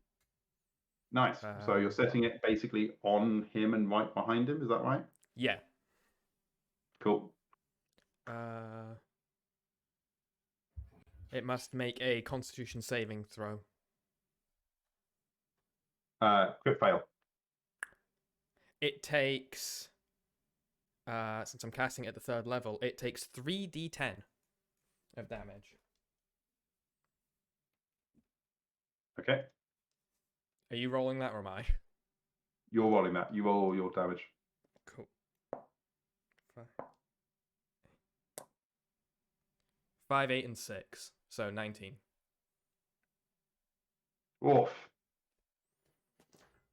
That hurt. And I believe it is engulfed in ghostly flames that cause searing pain.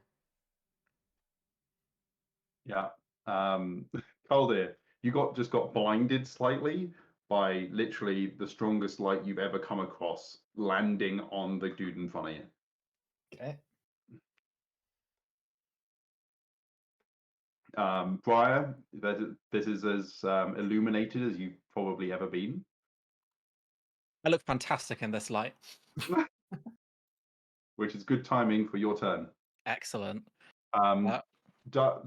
Just Dyer, you need to hold concentration on that for future rounds, and you can move it, but it doesn't move with its target. Yeah. So if its target moves, you need to move on your turn. Yeah. Right? Yeah. I'm going to try attacking him again with my whip. Oh, I had a bonus action I wanted to do. Sorry. Go for it. Because my turn's not over, I believe. Yep, I want to cast Healing Word on Calder. Do it. I'm just checking what it is. When you cast this, so that'd be 6. Thanks. Have some help. Wait, am I good to go? Yep. I'm done. Yeah. Cool. Attack number 1. 9 plus numbers. God, 17. That's not going to be enough. No. Try again. And neither is a 16. Well, you're too in the moment. You're just enjoying the whip so much that you're not thinking enough. I care far more about looking good doing this than actually doing it well. So, and as a bonus action, I'm going to cast Spirit Shroud. Okay. So, how would this look? I guess like the floor around me kind of cracks and goes all helly. And the air around me becomes like thick and a little bit smoky, like flavorfully, not mechanically. But all that matters is for now is that his movement speed is reduced by 10 feet. And if I ever manage to hit him, he'll take extra damage. Nice. Very flavorful. And I choose Radiant as well. It will matter later if I hit. Nice. Violet's up. First of all, I'm going to use my bonus action to roll the heat metal again. Sure. That does 8 damage. Nice. And then I'm going to charge in and start smacking dual-wield with my hammer. Or two-handed with my hammer, sorry. Go for it. First roll does... 8. Second roll does 19. Ooh, hits.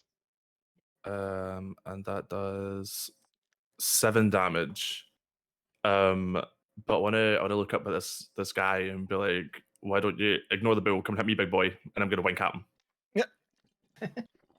He takes that, and also he is looking significantly less smug and significantly more angry. Ooh. And then turn over. So that was a 13 and a 26. Is he hitting me? Yeah. Okay. So let me do some quick maths. The 13 will miss. Did you say the other one was 26? Yeah. 26 one will hit me. So that is for 13 slashing damage. Ooh. Thank you. Plus 8 necrotic. Okay. As your armor rusts slightly. That's pretty cool. He is now there. Beforehand, he was kind of like almost in a fencer's pose and slashing in like deliberate movements. Now he is just wailing at you. And we're going into Kaldir's turn. Oh, Violet, from that damage, you need to make a Constitution save if you hold your concentration. on heat Oh, metal. so do. I may have been. So how much damage did you take then? It was 8 plus 13, 20. Oh, my con save was 9. Okay. Your focus on the heat metal fades. Yeah. Kaldir.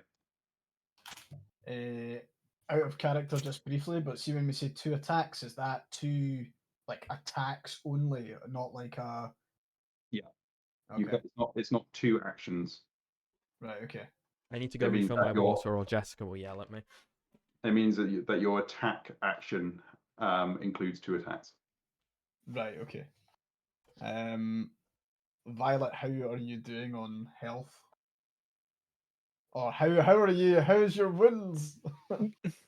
My wounds are 15, but don't worry about it. Like, I'm grand. I can heal myself, remember? Like, Cool. If you're sure.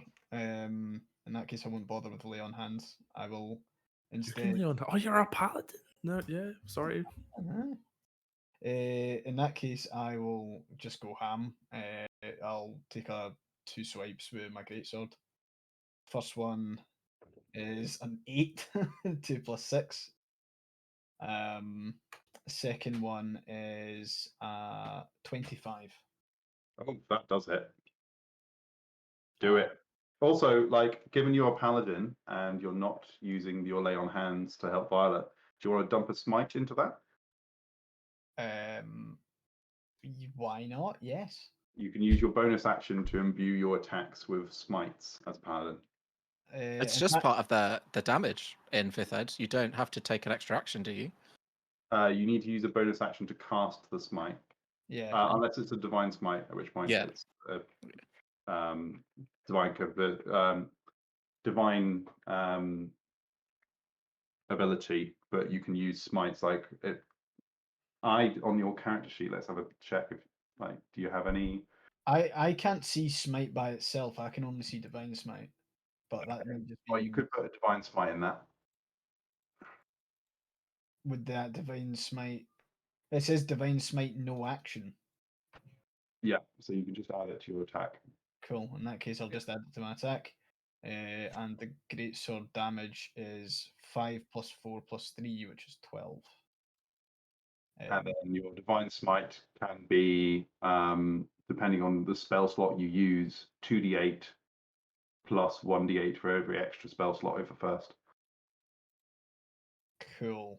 When you say 2d8, what does that mean? 2d8 dice. Okay, so 2 of them.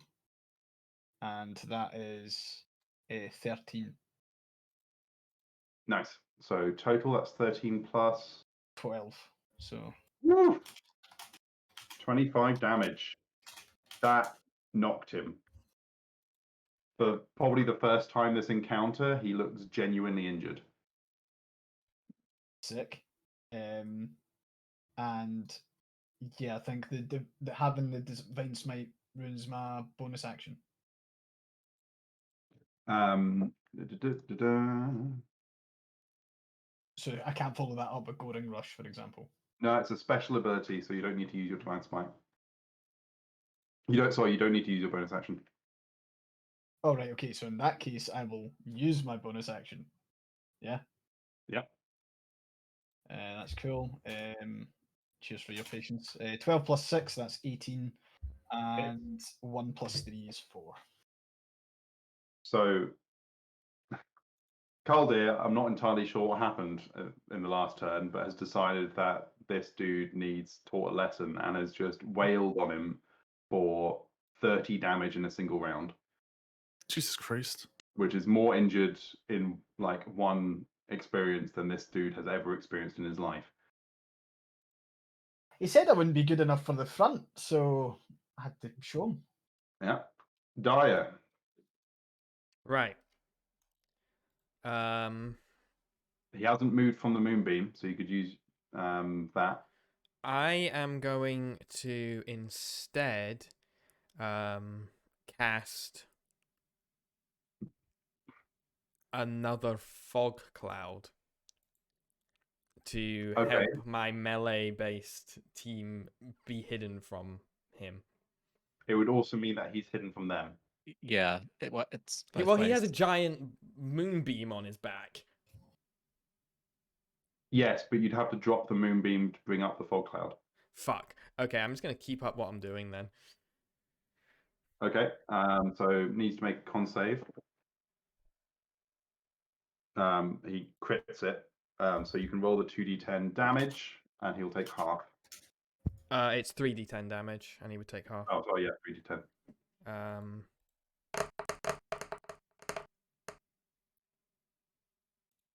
Okay. 7. That's it halved. Yes, you're correct, Ernest, but I forgot, so I'm letting it happen now.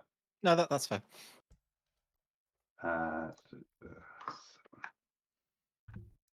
Cool.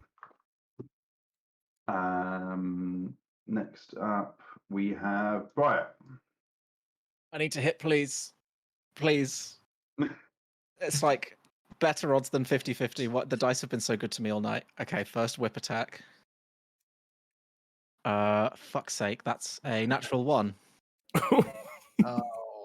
So what happens there is Briar whips out, and at this point, the armored man is prepared for this. He's had it whipped round him a few times without actually landing on him, and he grips the whip as it lands and tears it out of your grasp. So Ooh. I cannot be disarmed of my packed weapon, Oh, if I'm correct. I'm just gonna double check that. But I'm fairly certain it's one of the like special features of Pact of the Blade. It's not on the short character sheet. I keep forgetting to change the character screens. I'm sorry. It's okay, don't worry. well, 20 is demanding that I prove I'm not a bot. I just missed Da-da. Also, I think we have a fairly large giveaway planned once we reach 500. I just wanted to tease that. Hell yeah. You can be disarmed, but it disappears once it's moved more than 5 feet away from you. Okay, fair. So as he tears it away from you, it immediately dissipates. Okay, fair enough. Do I have any other weapons? I mean, you could just reconjure a packed weapon if you've got the spell slots for it. I can't because it's an action to make a new one. So you have to And be I've out there. started attacking it. So I'm going to step forward instead and pull out a dagger and try and stab him with it. Briar's going in close. Indeed. Roll the attack. I'm actually quite tanky. Now I start fucking hitting.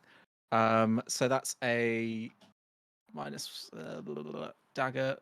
So it's 23. Hits. And he's going to take 1d4 plus, so 1d4 plus 4, so 7 piercing damage, 3 necrotic damage, and then a d8 of radiant. Piling on extra effects. Yeah, 7 radiant. Yeah, So- that's The image I have in my head is this dark armored suit, like smug as anything, fighting you off, doing enormous damage in the first place, and then just the bunch of you have just piled in and are just waiting on him. Is that you good, that is my turn. Yeah. Violet?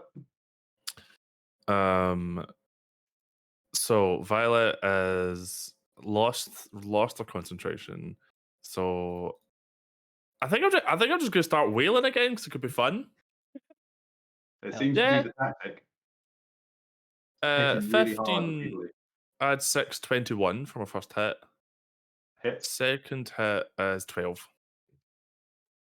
So first So first hit does 8 damage. However, because I hit, I can now do Branding Smite as my bonus action, which adds. Oh, you being serious, mate? 2d6. I got 3 radiant damage in. Oh, I'm going to be good and give you that. if you end up needing to hit someone with it again, you need to declare the branding smite before you attack. So I can't say no to ha ha ha ha. Okay, that makes sense. I'm sorry, I didn't mean that. But given you did 3 damage, I don't care. And I think that's me. Cool. He is now getting desperate and starting to flail. He lays a hand on himself, and you can see some of his wounds close up. Oh, he can't heal. Sorry. It's part of Spirit Shroud. So when a creature takes damage Oh, that's clutch. from Spirit Shroud, they can't heal until the start of my next turn. That's so cool. Yeah. But he had 60 points of healing he was about to dump on himself. That's nice for him.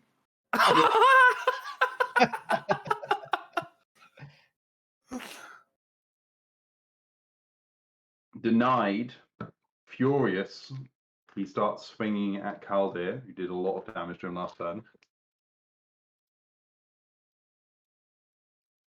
And that is a 23 and a 21. Both hit.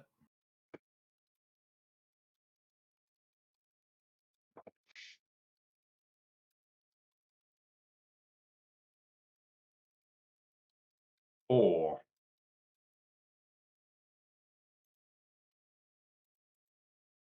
16 slashing damage. Yep. And 12 necrotic. Oof. Damn. All right. Start.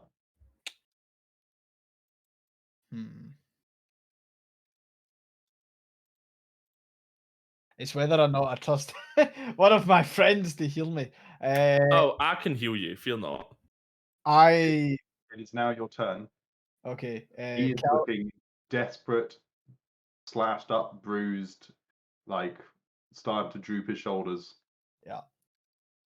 Despite this, he's absolutely hammered Kaldir, which enrages Kaldir a bit more, who just returns and wails.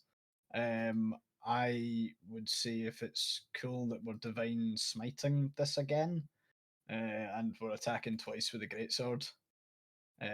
First one is 10 plus 6, so 16. And second one is 9 plus 6, which is 15. So what was the first one? 16 and 15. Neither hit. Oh, fuck. So you've still got your divine smite. You haven't used it up. Okay, in that case, it will be used up on your next hit. Cool. In that case, it's Goring Rush. Do it. That is 22. Hits. And the physical damage there's 3 plus 3. So that's 6. And then we're doing 2 DB8s. The divine smite. For the divine smite, which is 9.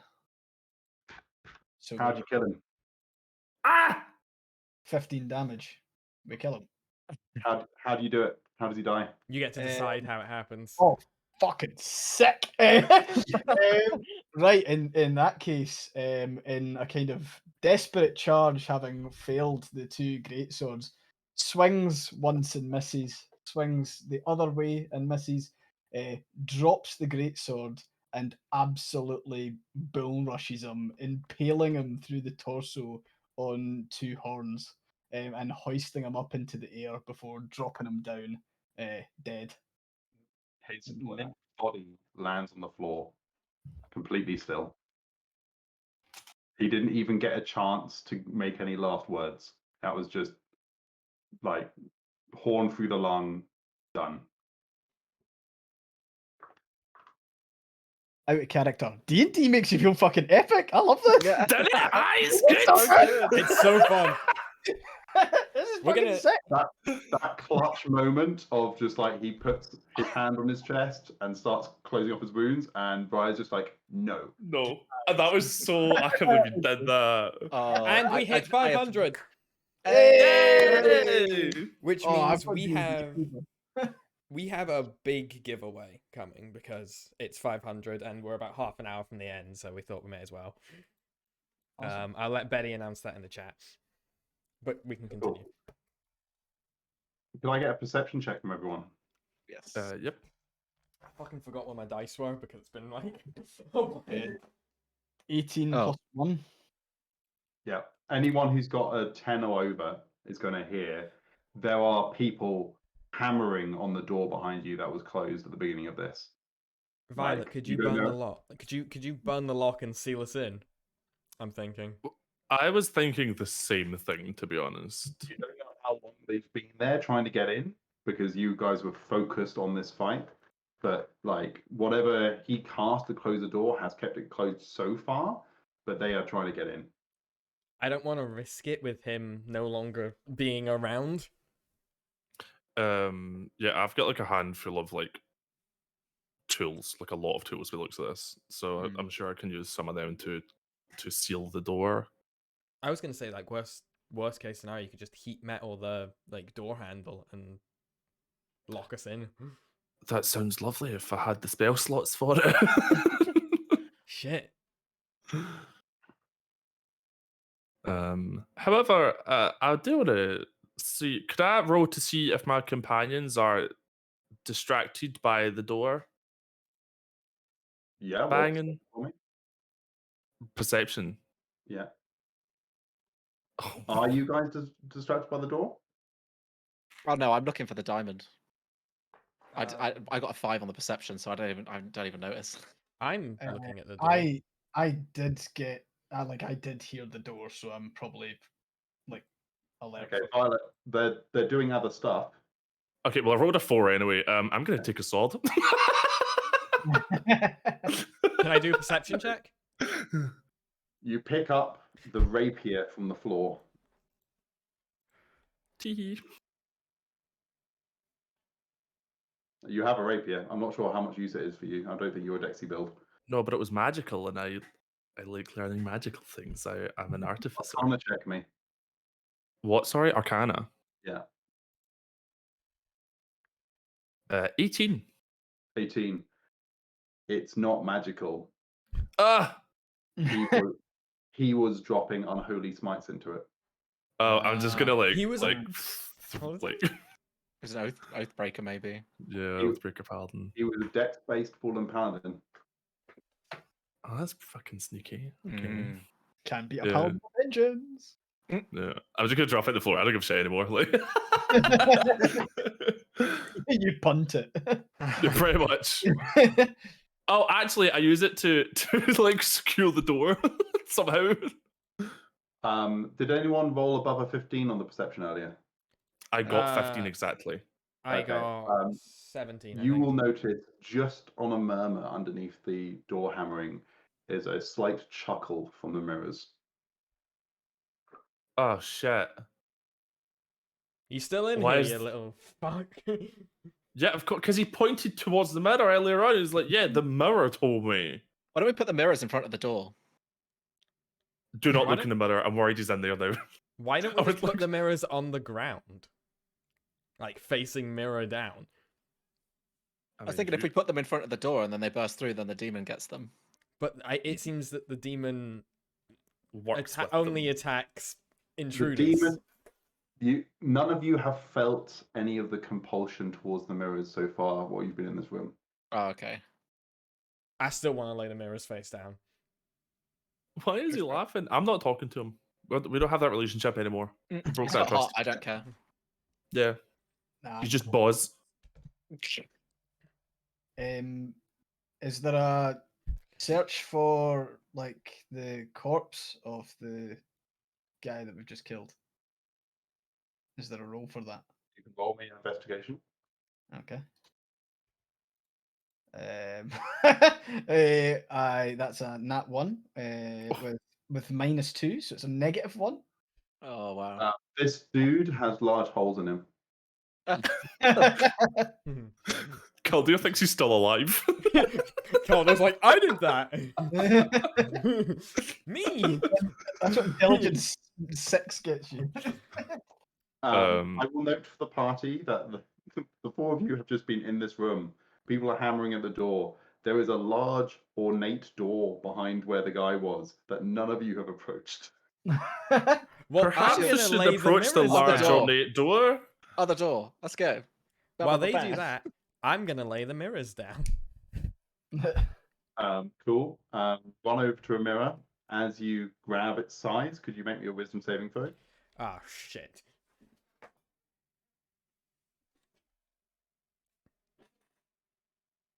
$23. 23 allows you to resist being drawn to the mirror, but the mirror doesn't seem to shift from its position on the wall. Also, I just want to say the last probably large giveaway is we're going to roll roll the results 3 times. So first place gets a copy of Gotham Knights on Steam, Hunger Pangs, and Whispers to a Crow. Second place gets Whispers of a Crow, Mountain Blade, Warband, and Death Squared. Betty messed up this text thing. And Death Squared, and I think third place gets Pit Cross, Little Orphans, and Arcade Spirits. Woo! Damn. Yeah, that's good, impressive. Sorry, is that Little Orphans or Orpheus? Both. I am dyslexic. Little Orpheus. Nah, you're doing well, Bay. Yeah, thank Alright, you, babe. everyone get your pile in your attempts to winning with that. That looks cool. But also, like, we still have stuff to give away even after we get 500, so keep donating. We're not going to stop you. You came to the Yes. door. I think you were the first person to decide to go over there. Yeah, I'll just open it. It If just I was can. open. Oh. If you were a wise man, you'd think, this fallen paladin just wasn't expecting anyone to ever beat him.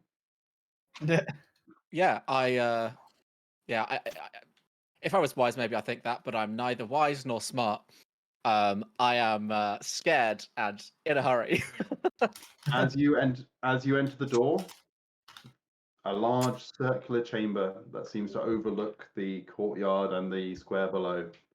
And in the center of the chamber is a small dais. And stood behind it, with nothing particular in front of her except for a goblet, is Princess Karina, heir of Lyriad. I'm so fucking mad. I knew that was going to happen. I literally just messaged Tristan being like, is the princess the diamond? I knew we were stealing the princess. I was so mad.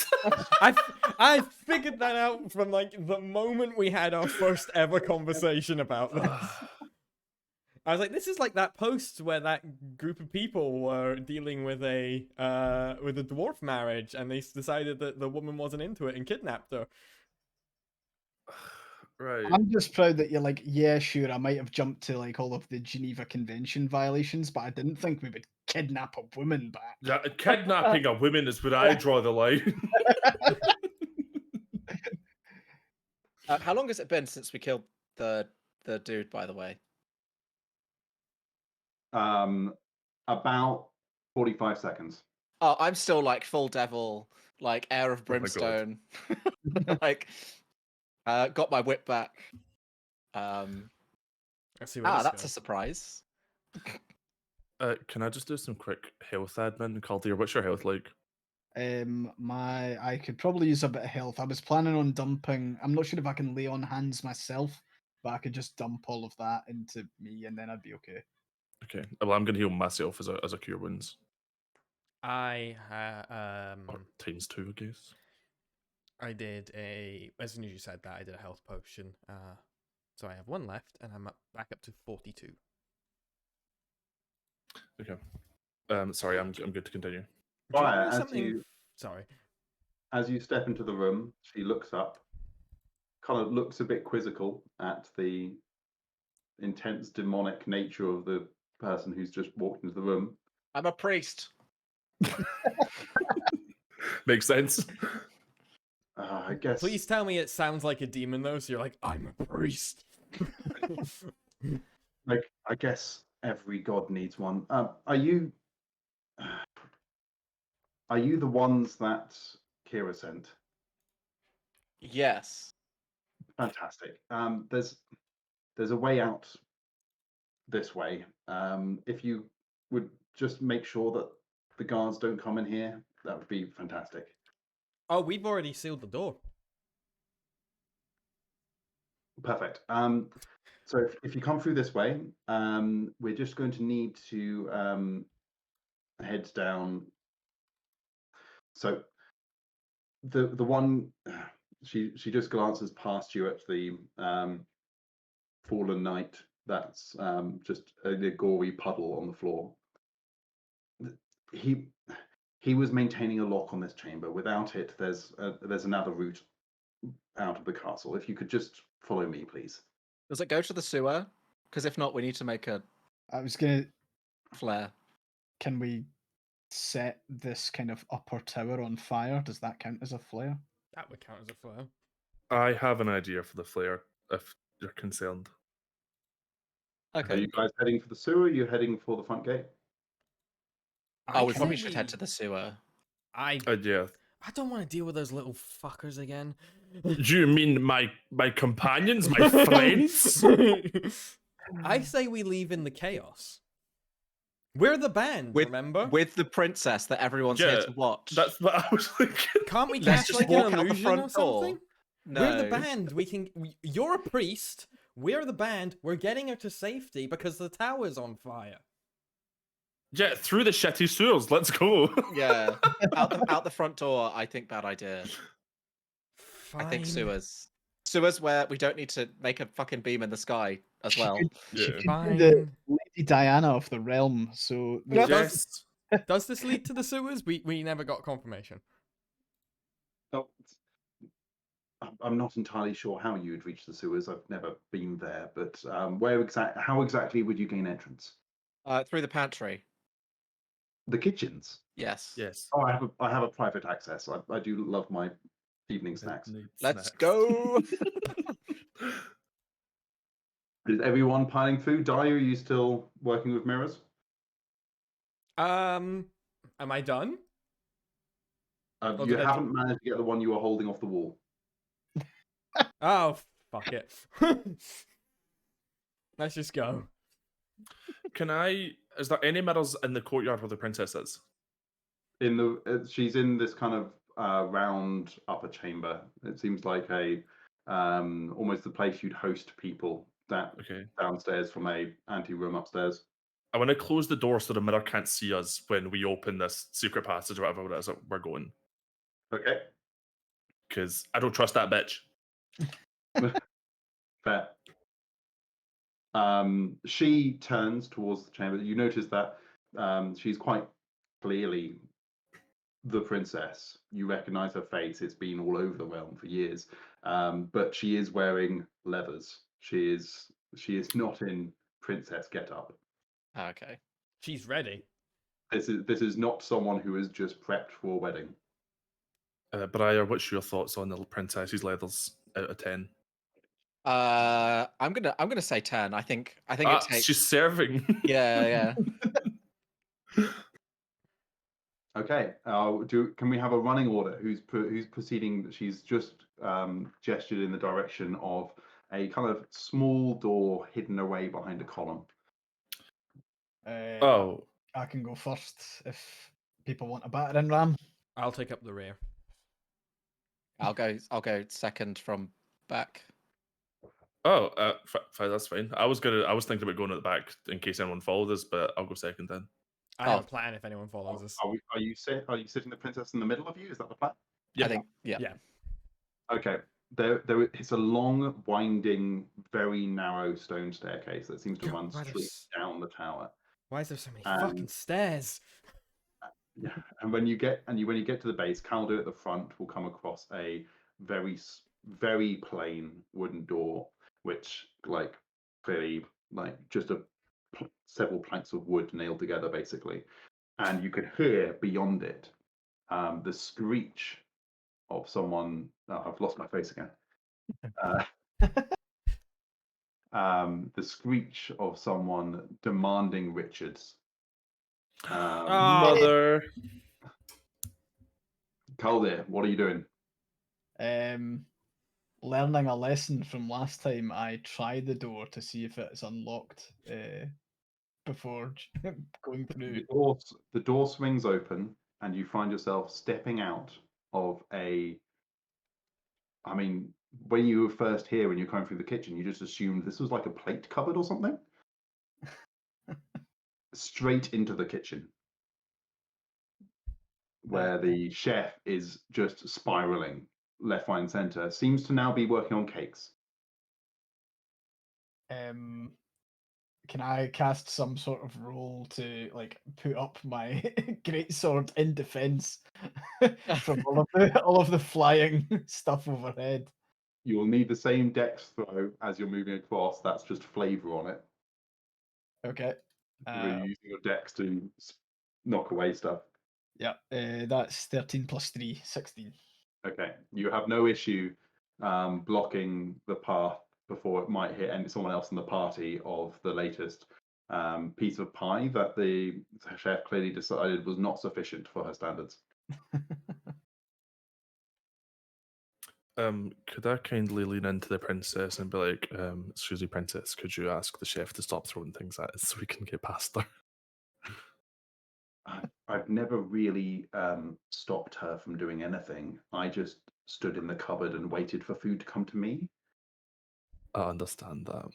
Okay, in that case, you just get behind me while we try and sneak past her. Okay, so this is a sneak attempt. Could I have stealth? No, sorry, that was my poor word. I just want to get past her and have the princess behind me. So if anything does hit us, it hits me rather than the princess. Okay, so everyone's just dex saving towards the pantry. Yeah. I have a question. Yep. If I use Misty Step, can I like hug the princess and both of us teleport like Nightcrawler, or is it just me? Just you. I'm gonna do that anyway. I'm just gonna over to the door.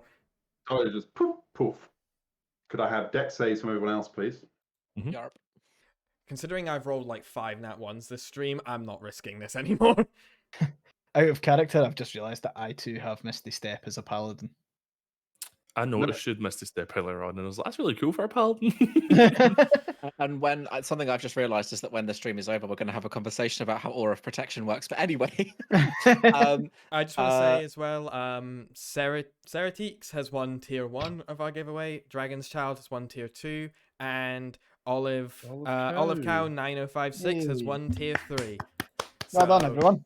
That was our big giveaway, but keep donating. We have more stuff to give away, and the stream's still going to go for probably, another 10 minutes? Yep.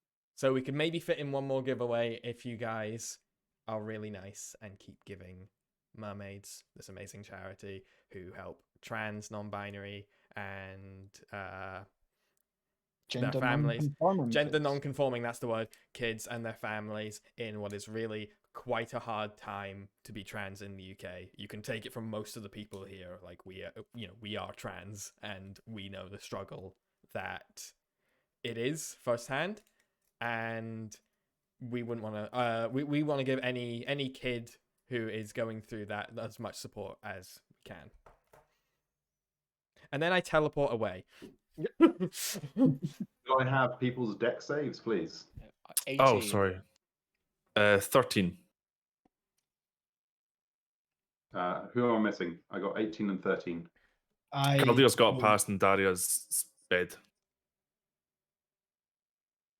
Caldea's got a pass?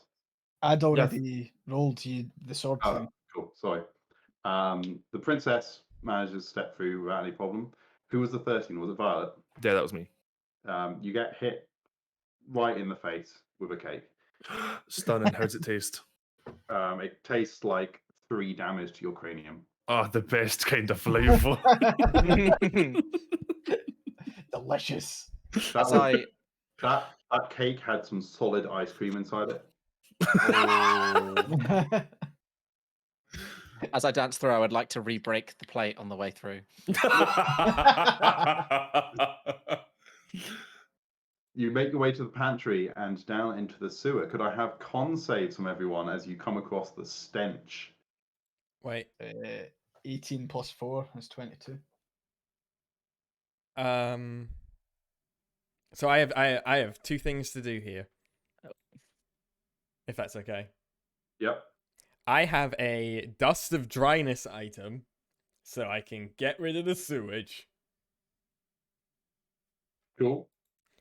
So I sprinkle my little dust of dryness, and the dust turns water.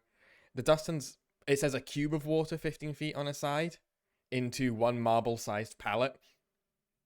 You now have the stinkiest palette in And then I lob that back in the pantry. that. Anyone who comes into that pantry in the next decade is going to smell that Concentrated sewage, my fave. and not know where it's coming from because it's probably just rolled under something. Not our problem. Yeah.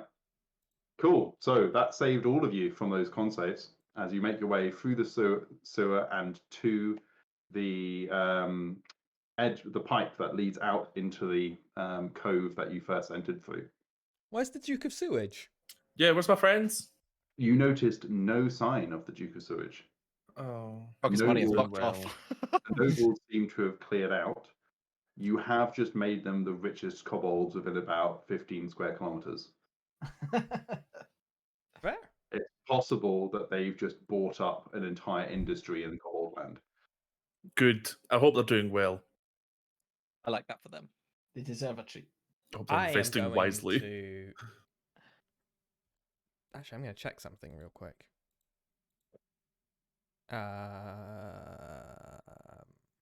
So as you get to the sewage entrance and you gaze out into the bay, you notice that there is a small paddle boat parked just below it with a bald man reading a book sat in the prow. Hi, Philomes! Is that Philomes? Fucking hope so. It's going to be very embarrassing if I shout it's not them. He looks up and waves cheerily. I'm going to move back. You still need to get down to the boat. So... Oh, rope. I have a potion of climbing that I forgot about. Which is even funnier when you remember I asked Calder to throw me up here. I So- love that Skye's been like, we've got 10 minutes, let me use every single item I have. I'm at the end of the game. I'm like, I've saved up my healing items. I'm going to give the potion of climbing, though, to the princess. And then since I'm a water person, I'm just going to dive. Okay. Calder, Violet, Briar, I need your plans. Bye, guys. How long is it? How far is the drop? It's about 15 feet. Oh, that's fine. I'm going to jump and try and Superman land on the water because I also have a ring of water walking. 15 feet drop? Yeah, that's fine. Violet, is there any way I can assist you down before I jump? I'll be fine. But I know that you don't want to be underwater. I've got my ring of water walking, but fine, I guess I'll jump down too. I'm being very brave about it though. And 15 feet, all right, fair play. All of you Have we land we- in various ways in the water, and I'm going to say that you just collect each other into the boat. Philomes looking cheery as anything, and outright delighted when he sees the princess, who welcomes him with a hug. Oh, This is your diamond. No, I'm not diamond. no, I would never presume. No. Just a moment, and he kind of flings out his arms beneath the boat, and as far as you're all concerned, the boat just drops through the water. And after a momentary, just seconds of intense fear for Violet, I'm assuming, Yeah. the boat lands outside the pub where you started. Now, There is was now that? just a rowing boat outside the pub. What's Well, the that bald went guy's well. name again? I've slightly forgotten how to pronounce it. Which one? The bald guy, our friend. Philomes. Philomes. Philomes, you promised us some rolls. I have rolls. I didn't know what you wanted. There's jam, It's a lovely preserve. There's ham. There's grass. I don't really know what minotaurs eat. I'm sorry.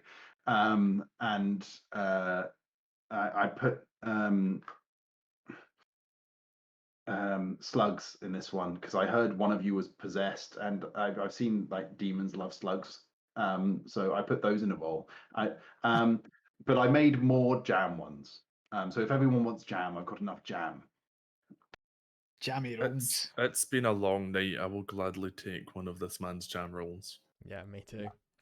As you guys are helping yourselves to jam rolls, the princess gets out of the boat and is immediately rushed into an embrace by Kira, the woman who hired you at the start, and who picks her up and spins around, and the two of them kiss passionately as Doran, the Goliath, wanders over and dumps just a mighty sack of gold into the boat that the four of you are sitting in as you tuck into jam rolls. Ah. Can I roll an insight check? I think they're gay. You can roll an insight check. Go for it. Yeah, let's see. Let's find out if they're gay. Oh, not too fond of gay people. Yeah. Fucking not one. 13. 13. They're gay. Thank you. I was unsure. 4. Uh, Land dweller customs continue to elude me. critical failure.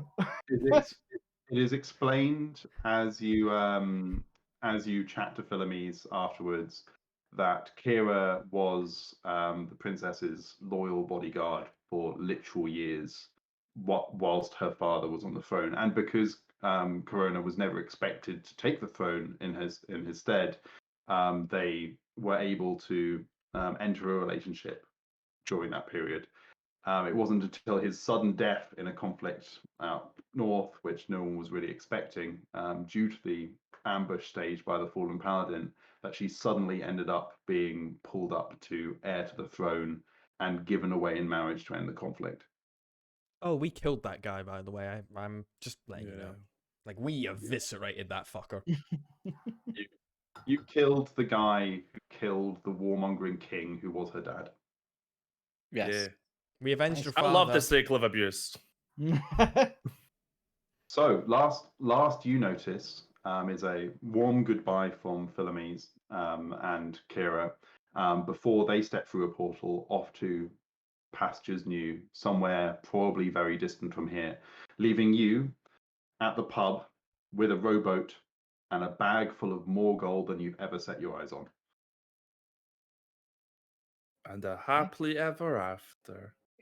Thank you very much for taking part in Roll for Change. And thank you very much everyone who's donated £500 towards Mermaids over the course of this stream.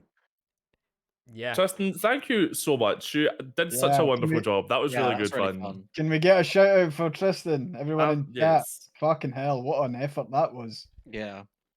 Speaking So how- of shout outs, starting on Tristan, and then we'll go I, Luke, Aranis, and then me. Where can people who have enjoyed this find everyone? Go on, Tristan. You can find me via my link tree, which occurs on most of my bios across the internet.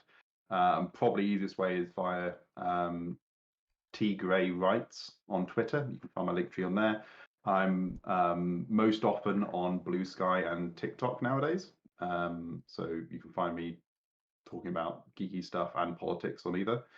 And you can find my writing on tristangraywrites.com. And I?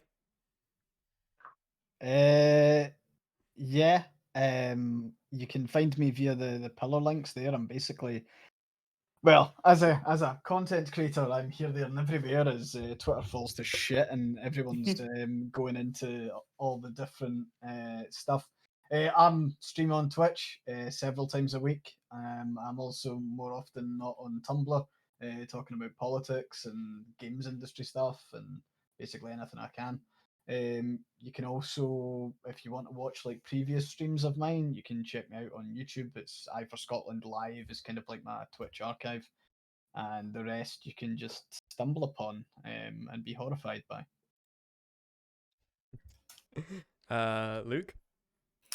Yeah, I'm Luke Boogie pretty much everywhere. I stream on Twitch Monday through Thursday, half 1 UK time onwards. I am pretty much everywhere as well. TikTok, YouTube, Twitter mostly, I guess, talking shite, being an internet clown, as I'm sure you've seen plenty of this evening. And that's pretty much me. I just chat shite and make folk laugh. And Jay? Hello, I'm Jay. I'm Erinus TV on literally everything. I stream 2 or 3 days a week. I do a lot of stuff, so games, Magic the Gathering more recently, and generally failing to string sentences together. And I am Skye Blacke. I put together Roll for Change because I really wanted to do what I can to make a difference with something I love. I am a professional filmmaker who analyzes video games from a narrative and cinematic perspective so we can better appreciate the art that we all love. You can find me at most things on like Twitch and stuff as Skye Blacke. You can also, if you're interested, give me a follow here because obviously we have a lot of new faces in the chat brought in by combining everyone's wonderful communities. My social links are in there. You can join the Discord. And thank you very much for coming, everyone. We're going to keep the fundraiser open until the end of the weekend. So if you're watching the VOD or didn't have a chance to donate, we won't have any prizes going, but you can continue to support.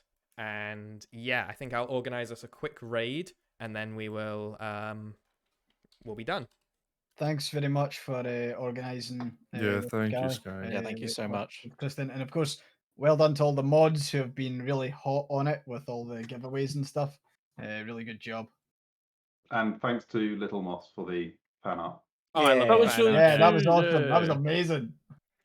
All right. But honestly, All right. I've been watching the mods like all day. Well done. It's been a long time. So well Yeah. done. Yeah. Yes, thanks so much to the mods, to Georgie, to Reiner, to Elliot, and to Betty. Thanks for watching, everyone, and maybe we'll do this again